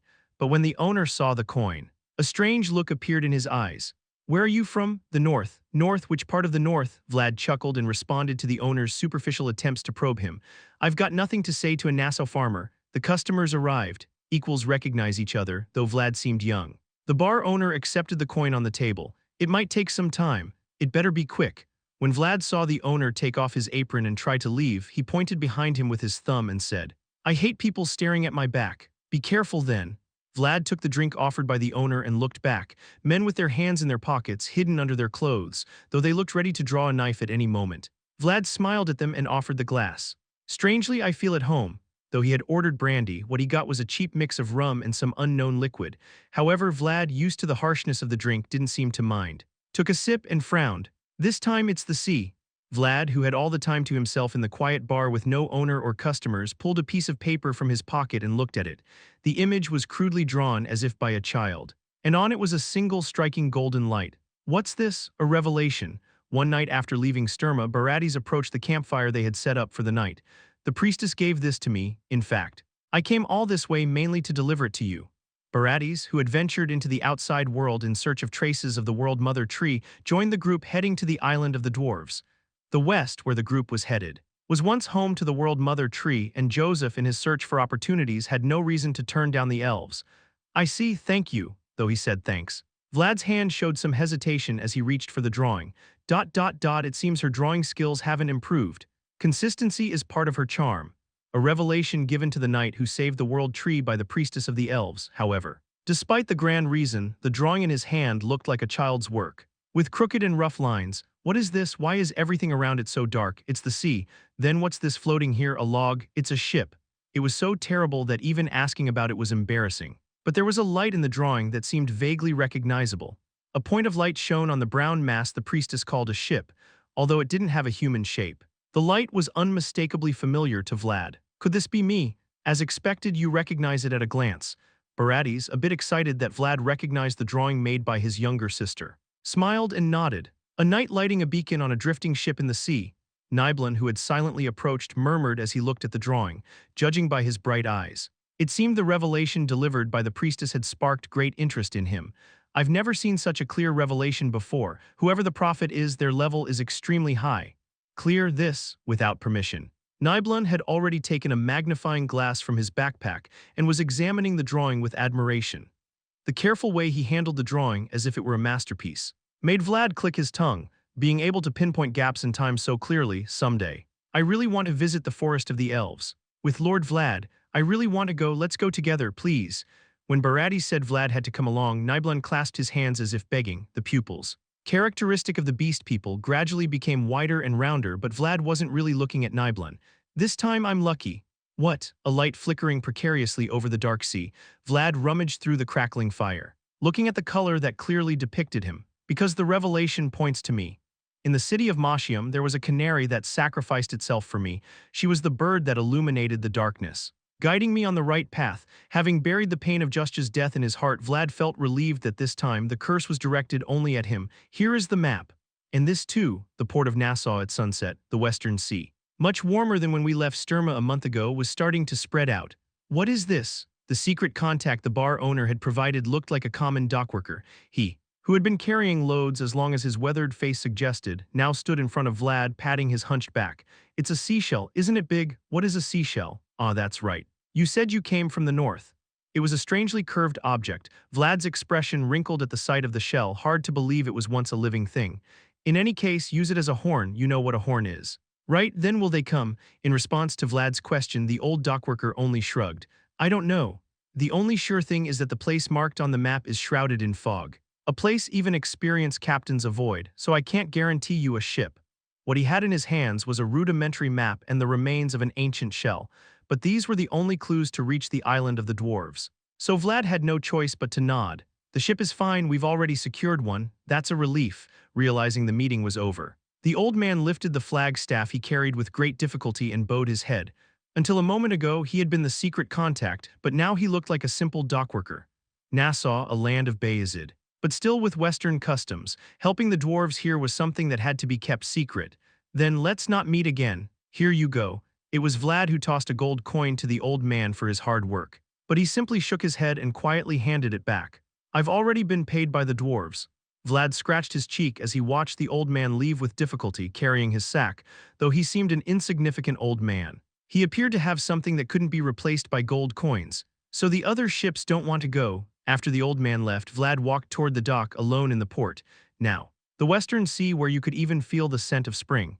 In the deepening twilight, Vlad took out the drawing the priestess had given him upon seeing a familiar shadow. Seeing it like this, it looked similar. At first glance, it only seemed like a brown mass, but upon comparison, there was a certain resemblance. A small body with a tall mast, and a white triangular sail fluttering at the top. A small ship entering Nassau's port with the sunset, recognizing the familiar ship that had set off from Sora. Vlad raised his hand and waved it high. "I'm here, Harvan, Liberation Front of Dwarves Nidavalier." The ship that would take the group there was the red-haired Zemina. Captained by Harvan, Chapter 201, The Young Tall Furnace Part 1. Even in this moment when everything is collapsing, my heart kept beating, though I was born cold. It held the world's most intense heat inside it, within the heart glowing a bright red. There seemed to be a massive dragon made of fire looking down at Kahano. This is the great tall furnace, the eternal breath that resides within the great furnace, facing the eyes of the purest and hottest spirit of any flame. Kahano removed the hood he was wearing. The sound of the city collapsing was loud outside, but when I made eye contact with the old and gigantic being, it felt as if time had stopped. Clang, clang, with each thunderous vibration that shook the ground, stone dust fell from the ceiling and the hanging forge tools creaked dangerously. However, the old dwarf's hand forging his last masterpiece remained steady and precise. Almost finished. With gritted teeth, the old dwarf hammered the anvil. At this moment he was putting his whole body into hammering the red-hot metal, to the point that even his stance was faltering. Each strike made his face appear to wither, which was not just an illusion. "Grrr, master, there's no time left." Amidst the constant sound of hammering, the dragon's roar now close could be heard. Sensing the approaching threat, Kahano urgently called out to the old dwarf, but he just focused on giving the final blows. "So this is your form," from a shapeless piece. It had now become a sword with a defined outline. The old dwarf smiled with satisfaction as he looked at the sword, which had been polished to a smooth appearance, as if it had wanted to be born in that shape. "It's ready, young swordsman," the highest point of the forge, which only the finest masters can ascend.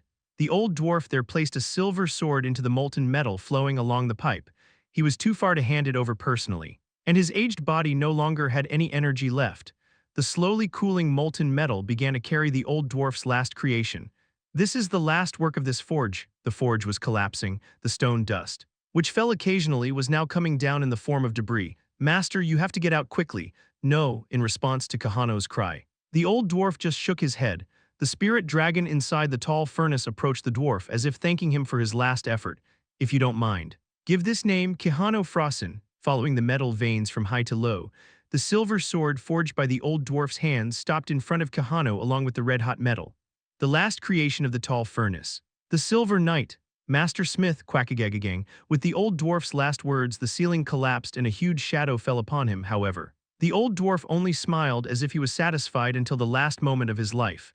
"It's okay." Through the broken ceiling, cold blue eyes, Kahano looked up fiercely as he met the gaze of the most perfect dragon. "The Silver Knight you sent me, I have received it." From the collapsing tall furnace, the last breath of the spirit spread out. Feeling that breath scatter fleetingly, Kahano raised the Silver Knight. The cast iron that began in the tall furnace had cooled, but he felt as if he could still feel the bright red heartbeat of the Silver Knight he was holding. On the deck, where the sailors hurried back and forth, Vlad sat in a corner, inspecting his sword with a narrowed eye. "No matter how much I look at this thing, I can't tell if it's sharp or not," though it was his precious sword. Vlad's expression showed slight dissatisfaction. This was because he didn't like the balance of the sword, which had become slightly distorted due to the battles so far. "It's inevitable. It's not something that can be fixed with a simple sharpening stone. Still, it feels strangely smooth. That's also inevitable. It's not finished." Hearing Kahano say that nothing could be done, Vlad let out a small sigh as he said, "Vlad's current sword was an unfinished blade that had not yet reached completion. My grandfather said he had sharpened the blade, but hadn't tempered it properly. I'm sorry." Vlad recalled the young priestess who had apologized with a remorseful expression while handing him the sword she had forged with so much effort. She had said that her inexperience had caused the problem. But that was also inevitable. "Mist, the mist is coming. It seems we've arrived."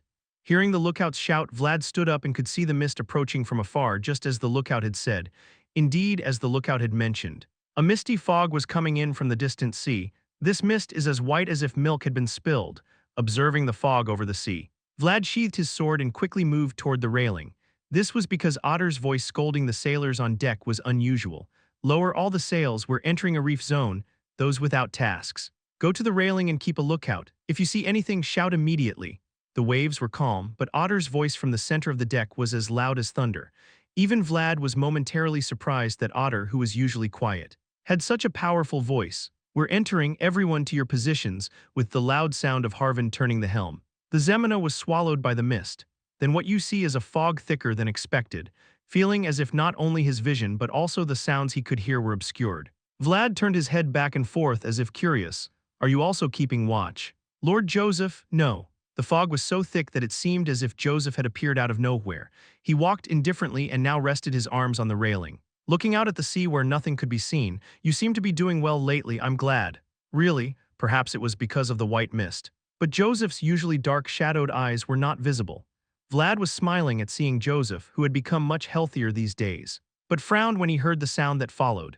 Uyeg, A very explicit sound came from Joseph, who had lowered his head, in a vision that seemed familiar from somewhere before. Vlad simply kept his distance and rubbed Joseph's back. It must be genetic to be susceptible to seasickness. Vlad, scratching his head awkwardly, thought of the two brothers, who, though different in appearance, shared this weakness. He felt a bit uncomfortable thinking that perhaps he too could have something in common with these people.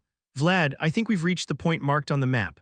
Well done. Vlad nodded as he looked at Harvin coming down from the helm, although it was a difficult place that most captains would avoid. And even though it was his first time on this voyage, Harvin finally managed to bring the group safely to their destination. And now what, do we just blow this? That's what they say.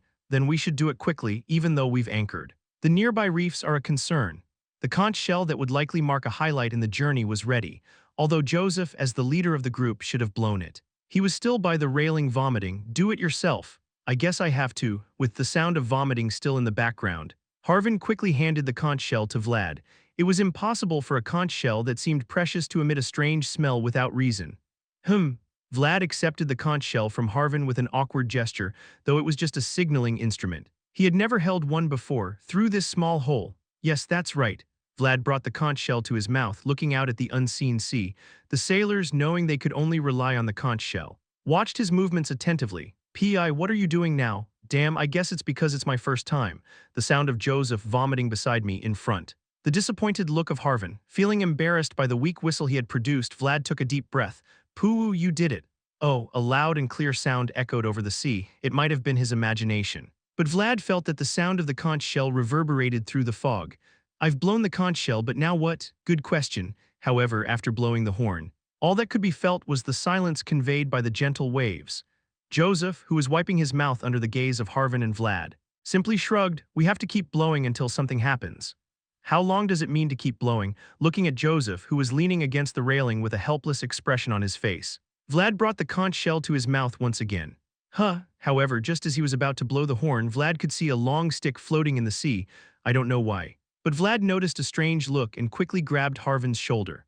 Harvin, what is that? Is it a sea creature? Where? Harvin tilted his head, looking in the direction Vlad was pointing. However, where Harvin looked, there was only a calm sea. The long stick that Vlad had just seen wasn't even visible. What are you talking about? It just submerged. What? I'm telling you, something submerged. Seeing Vlad with a frozen expression on his face as if he had seen a ghost, Harvin swallowed involuntarily. He knew that Vlad didn't exaggerate or joke about these things. There's something there. Vlad, scanning the sea with narrowed eyes, saw bubbles rising from below. It was a strange sign that didn't match the previously calm sea. Nibelun. Do you sense anything? What do you mean? That mysterious thing you're talking about, it's something that's hard to explain with words. At Vlad's sudden question, Nibelun perked up his ears. A world of mystery pursued by the instinct of curiosity. However, Nibelun couldn't find any sign of it anywhere in the wide sea. No, besides the fog. I don't feel anything special. Really? After hearing Nibelun's response, Vlad slowly drew his sword. The group surrounding them began to panic, seeing him move cautiously, fearing that someone might notice. Then, I'll handle this. The bubbles that had been rising on the calm water's surface were now clearly visible, so much so that even the sailors watching from the railing could recognize it. Noticing Vlad's attention, Jaeger also caressed his patch while drawing his sword. Everyone to their positions, the Zemina swayed, as when you encounter a storm, as the sea surface became increasingly agitated. Even the sailors had no choice but to realize that something was beneath the surface. Go to your respective positions, splash, with Harvin's shout. The ship began to rock violently. It was due to the waves created by an unknown entity that had struck the ship. "Something's out of the water. It's a coffin from hell coming to take us." Panic spread among the sailors. And some knelt on the deck praying for their lives. "What the hell is this?" "This is the first time I've seen it too." The sailors who had roamed the sea all their lives didn't know. And even the mage who dealt with mysteries hadn't noticed. And as he looked at the strange creature whose identity even the experienced Kahano didn't know, Vlad gripped his sword tightly. The creature, now visible on the water's surface, had a strange antenna on its head similar to the stick Vlad had seen earlier. "Little one. Little one, why are you so lively today?" A smile spread across the long eyebrows of the old dwarf. This was because the young lizard swimming over the red-hot molten iron was moving actively today. "Why are you so happy? Could it be because the visitor you've been waiting for has arrived?" The dragon, swimming in the old blast furnace, seemed to understand the blacksmith's words and nodded repeatedly. "Pooh." The young dragon spat out a small fountain of bright red molten metal as if it were in a good mood. The old dwarf, with his hunched back straightened up after observing the young dragon's antics, he lifted his head and looked out into the distance through the window toward the sea. "Anyway, do you think they're doing a good job guiding the guests?" The old man, the only craftsman left in modern Nidavellir, frowned as he looked at the dense white fog surrounding the island. It was a fog that no one could easily escape from without a guide. Chapter 202, The Young Tall Furnace Part 2, the ship that left Nassau is said to have reached the fog zone. "Really?" In the dimly lit office, a man holding a red fruit smiled upon hearing the report. "It seems that the northerners are finally going to meet the dwarves." The man began slicing the fruit into pieces one by one and feeding them to the parrot perched on his shoulder. The colorful parrot's eyes narrowed as if it enjoyed the bitter taste its owner was offering. "Did you bribe the sailor properly?" "Yes. We've already placed the communication crystal on the ship." "Good." Satisfied with the report, the man swung his feet off the table and holding the parrot on his finger walked over to the window. "At last. I'll finally see the island of the dwarves." Sunlight started streaming in through the open window, revealing the blue sea. The man began to laugh as he felt the salty sea breeze coming in. "I should start preparing as well." However, although the sea was blue, the adjacent port was completely black with lined-up ships. And on the sails of all the ships waved flags with the same emblem. They were the crests of the Barbosa family, adorned entirely in gold. The Zemina advanced over the calm waves. Because it was in the fog, it was the same no matter where you looked, and the surrounding area was filled with remnants of broken ships, perhaps due to reefs. However, Harvin's movements while holding the helm showed no hesitation. This was because they had finally found something to cling to in the vast ocean. "That looks like a moonfish." "What is a moonfish?" "A fish that looks like that." "When you put it like that." "I have no idea." Vlad ignored Harvin's nonsensical words and looked ahead. Currently, the Zemina was following a ship with a strangely shaped body that was hard to describe. It was short in length but tall in height, which made even someone as inexperienced as Vlad think it looked extremely unstable. "A ship that swims underwater, no one would believe it." "That's right." Vlad responded to Harvin's words and looked toward the bow of the Zemina. Not only Niblun, who seeks out mysterious things, but also Joseph, Jaeger, and the elves of Ossurin. They all gathered and said it was the first time they'd seen something so strange. Despite the uncomfortable atmosphere they'd been feeling until now, there are ships that move without wind and ships that swim underwater. Vlad raised his hand to his eyebrow and looked away. This was because the wind passing through his hair felt cooler than before. "I wonder what else there is."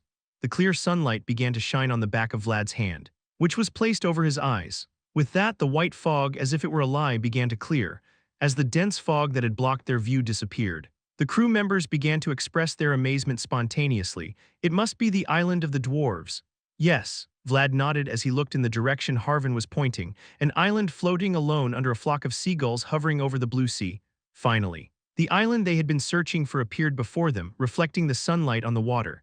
The island of the dwarves, Lemnos. Just as Ossurin was the last bastion for the elves, Lemnos was a refuge for the dwarves who now welcomed them.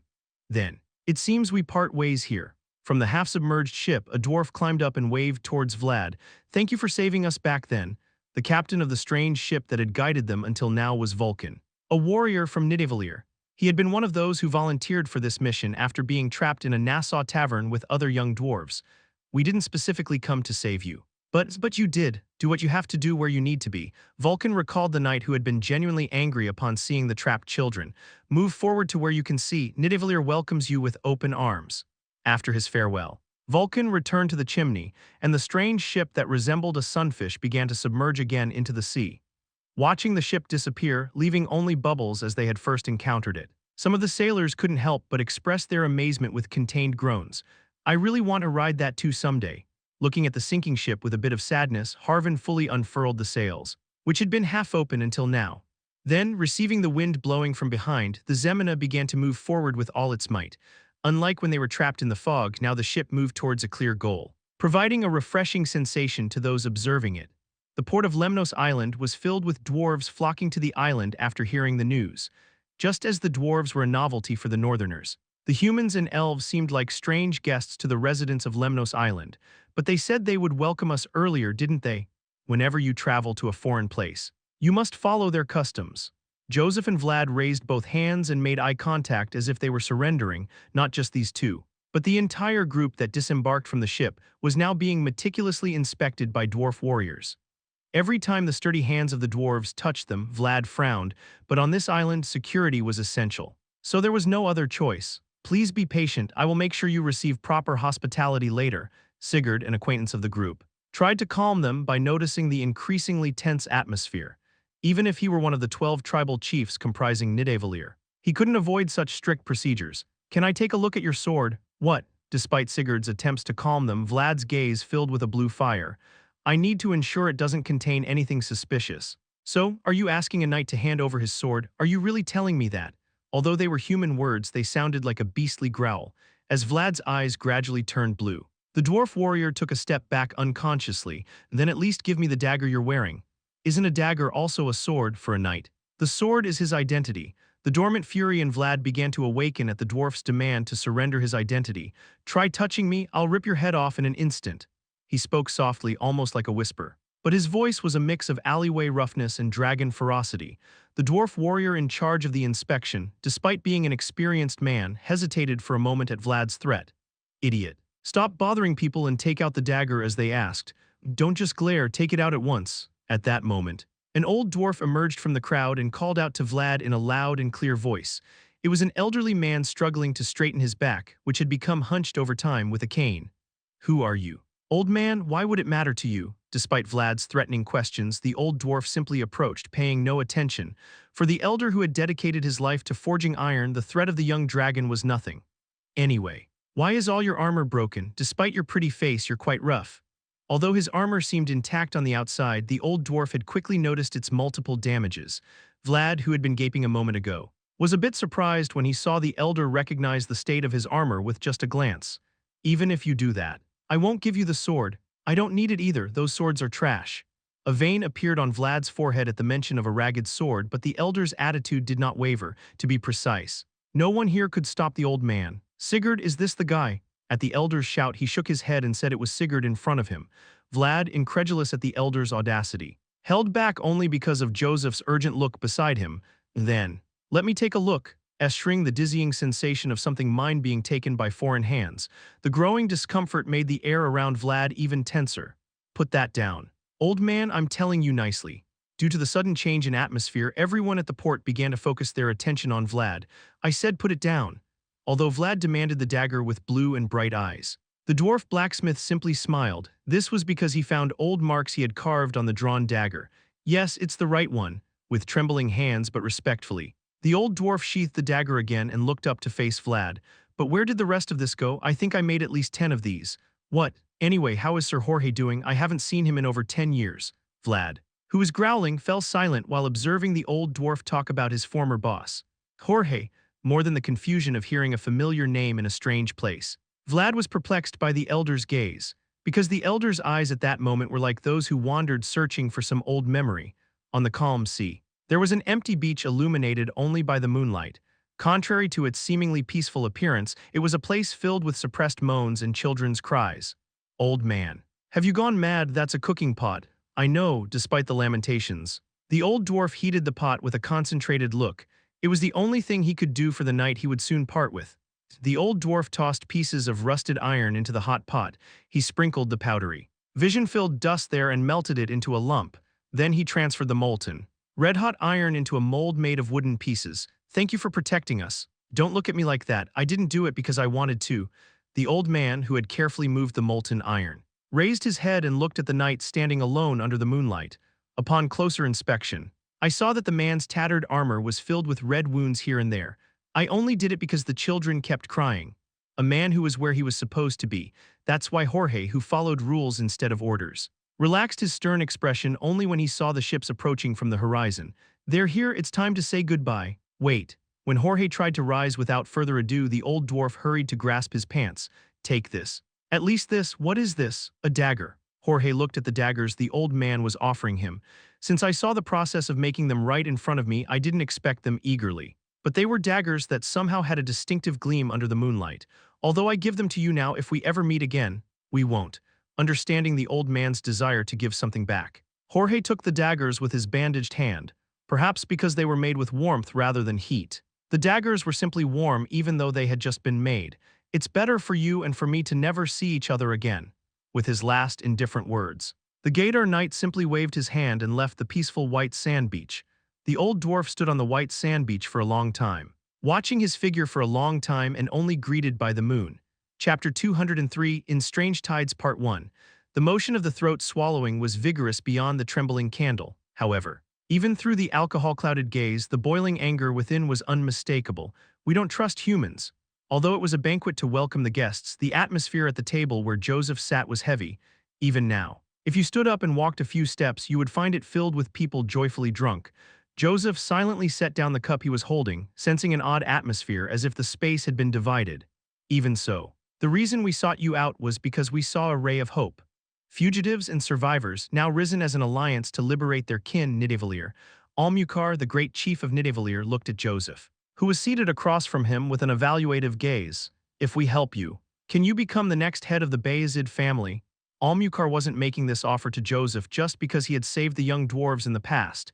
It's because no one is as good at predicting what you want as what is clear. For Nidavellir, Joseph's situation, who had been excluded from the competition for leadership and needed help, was an attractive enough alternative.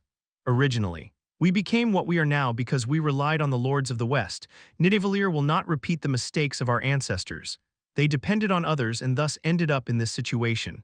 The dwarves, who had learned the lesson through painful years, now wanted to take the initiative themselves no matter what. If you promise to become the head of the Vayezid and meet our demands, we will provide you with the best possible support. They could provide ships, technology, and even soldiers, as long as in the future you follow our orders, although it would be difficult to oppose the Vayezid directly. If they used Joseph's banner to change the balance of power, Nidavellir could attempt it. I appreciate your kind words, great chief.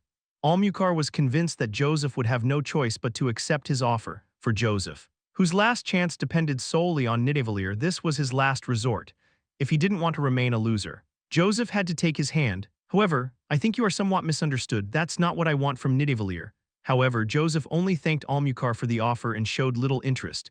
Joseph, who set down his drink, only displayed calmness, like a gentle greeting instead of the urgency of the crowd. Then what brought you to this far-off place? Joseph, who said he didn't need a ship or an army, quietly took out a small letter in response to Almucar's question, a letter completely covered in black tone, even from the outside. It was a letter that seemed to contain all sorts of sinister things. That is, this is a letter from someone in a city full of fog. Joseph sent the ominous letter, placing it under a wine glass. Now, black eyes without dark shadows looked at the war chief of Nidavellir. For this inevitable great cause, I would like you to lend me the divine tools of the dwarves. What? It was Almucar who thought he had control of the conversation. But that was just his illusion. A strategist who knows clearly what he wants can be predictable. However, Almucar had no way of guessing what the young man sitting across from him wanted. In Sara, in Varna, and in Sturma, the tallest and largest building in the city was of course the church. It's incredibly large, just like the church. And here on the island of Lemnos, there was a building comparable to a human church. The only difference is that unlike the cool atmosphere of the church, it feels warm here, because this is a forge for dwarves. It's a place of faith and belief. The sound of hammering is constantly heard. Vlad's mouth opened as he looked at the dwarves sweating and hammering all around. The current scene, which was quite different from the back alley forge, was truly like a new world that Vlad encountered for the first time. Welcome, hey, don't do anything else in a dangerous place. The old dwarf let out a loud shout while looking at Vlad, who was unable to recover his senses. Staring around, it was a warning to be careful, but to the listener, the sharp voice struck first. It seems everyone gets weird when they are in front of the fire. Let's call it craftsmanship. The name of the old man was Rukta, a person who has lived for a long time, knows many of the visions of the dwarves, and has been severely exploited by Gaidar in the West. And long ago, He was a person who received a miraculous service that saved Jorge's life. Take off the armor. Why? Why? What does it mean for a blacksmith to ask for armor in the forge? Rukta led Vlad to the highest workshop, where only artisans could go up. Several dwarves sighed as they saw Vlad daring to go up to a place they couldn't reach. Can you repair it?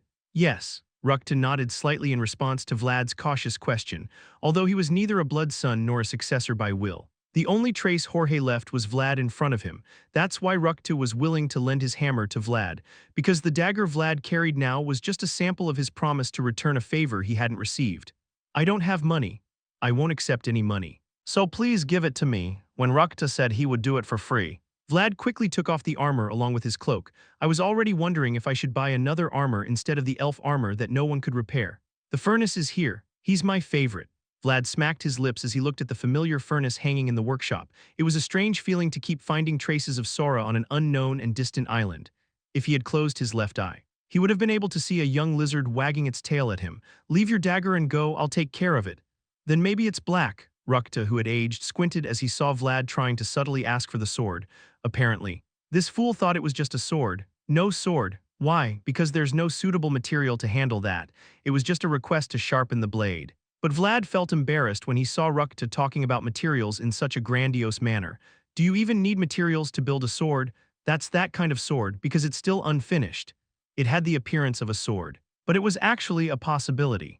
Rukta simply averted his gaze while looking at the traces of the world tree, with which he didn't know what to do. To sharpen that sword and make it stronger would have required metal of that quality. Just go now, it will take a few days.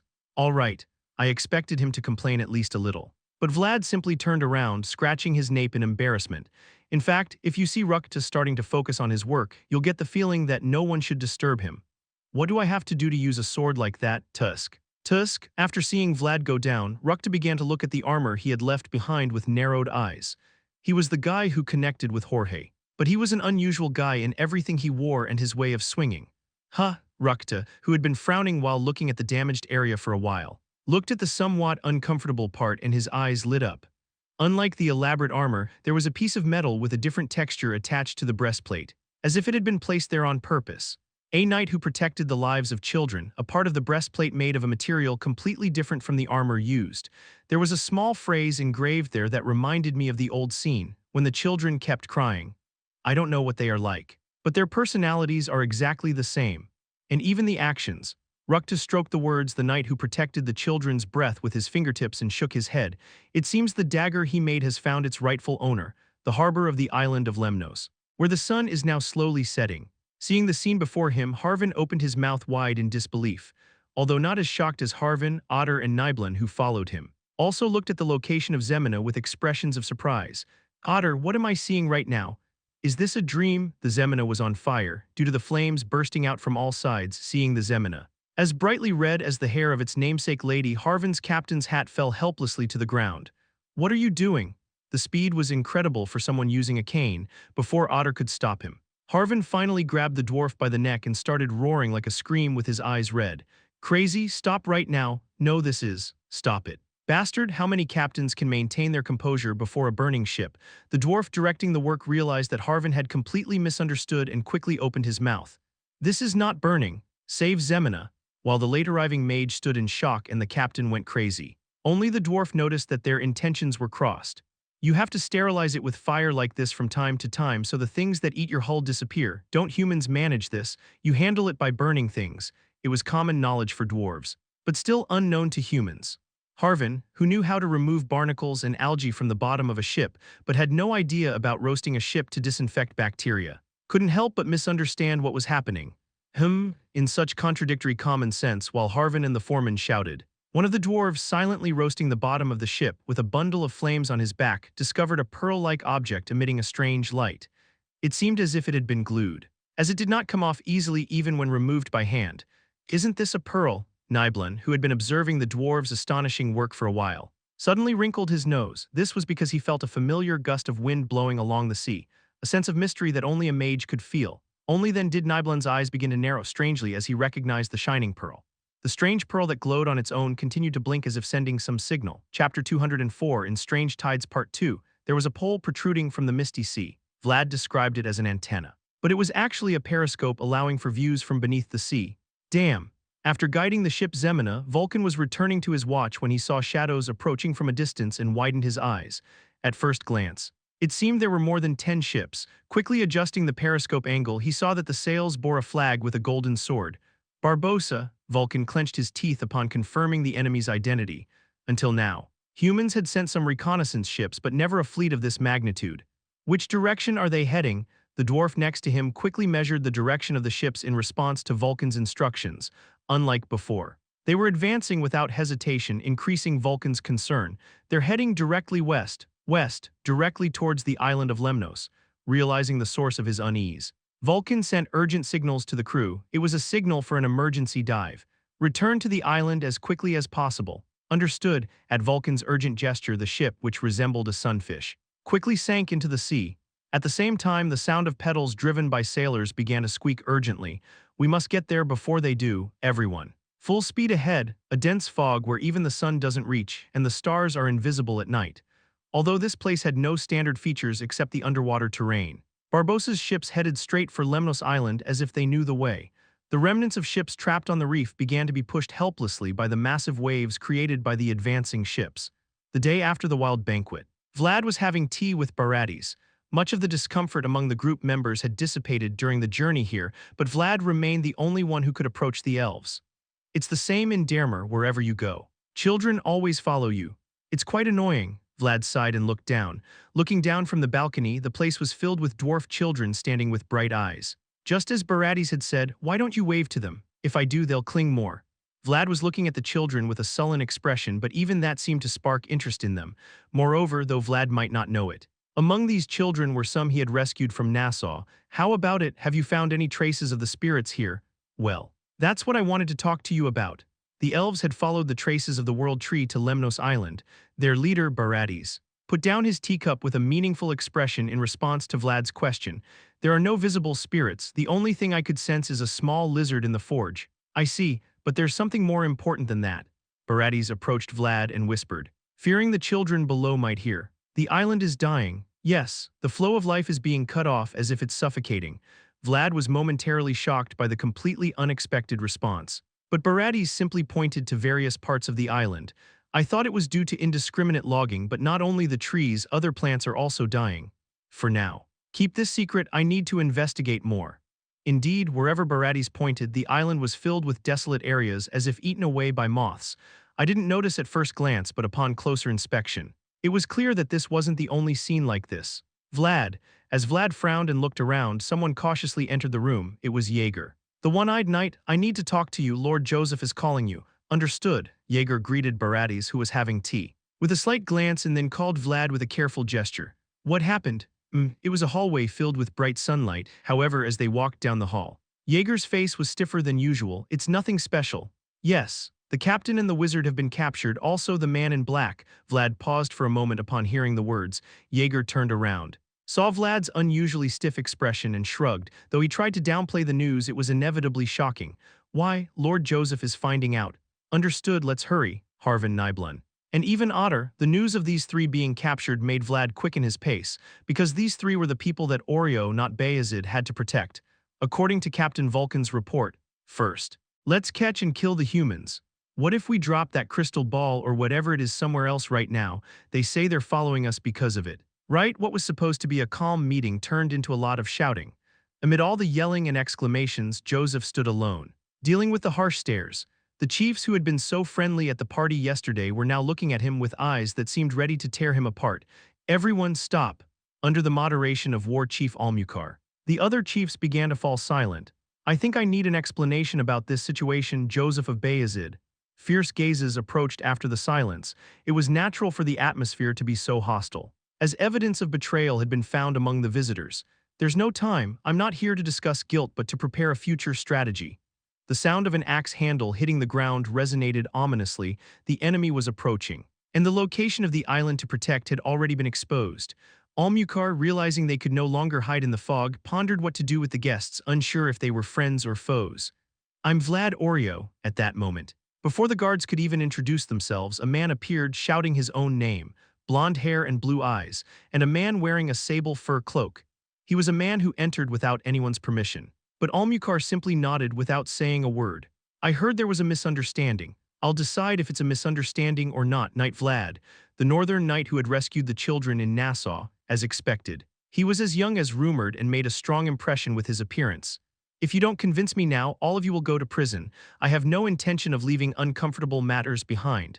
However, now he was not a benefactor but simply a suspect. Almukar's eyes began to turn fierce due to the distrust in humans that had accumulated over a long period. Then give us the opportunity to prove it. War Chief, seeing Vlad's silence, Joseph stepped forward. Although Vlad taught much, he wouldn't be immune to complex situations like the current one. Everyone already knows that Duke Barbosa of the South has a close relationship with the Dragon Blood Duke, so there would be no reason for us, Northerners, to ally with Duke Barbosa. Why should I believe that? Joseph, seeing Almukar's still suspicious gaze, sensed that convincing him wouldn't be easy, but he had no other choice. I'll stay here. What? I'll stay here. So take them to the battlefield and give them a chance to prove their innocence. More than 1,000 words. In action, Vlad couldn't hide his surprise when he saw Joseph saying he would become a hostage. Isn't it worth taking Joseph of Vayezid as a hostage? Indeed, in foreign lands, local customs must be followed. Seeing Joseph speak in the dwarves' style instead of his usual noble tone, Almukar fell into deep thought. He could tell that Vlad's surprised expression was not feigned. I'm sorry. Vlad, I should have paid more attention. Amid a busy port, Vlad adjusted the strap of his sword scabbard. Harvin, understanding Vlad's feelings as he watched him tighten the strap without saying a word, simply stepped back silently. Vlad had the same expression now as when he saw Joseph, who went to prison instead of them. What about the armor? It's being repaired. And you plan to go without armor? I don't have it. What else can I do? Jaeger clicked his tongue as he watched Vlad attempt to go into battle wearing only a cloak and no armor, though he understood his feelings. He shouldn't act so recklessly. Take mine, I don't need it now. But take it. Though lending a sword was uncommon, lending armor was even rarer. However, seeing Jaeger willing to give up his armor without hesitation, Vlad could sense that he wasn't offering it simply because he didn't need it. Knight Vlad, where's Knight Vlad? In a situation where dwarves crowded around the ships in the port, a dwarf pushed his way through the crowd, urgently calling Vlad's name. Phew, finally I find you. Luckily your hair color stands out. The dwarf blacksmith, carrying a large amount of gear on his back, exhaled heavily with relief upon seeing Vlad. Judging by his tattered appearance, he must have been wandering for quite some time before finally finding him. It's a message from the master blacksmith. The repair is complete, just in time. Hearing that the armor was ready, Jaeger, who was loosening the straps, smiled with relief. We adjusted it to the shape of the original armor so it should fit well. Fortunately, the elven armor returned just in time, however. Vlad was surprised to see the set of armor the dwarf brought. I don't think this is mine. Yes, no, my armor was silver. It didn't look like this. That's because the armor the dwarf was holding was completely silver gray, unlike the previous one. Additionally, the armor the dwarf laid out looked unusual in every detail, but it certainly seemed different from the armor he originally wore. Ah, the original armor was too damaged, so we had to remake it entirely. The dwarf blacksmith remembered Rukta constantly complaining while repairing the armor. He kept muttering that he didn't know what kind of hell the wearer had gone through to turn the armor into rags. It looks new, but the quality is guaranteed. The master blacksmith repaired it personally. Raising the armor for him to try, the dwarves in the port fixed their eyes on it. It was such a beautiful piece of armor that even Almukar, traveling on a ship in the distance, lost focus for a moment. Tell Lord Joseph. What? Vlad was also impressed by the armor, but instead of admiring it, he evaluated its features. Tell him I'll return as soon as possible. The armor I received from the blacksmith was lighter than before. The elven armor had changed in appearance, weight, and color, however. One thing that hadn't changed was the engraving still etched on the breastplate. I'm leaving. Yes. During his time as a squire, Joseph's knighthood title was his pride and the engraving of protecting children his honor. And now, with all that engraved on his new armor, Vlad walked toward the sea that called him, a silver-gray knight advancing to prove his name. He was followed by sailors, elves, and a wizard carrying a backpack, though he had left his home. Vlad adjusted the straps of his new armor for the opportunity that Joseph had given him. Chapter 205. By your name there was a man sitting alone in an empty cell with his head bowed. It was a prison filled with coldness, both where he was seated and where he was leaning. However, unlike the gloomy surrounding landscape, his expression seemed peaceful for some unknown reason. I suppose he has already arrived. Yes, probably, Jaeger, who was standing on the other side of the bars, nodded silently at Joseph's words. In fact, by now it would be time for Vlad to have encountered Barbossa's ships. Are you all right? But in reality, Jaeger was more concerned about Joseph than about Vlad, who would be on the battlefield right now. This was because the cold winter air always made Joseph cough dryly. I clearly know what I must do, even though my body is exhausted, my mind is at peace. Though he was a bit pale. Joseph's face, seen through the bars, seemed as relaxed as he had just said. However, Jaeger couldn't smile along with Joseph's smile, because he knew very well how much thought was behind that laugh. I wish I had lived like this a long time ago. The morning sun began to shine on Joseph's cold breath. The light, which used to flee when chased, now approached him as he remained seated. Kuagagagagek, the strong waves began to rise above the calm waters. It was the sound made by one of Barbossa's ships lifting into the sky. What is this? The cold drops of water hitting my face felt like a dream. Talbin, the commander of this exploration group, wore an expression of astonishment as he watched the ship rising at a strange angle. Even for someone like him, who had spent his entire life at sea, this was the first time he had seen such a sight. Everyone grab onto the railing, but what goes up must come down, but falling doesn't have wings. Quaria, the ship that had challenged the sky, came crashing down violently. Breaking into pieces, the massive chain that had been tied between the reefs flapped noisily among the crashing ships. It's a trap, Captain. We need to get out of here now. It was a trap. This maritime zone where we found ourselves. The place we reached after pursuing the Red Rose was surrounded by reefs and confined with enormous chains. It was a trap that couldn't have been set without a long period of preparation. They're out again, everyone. Duck your heads, whoosh, sharp arrows began flying again toward Talbin's stunned ship. I don't know who fired them, but they were arrows that didn't lose any sharpness despite piercing through the strong sea breeze. Arg! The deck was filled with the cries of sailors everywhere. Some of them had already lost the will to fight and were lying under the railing to avoid the rain of arrows. Get up, everyone. Get up and fight! Talbin finally came to his senses and began shouting at the sailors. Even if it were an exploration group, there was no way 10 ships could collapse like this. Unknown ship, it's approaching again, this time from the stern. What, however, even though they had just dealt a great blow through a trap, the unknown enemy seemed to have no intention of letting go of the momentum they had gained. Just as I heard, there was a ship emerging from the fog. It was a ship displaying a flag with a red rose. It was right in front just a moment ago. Just a moment ago, the ship was luring them right in front of them, but before they knew it, it had turned around and was aiming at their rear. Talbin felt a chill at the incomprehensible and unexpected mobility. Prepare the weapons. We're out of range. Suddenly, a ship appeared behind the fleet. As if it had emerged from the sea, Talbin's crew let out loud shouts as they saw the ship reappear in a place where it shouldn't have been.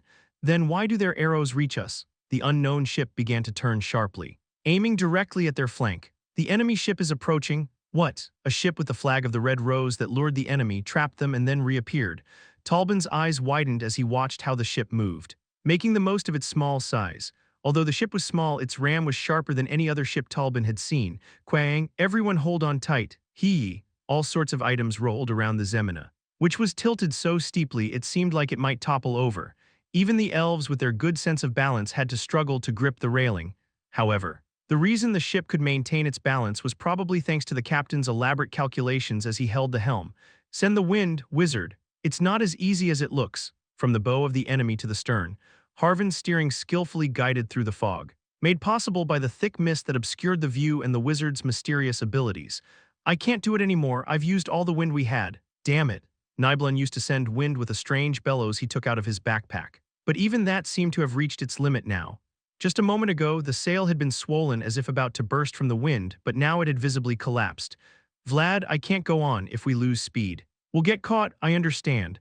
The Zemina had used the dense fog as cover to completely devastate the enemy's blind spots, but this was now their last attempt. Still, this is enough. However, thanks to this, we were able to break apart the enemy fleet, so it was a sufficient success. Apart from the ships currently trapped in the snare, the ships scattered beyond the fog would have become prey for Nidavellir. What do we do? Do we run now? I think we fulfilled our decoy mission. No, Vlad raised his hand and looked into the distance to see that only 4 enemy ships remained from the original 10, and as if they had dealt with the scattered ships, the Nidavellir ships were approaching from afar.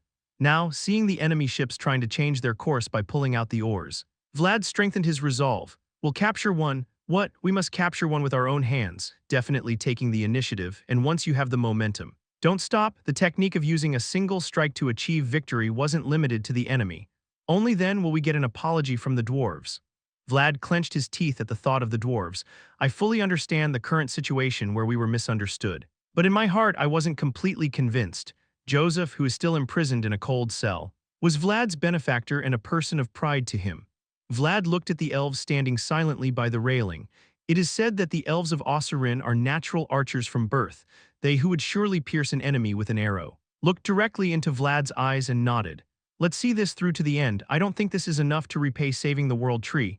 Thank you. As Barati spoke, the elves drew their swords instead of their bows, the sailors. Anticipating what was to come, drew their weapons with tense faces. Never thought I'd end up ramming Barbossa's ship, a name probably anyone working at sea would have heard at least once. The Golden Lord Kazan Barbossa, thinking about attacking that great name from now on. Harvin felt dizzy. Don't worry, the Zemina has always been good at ramming. That's your Zemina, thud thud thud. Yes, after all, they were born in poverty, the people who lived in back alleys, who had nothing to lose because they were born with nothing in their hands, began to shout at the roaring sea. This is my Zemina. At Harvin's gnashing signal, Nibelung's bellows began again. Then, the ship with a lot of momentum began to shoot towards Barbossa's ships. I'm going to die. If this continues, we'll all die. It was Nibelung who worked with the bellows as if he was going to die for the Zemina. However, Nibelung, who was so exhausted, didn't realize that the bellows he was stomping on with all his might had already exhausted its usefulness. Prepare for impact. There were clusters of lights gathering to replace the insufficient wind. Pushing the rear of the Zemina, the squids flocked, following the scent of the world tree taken by Vlad. The unknown currents they created flowed directly towards Barbossa's ships. Crunch, the enemy ship, has impacted. The sound of the planks tearing was thunderous. The deck they were standing on trembled as if there had been an earthquake. And several sailors who couldn't grab anything fell into the sea. It was small but fast. So the vibration it emitted was surely enormous. Why didn't we hit a single cannon? The enemy was moving too fast. Shit. The speed was such that even for the most experienced sailors it was difficult to handle. The Zemina, which maneuvered through the passing projectiles and struck Talbin's ship, was deeply embedded like an arrow and had no intention of falling. Prepare for hand-to-hand combat. Knights, descend to the dock, Talbin shouted as if furious and struck the helm he was holding. Even considering the current situation of being trapped by a small ship where it wasn't enough to avoid the dwarves' attacking ship, it was ridiculous to think about it. Die bastards, push them back, don't let them board. Right next to them, the dwarves kept coming, and the enemy sailors were arriving like an avalanche from below, in an instant. Men began to emerge from the Zemina, which had been confined to the dock rather than the deck due to the low ceiling. We can't hold them back, because to begin with it was a narrow hole, making it difficult to pass through. However, if the person in front is a knight with his own world, it won't be a big problem.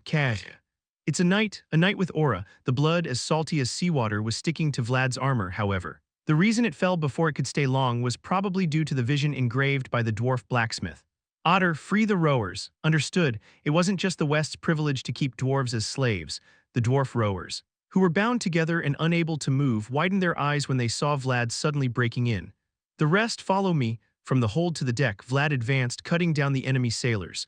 Don't block my way. Damn it, in the narrow space, the gray armor repelled every attack. The enemies fell in his wake. Every time the Justja armor deflected an enemy's sword, those strangers' heads fell without fail.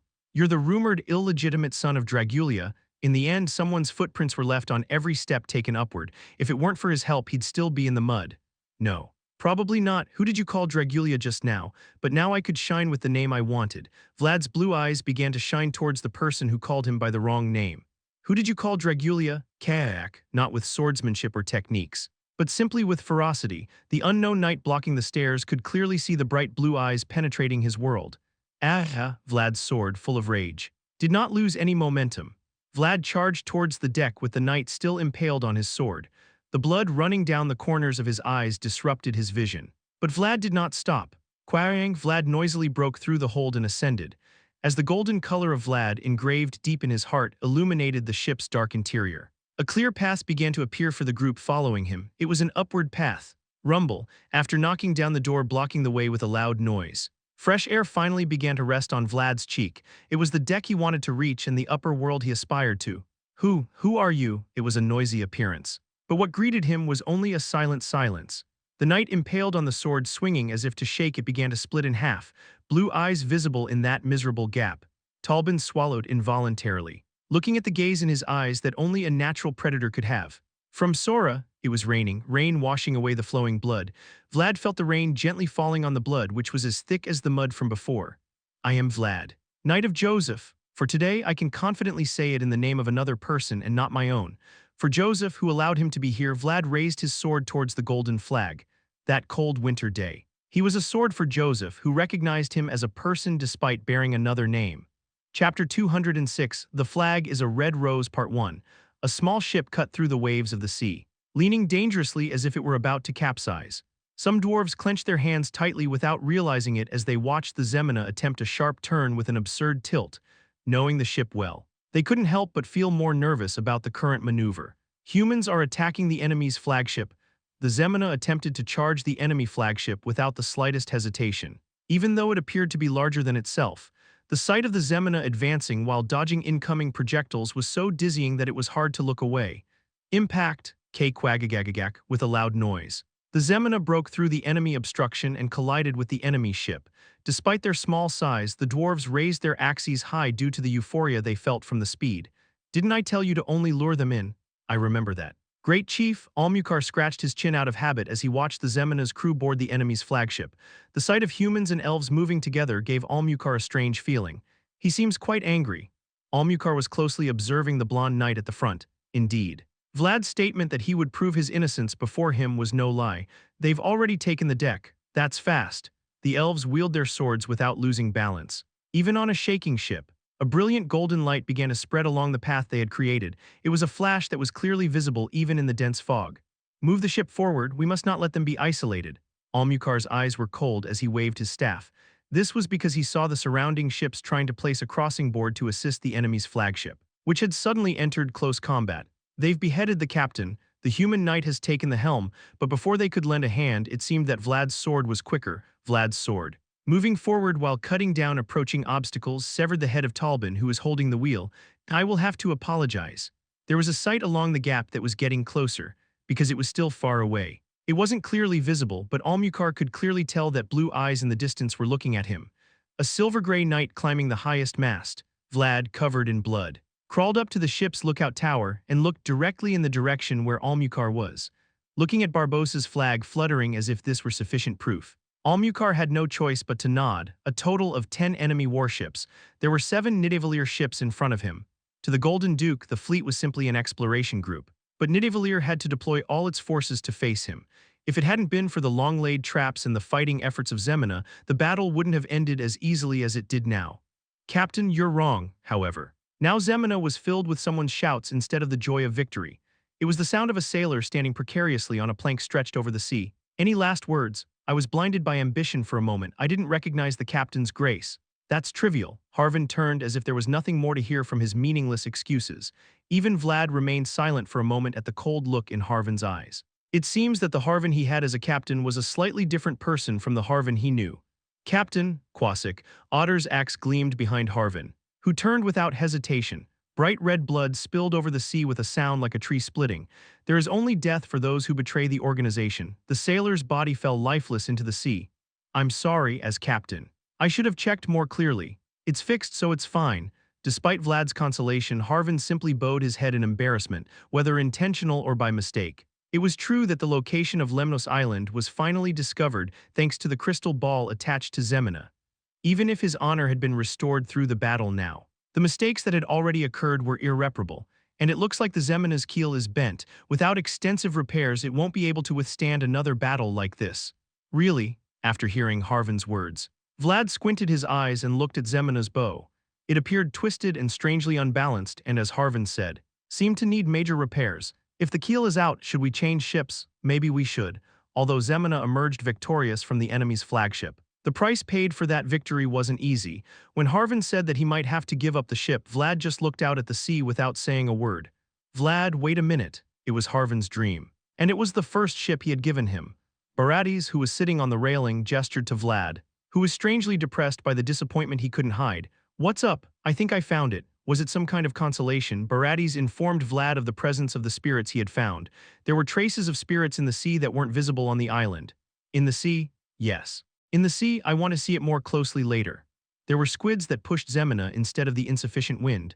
However, Barates, who was focused on the battle, couldn't grasp the exact reality, so for now, he had no choice but to be satisfied with the fact that there was only a small success. "I think they were attracted by the sword created by the world tree. I felt a reaction." "I understand." Vlad lifted the sword he was holding and looked at it silently, an unfinished sword overlooking the sea. Inside the sword, though the color was pale, it was as blue as the sea. "You carry a rather interesting sword." And Almukar, who was steering a ship next to Zemina, was also closely observing the sword that Vlad had unsheathed. a knight holding a ragged sword on a damaged ship. However, looking at the figure strangely balanced despite being completely ruined. Almukar could only shake his head as if he had no idea. Clang, Joseph, who was sitting on the cold floor, carefully lifted his head when he heard the sound of the window suddenly opening. Mr. Joseph, yes, good work, although his face was a bit pale. The smile with which he looked at Vlad remained warm. It seemed as if he had anticipated this situation. Showing a complete lack of tension, did you manage it? There were about 10 ships, although it was only a scouting expedition, being the Golden Duke. It seems that even such a fleet is just a scouting expedition for him. The captured crew members of the Barbossa simply referred to themselves as explorers. This meant that the Golden Duke's attempt to find the island of Lemnos had not yet begun in earnest. He's someone whose title includes Golden. I had heard rumors. But it seems his wealth is truly considerable.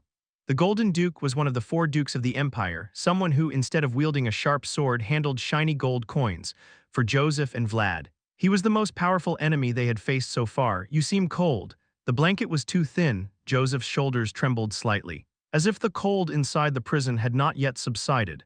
Seeing the trembling look that even Jaeger next to him gazed at with pity, Vlad extended the cloth he had prepared.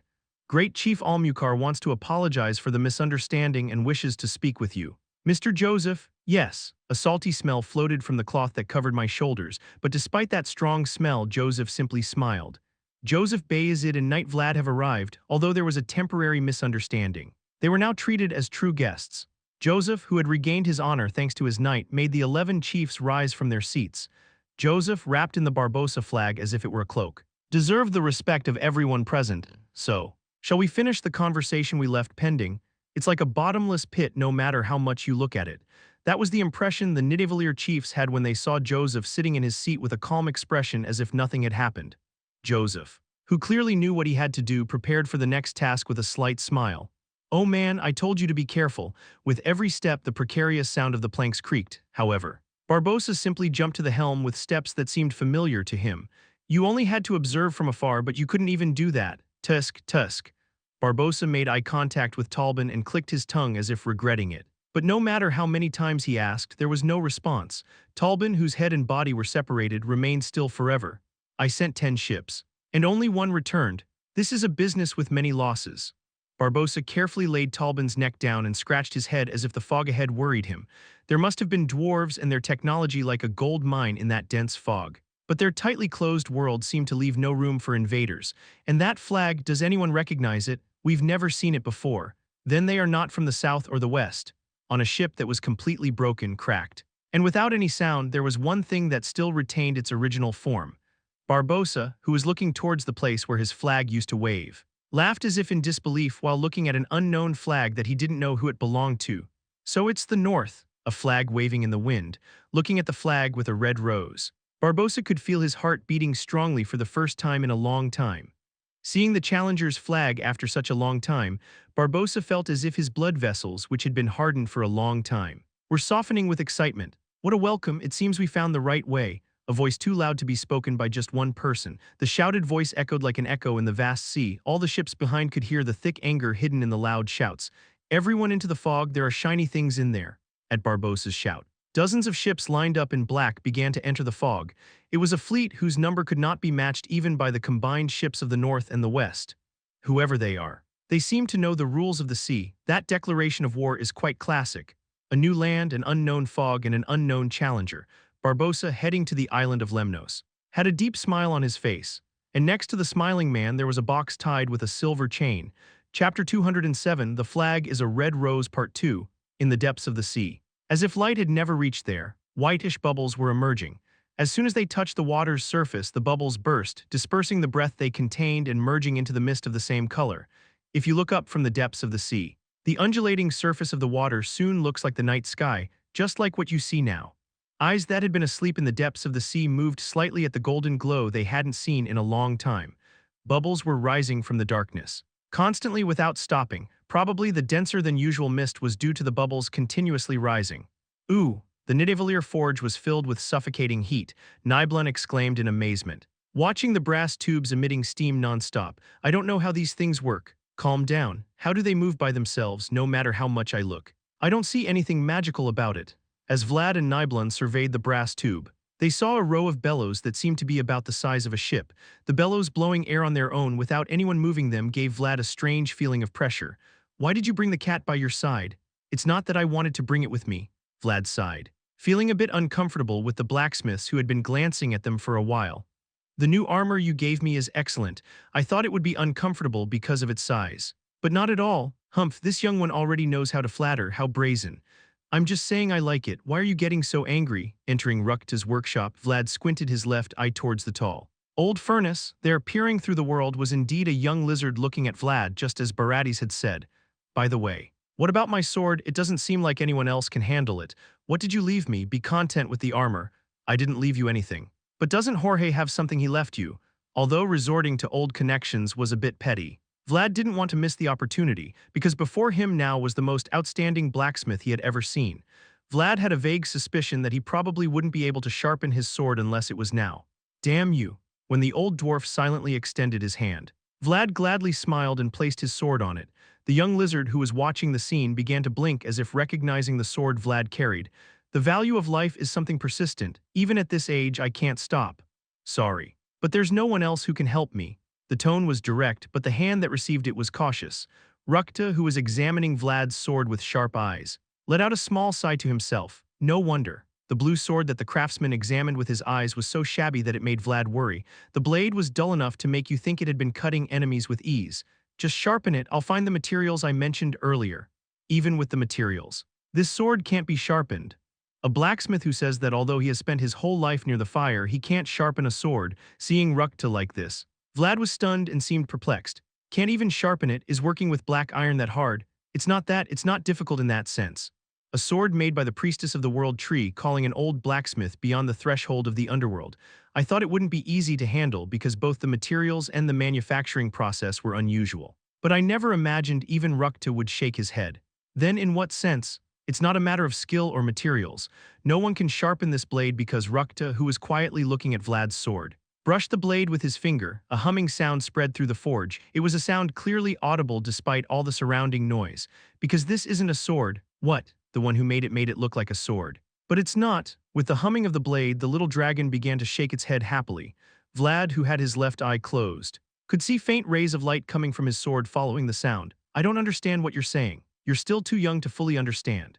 Rukta suddenly moved away from Vlad and held the hammer he had set down. Then the dwarf craftsman struck the glowing red iron without saying a word. Vlad just watched Rukta's back as he hammered without saying a word. You can't force a specific shape on a young possibility that doesn't know what it wants to be. Clang, clang. Under the careless hammering, the red-hot iron gradually began to take shape. An ingot of iron that was born as a meaningless stone but takes on a new form in the presence of fire and hammer. However, it was not clear if the gradually changing appearance was really what it wanted. Take care, today might be the last time we meet. With those words, Rukta simply concentrated on his work in silence because he had given all the advice he could. Whether or not Vlad, the swordsmaster, understood the advice was up to him, saying it's the last time. What bad luck. Vlad slowly began to walk the path he had traveled, looking at Rukta's back without saying anything else. All the blacksmiths he saw upon leaving seemed busy. It looked like everyone was sharpening their iron in preparation for the upcoming storm. The Barbosa fleet has entered our waters, according to the report. The fleet numbers at least 40 ships. The complexion of the chiefs began to darken as they heard the report from the side. More concerning than the number of ships was the fact that the fleet would likely carry at least 1,000 soldiers. However, the number of Nidavellir forces that could oppose them was only 7 battleships and hundreds of dwarves, so the atmosphere in the conference room was understandably tense. The inevitable has arrived, however. Even now, as the crisis approached, the eyes of War Chief Almucar showed not the slightest hesitation.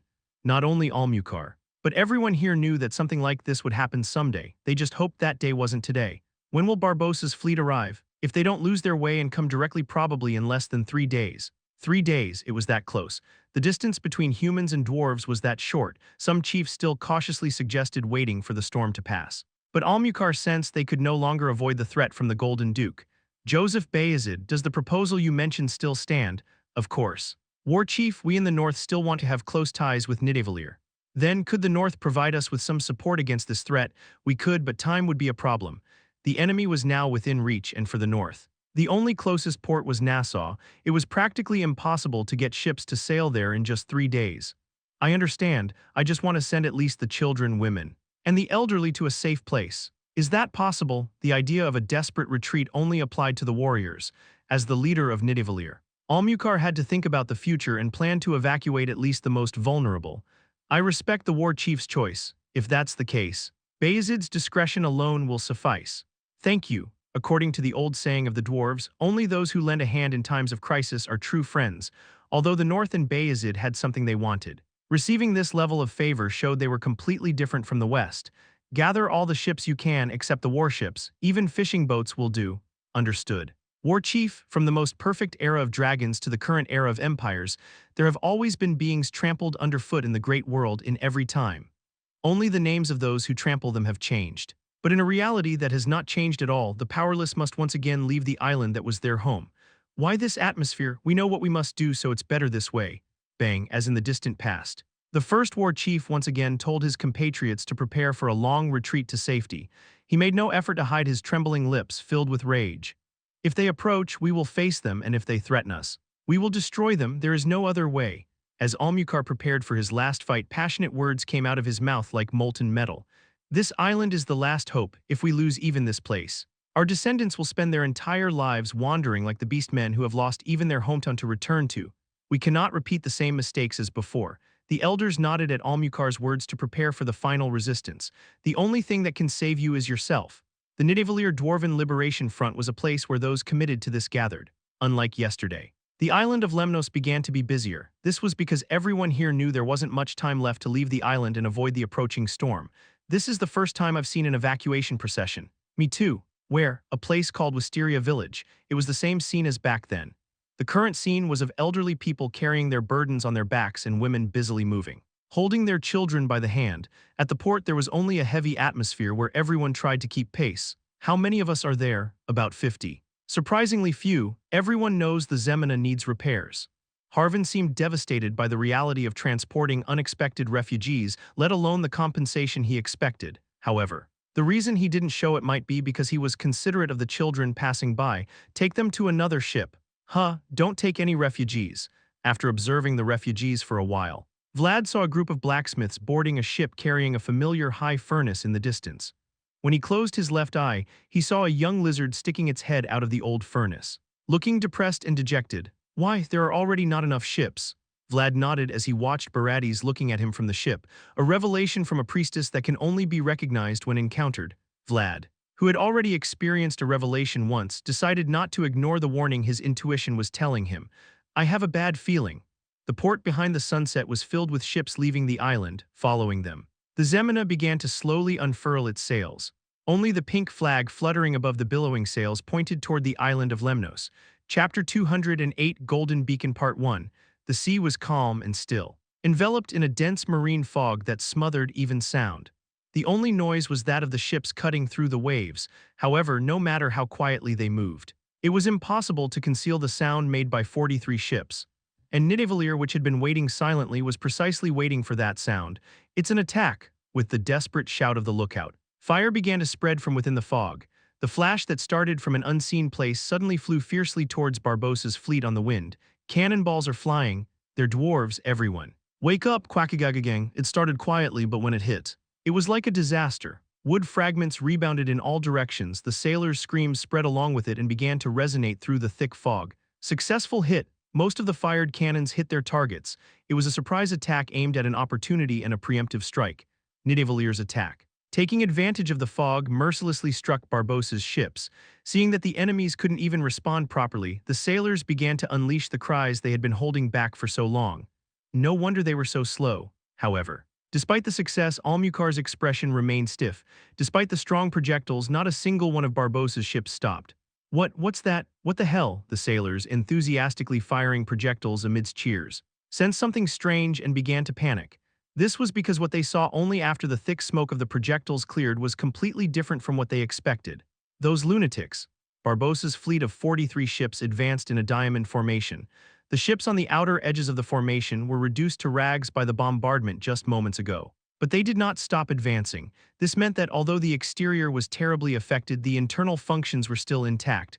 They're armored. Those lunatics armored their ships, although the wind was favorable. The enemy's movements were exceptionally slow due to the weight of their armor. How much money did they spend on that? The dwarves of Nidavellir were speechless as they looked at the iron armor placed on each ship. As warriors and blacksmiths, they knew very well how many resources and gold coins would be consumed to use such preparations. It's too soon to be surprised.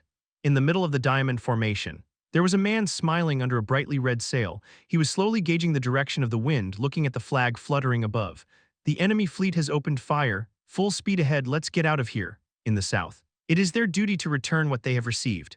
Almukar realized that the wind was blowing towards them and quickly ordered them to leave the battlefield. Where are you going, dwarves? Boom, boom, boom. Colored flames began to rise from the castle walls floating on the sea, following the wind that blows. At a certain angle, you should receive everything you give. Barbossa's red beard trembled. This was because his wild senses were certain that the current attack would succeed. However, although he knew the sea, he was a person who didn't know what dwarves were. What's this? Measuring the gap between opponents is one of the important virtues a captain must have. However, when Barbossa saw that the gap had subtly closed, he let out a sound as if he were astonished. Poo-woo, unless they rowed or even if they did, the current maneuver made no sense, however. The ships of Nidavellir had already turned their bows and were narrowly escaping the range of the bombardment. Watermill, ships throwing fog and disappearing into the mist. Barbossa made a noise of amazement upon seeing the Nidavellir ships disappear before he realized it. We'll lure them to the reef area, send the signal to the submarines. Understood, a fleet that does not stop no matter how much you shoot and a fleet that does not move with the wind. Barbossa and Almukar's thoughts began to complicate as they looked at the unknown world they had encountered for the first time in their lives. What is that? It's ships, it's Barbossa's flag. The fierce sound of artillery fire resonated loudly through the fog. But the screams of fear echoed in the waters heading north. They were the cries of a procession heading to Nassau for evacuation. They've caught us. I didn't expect them to move so quickly. After hearing Joseph's sigh, Vlad abruptly dropped the telescope he was holding.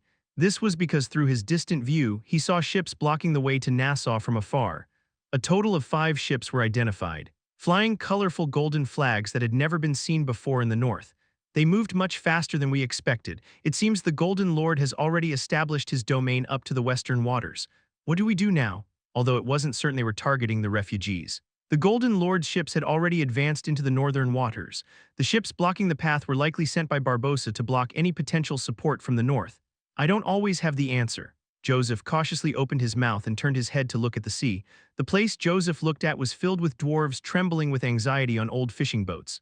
I don't have a plan. But we must act. At the same time those words were spoken, Joseph and Vlad's eyes simultaneously focused on one person, on Harvin, the owner of this ship. I told you this before, the state of the ship is barely enough to reach Nassau. No, and in the first place there are 5 ships there. We did it once before. That was before. Now we have no support. As they spoke, Barbossa's ships approached. However, the only ship that could withstand the approaching giant ships was the Zemina. Harvin couldn't find an answer no matter how much he calculated. So he ended up tearing at his hair. We have no fog to hide in or hidden chains among the reefs. If we rush like this, we'll be dust before we reach them. While the Zemina hesitated in doubt, a solitary figure moved forward. Vulcan's submarine, which was underwater, advanced. Vulcan will clear the way, we'll take advantage of that gap. Then we do it right, although avoiding confrontation would be ideal. There comes a time when you must face it, especially when there are people to protect. Well, anyway, without you, I wouldn't have become a captain and would have died in that small room. Harvin's expression as he faced Vlad still seemed worried. But the angle of his captain's hat was sharp once more. All right, we'll do it. From being the owner of a miserable room, he was now the captain of a vast sea, even if there were walls surrounding him on all sides. Harvin now knew well that in the end we must keep moving forward. The night wants to go once more. Everyone prepare yourselves. I knew this would happen. Damn it, I'm going to die at sea. The crew, noticing the captain's determination, quickly found their respective positions and began to settle in. However, the reason they show not a single complaint despite the ridiculous orders is probably because the existence of Vlad and Harvin is a source of pride for them. People who were born in the same mud but became a source of pride. Mage, go to your post. Since when is it my post? Nibelun, who was treated as a mere power source, grumbled unusually, but Harvin's word was law on the ship. Nibelun muttered that he was lucky to have gained some warmth in the forge on Lemnos Island. With a familiar hand gesture, he pulled a small bellows from his backpack and stood behind the mast. Vlad, wait a minute. While everyone was taking their seats as they did last time, a voice stopped Vlad, who was trying to move to the bow. What is it? Barades, I'm sorry, this time it's certain. Vlad turned his head and looked at the elves gathered beside Barades. The elves of Ossurin were clinging to the railing, looking out to sea. Even in this urgent situation where the sailors were running back and forth, there are spirits nearby. They are more gathered than before. Barati's finger, which had been pointing out to sea, now pointed at Vlad's sword. These are spirits that originate from the World Tree Mother. They've been out for a long time, but I think I recognize them. Hearing Barati's words, Vlad quickly closed his left eye. Then, in the world he viewed, he could detect the blue light flowing from the sword's sheath, just as was said. Release the sails, all of them. Following Barati's finger, Vlad saw flashes of light in the sea, confirming that he should be high up, not at the bow. To show the trail of the World Tree, everyone say goodbye to Zemina. From now on, we're heading to hell. The wind of mystery began to blow on the sails lowered by the humans. Then Zemina advanced as if gliding. However, Harvin, who realized that the momentum was far beyond what he expected, looked at Nibelun with a surprised expression. It's not me, Zen. What is it? The dwarves around us widened their eyes as they watched Zemina advance without a single movement. The strange-looking movement was indeed movement, but the color of the sea, which somehow looked different, seemed brighter than usual. There's no time, release your aura immediately. Kahano gave urgent advice to Vlad, who was climbing the mast. This was because the world seen from below was already full of glowing squid. I know where I need to be. The place I must be now is not the foremost, but the highest, because this was the only way to show the traces of the World Tree flowing through the sword from afar. Good thing we didn't accept the refugees from the beginning. I couldn't protect Justja. But I wanted to be different this time. Although revelation is something you face before you realize it, I still wanted to be a little prepared. Thanks to that determination, the current Zemina could move forward without hesitation. Vlad reached the dizzying watchtower and drew his sword with all his might. Then the golden world shone brightly. Bubbles in the sea began to bubble along the world that shone like a beacon, a golden light shining alone over an increasingly turbulent sea. The scene viewed from afar looked exactly like the image drawn by the priestess of the World Tree. Chapter 209, Golden Beacon Part 2. Some saw it as something to protect, but for others it was merely something to harvest. Barbossa's crew smiled gleefully as they watched the dwarves floating in the sea. To them, who didn't see people as humans, the dwarves wandering without a place to go were nothing more than shining gold coins. Not all of them are dwarves. This is paradise, however. Perhaps they were so excited about the unexpected harvest that they didn't notice the ship slowly drifting away from the group. No, even if they had noticed, they wouldn't have paid much attention to it, because the ship approaching them seemed too small and insignificant. What is this? Suddenly a bright light began to shine over the excited sailors. Although it was midday, the light shone intensely. And though small, it was bright enough to be mistaken for a lighthouse in the port. The flickering light drew closer and closer, traveling on the small ship they had ignored for its insignificant appearance. The ship cutting through the sea was heading directly towards them. Too fast, too fast, the squids. The squids are going crazy. It seemed like they were riding on a silver shelf. The sea was supposed to be blue, but the water's surface under Zemina's feet was now filled with silver. Even Barbossa's ships in the distance seemed bewildered by the light produced by the swarms of glowing squids. Arg!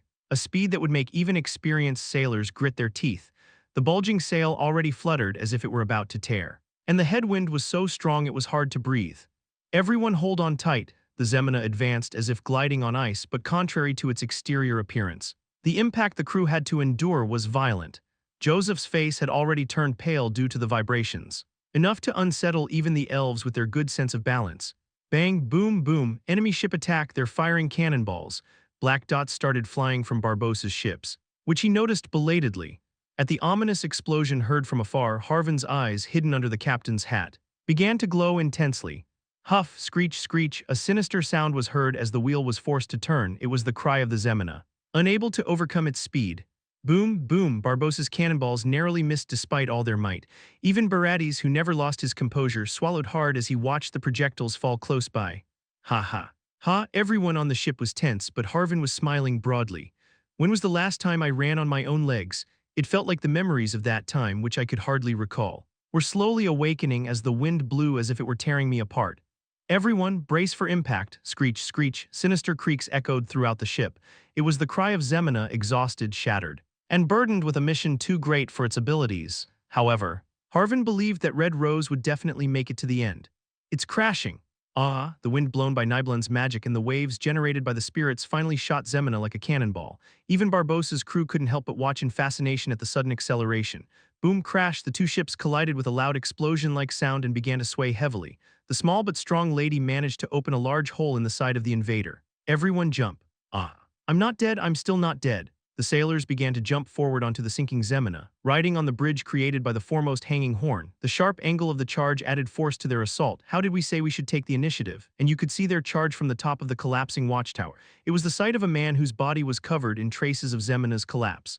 With greatness, the dock reached the dock. But the slanted watchtower of Zemina was sinking towards the enemy's deck. As it collapsed slowly, a golden, shiny object fell. At the same time, the sword swung sharply. The path of the sword pointed precisely at the enemy captain holding the wheel. This is madness, the captain's eyes looking up. Filled with light, two people who had gotten closer by looking at each other passed by. Because there was only one path drawn by the sword. And only one person could stand on it. Whoosh, the captain was slowly crumbling under the blood that had been cut vertically. The moment passed fleetingly. And the light that came was of a precious golden color. I am Vlad of Sora. The mast of the Zemina, which fell, landed on the deck with a crash, however. Vlad showed no pity for her as she collapsed. I will not hear any excuses from you who invaded the north. What you must bring is only the name, not the dilapidated form. A chilling aura began to flow from Vlad, who carried the banner of the Red Rose. There are a total of 5 enemy ships. Seeing the Zemina trapped in the flagship, they felt so bewildered that the ships quickly began to approach. HMPH, another sailor, lost his head due to the strong blow of the axe. The dark-skinned man hidden in the darkness was not something that could be recognized even if someone was watching. Harvin, don't worry about me. Just do what you have to do, Otter shouted while looking at Harvin, whose left leg was bleeding, but they no longer had time. It's now or never, everyone to your posts. In the crowded hold, enemies and sailors mingled in confusion. The elves and Jaeger were fine, but no matter how good they were, they couldn't block the artillery fire coming from afar. Gunners ready. Load the fuse. Harvin had lost his staff and was rolling around helplessly, but he still held the captain's hat he wore. Although the ship was lost, the captain's duty was not yet over. And Harvin was the one who somehow had to open a path for his passengers. Fire, fire projectiles, Captain Fire, endless repetitions amidst chaotic shouts. The crew of the Zemina, having captured the enemy cannons, began to shout as loud as they could at the approaching ships. Boom, boom, boom, a distance that could not be avoided for being too close. The acrid smoke filled the sky with debris flying everywhere. The enemy ships, which had never expected the dock to be captured in such a short time, abandoned the flank helplessly. Don't stop, keep firing. From now on, only quick hands could save them. The ships, realizing that the flagship had been captured, slowly began to open their cannons. The bright tips of the cannons aimed at the sailors on both sides. Emergency increase. At that moment, one of the enemy ships that had finished aiming began to tilt sharply. This was because it was ruthlessly pushed by something resembling a sunfish that jumped from under the sea. Boom, boom, boom. The enemy projectiles that had lost their angle began to rise into the sky in vain, with Harvin's order echoing along with it. Fire began to shoot from the dock, a flying projectile and someone's scream. The torn bodies fell to the bottom of the sea. Above the bodies slowly sinking, bubbles rose. It was a bubble emerging from the darkness of the depths of the sea, where not a single ray of light shone. The misty bubble containing someone's breath extended its hand toward the golden beacon shining on the water's surface, though the color it held was different. It was like a resonance in a very old memory. We can't advance because of the chains. Take a detour. Impossible, there are reefs everywhere. Barbossa scratched his head, worried by the reports he heard. It seemed that the reason for the desperate defense, despite somehow not being a match for him, was due to timing. You're so bold. Barbossa looked at the ship in front of him and laughed as if it were absurd. A ship equipped with a strange watermill was constantly luring them here, although its current appearance was in bad shape due to the projectiles. The flagship of Nidavellir finally managed to complete its mission. They say there's no iron armor beneath the ship. That's good to hear. Blood was flowing down his forehead from the splinters. But Almucar only smiled with satisfaction at the report received. Tell the submarines to make holes in the bottom of that ship. Understood. Although these submarines were built to work, not to fight, it would have been easier to drill a hole under the ship. These submarines were originally constructed to extract minerals from the seabed. Boom, boom, sir, from beneath the ship now. I'm no longer surprised by what emerges. Despite the unsettling sound from beneath the ship that made the sailors nervous, the Golden Duke, Barbossa, merely shrugged, a strange sunfish swimming under the sea in a ship that moves alone without wind. Moreover, there are chains persistently tying between the reefs. Barbossa grew tired of the dwarves' preparations as they struggled to survive. They say nothing is harder than a dwarf's beard. Just looking at them, they're crazy. However, Barbossa's obsession with gold was closer to madness. Despite the unsettling sound from beneath the ship that made the sailors nervous, the Golden Duke, Barbossa, merely shrugged. Ah, Count, given the state of things. What can we do? I'm very sorry.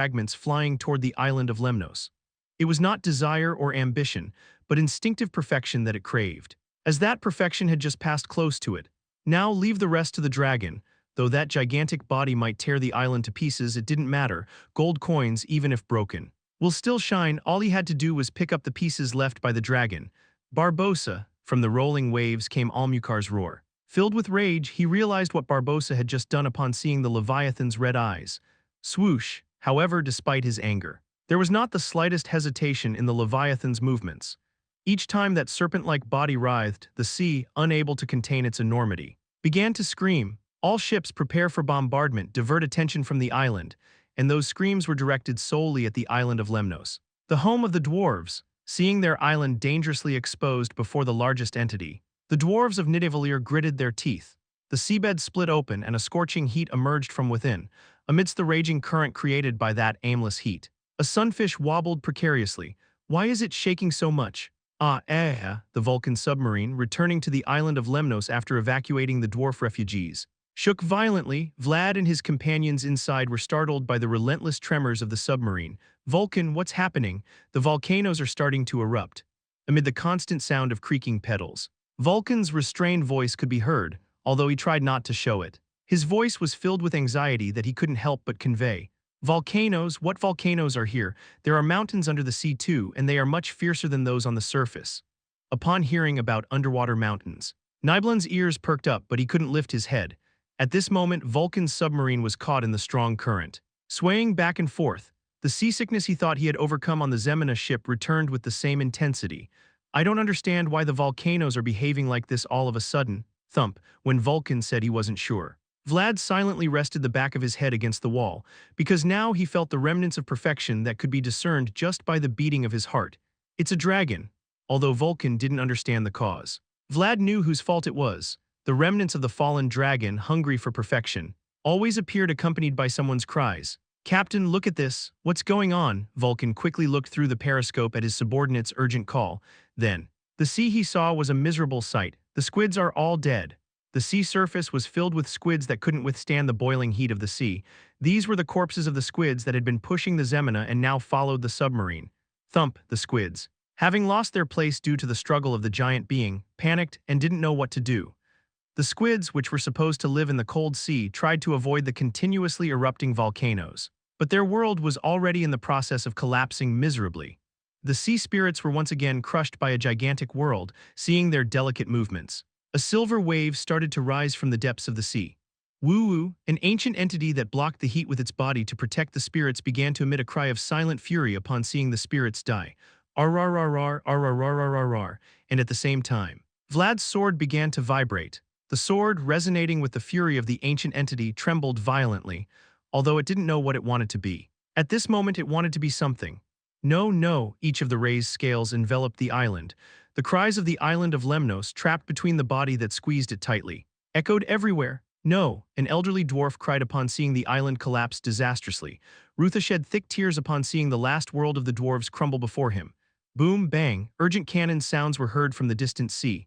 The ships of Nidavellir incessantly fired their cannons at the dragon trying to take the island. But to the Leviathan, seeking the dragon fragments, they were less than the buzzing of a mosquito. Grrrrrrrr, at the dragon's fierce roar demanding its prey. The top of the island of Lemnos finally broke. The hot lava flowing from there was the island's blood and the dwarves' bitter tears. "Leave us alone, damn you, leave us alone." The elderly man, now exhausted, fell to his knees before the storm that blew incessantly. Rutha, seeing the entities that relentlessly forced them to kneel, finally lost the strength to resist. Grrrrrrrrrrr, yes, here I am, come and take me. Whoever possesses me will get closer to perfection.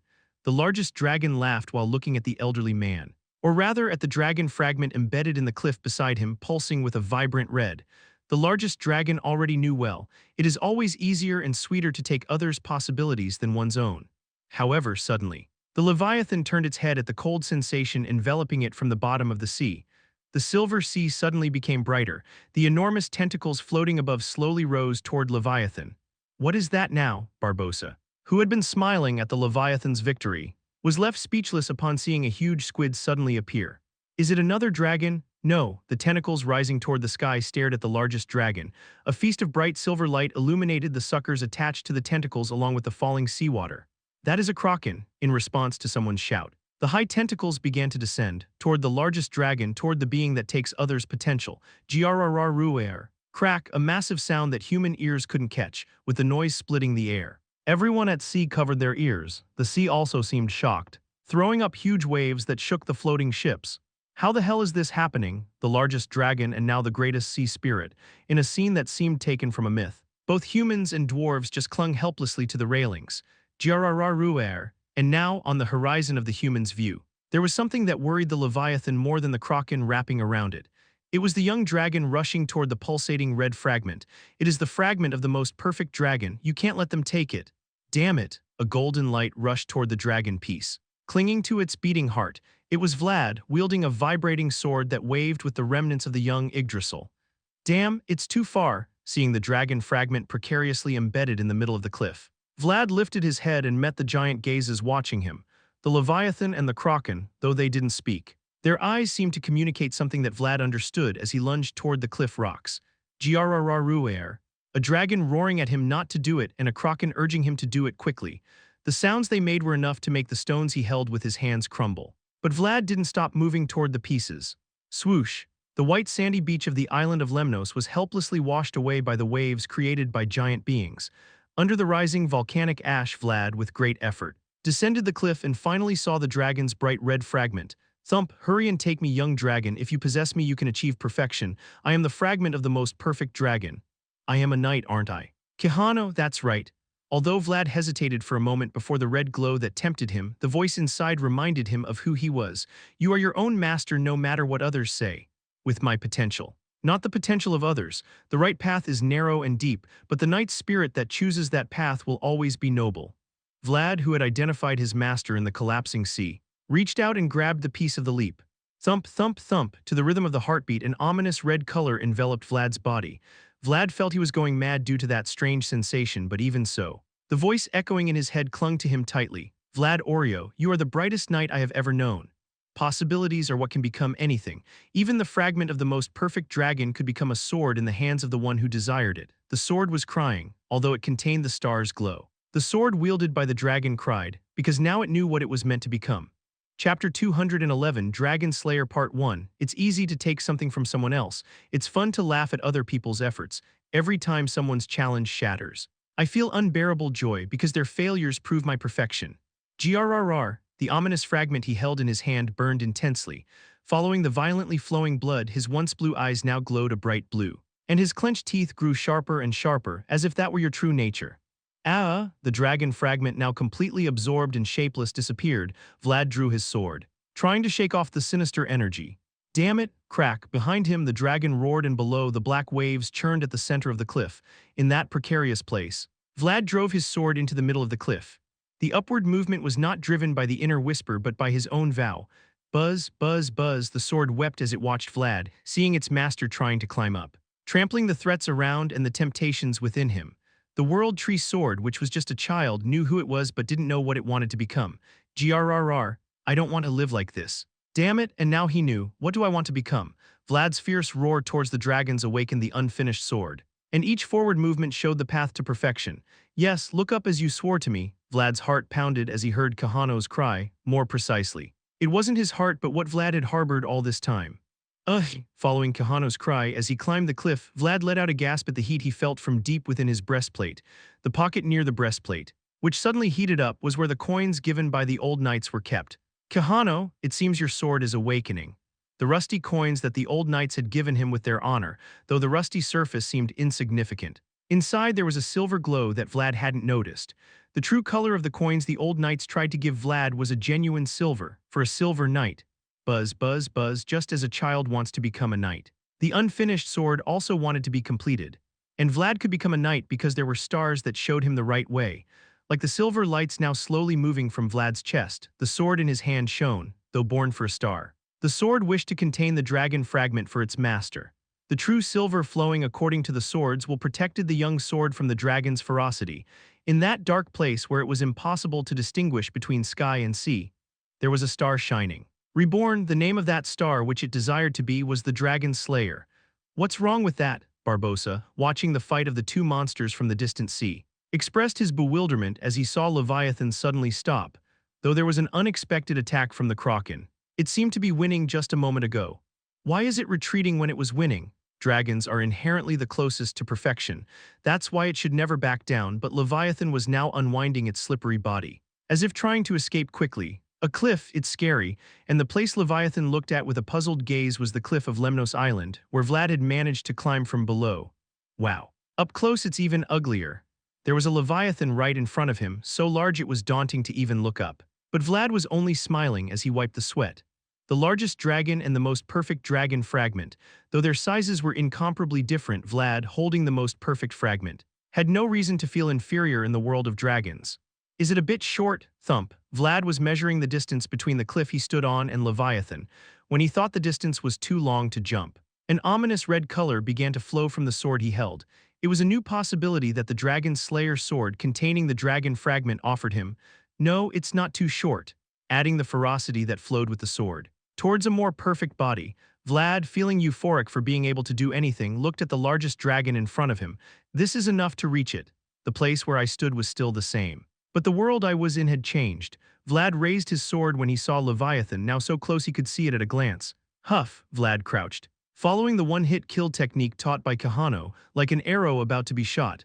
This technique, started by a swordmaster, emphasized a single strike from the fencing of a duelist. Here I go. Yes, the swordmaster's technique deployed on a dragon's body, faced with a possibility he hadn't even imagined. Kahano's heart also pounded heavily. Ha! The ground where his feet had struck collapsed and the figure of Vlad who had been there a moment ago disappeared. The only thing left was a faint residual image of golden light and a slight wind blowing late. Grrr, the golden light starting from the cliff already reached the body, surpassing Leviathan's roar. It was a gesture that showed no fear of the waves at the bottom of the cliff or the monsters right in front of him. Crack, a chilling sound as if a bone was breaking, was heard from Leviathan's body where the sword was embedded, but Vlad ended up making a sound as if he was in trouble. This was because, although he did it himself, the unexpected speed exceeded the target location. Again, however, despite being a small sword stuck, what caught my attention was a threat to existence itself.